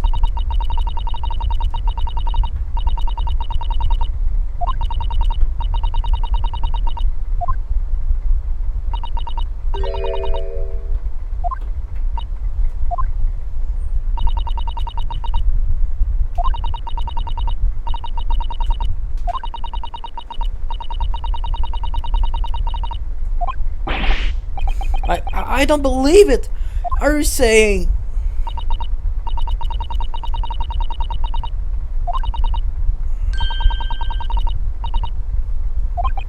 And you mean to say that in Japanese Morse code the message say Asogi?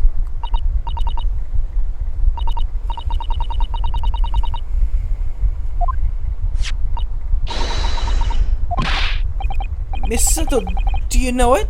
Do you know the Japanese Morse code?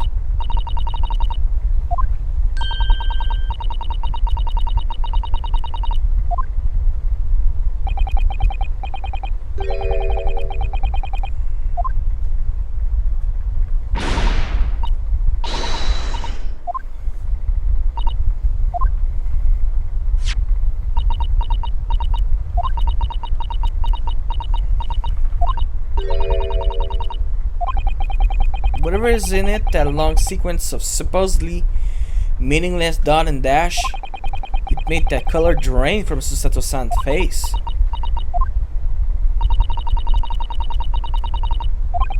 So the British Empire has been using Japanese for its secret communication?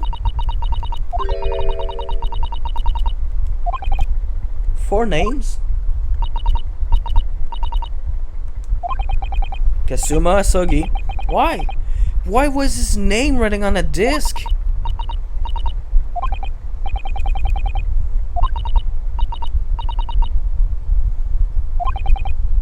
Gurigu Gregson?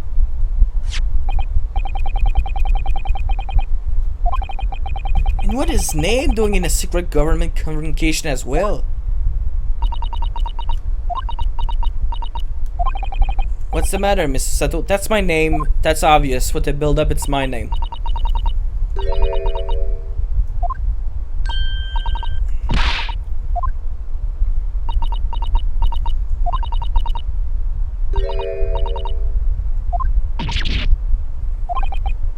Wilson?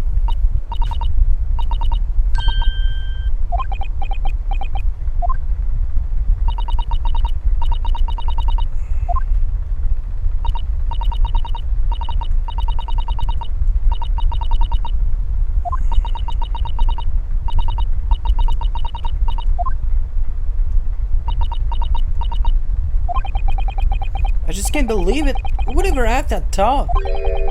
That those discs contain Japanese Morse code. Not to mention the strangeness of some disturbing familiar names.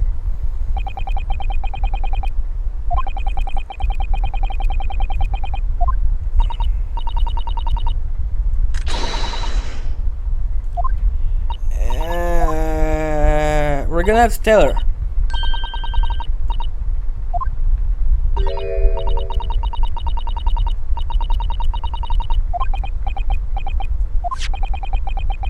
Professor John H. Wilson, visiting professor of medicine at the Imperial Yume University. If we can't tell Iris about that now, we just can't. We're gonna fucking tell her eventually. This is so strange. Somehow, in solving the case of Mr. Woody Bang murder today, I feel like I rolled back a boulder at the mouth of a very dark cave. Exciting for hour, fuck me.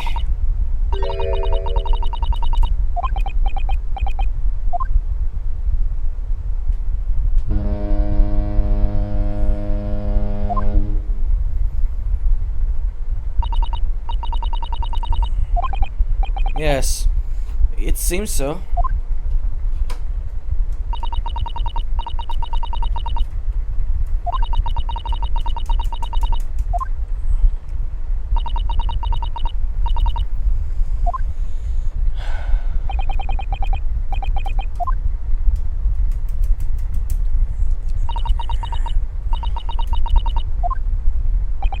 Mr. Sato, I hope that you have I had hoped to have you always on my side to guide me and support me.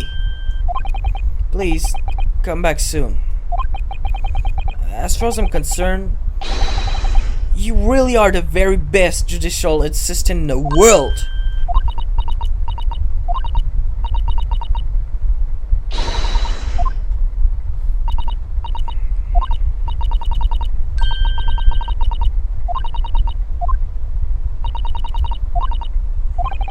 Oh yes, town of the Baskerville.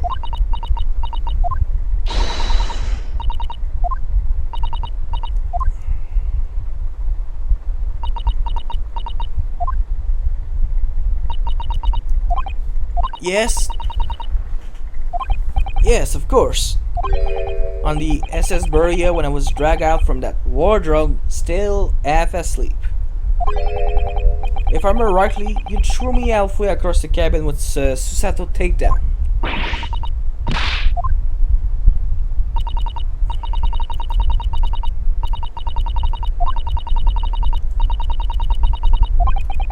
Miss Susato.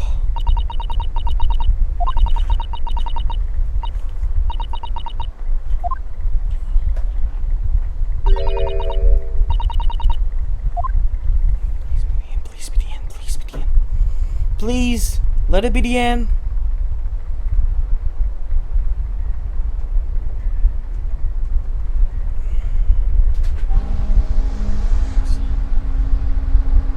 Somehow we seem to have come to the end of the adventures of Ryunosuke Naruhodo. Or the first volume, at least. Looking back now, it feels as though fate has led me on this journey.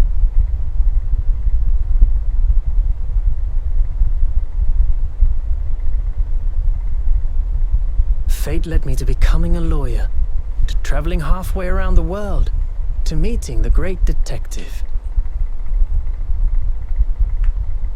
I'm sure there'll be trials and tribulations ahead. Of course there will.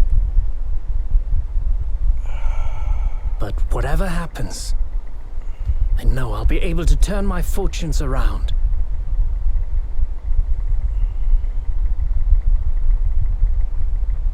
After all, I have the greatest friends in the world on my side. Alright. Alright. I'm waiting for the fucking cutscene or say goodbye.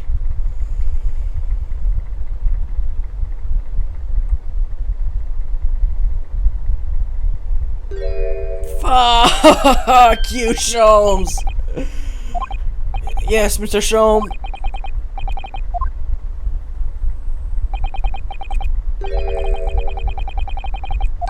Eh?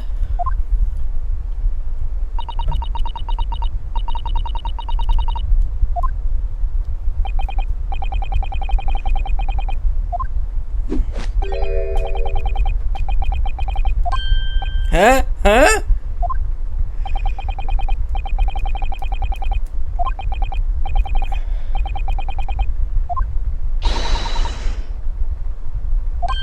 Huh? Huh? Huh?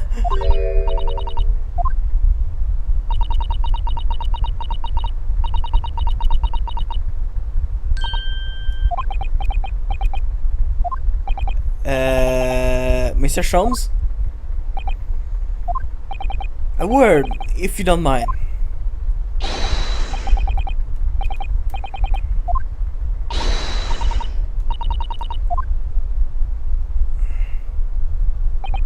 Then, I really must say... Objection!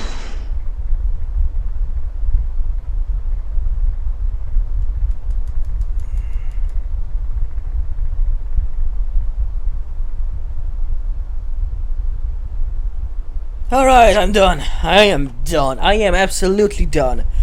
Will I be doing chapter 2? Not anytime soon. Alright? Not anytime soon.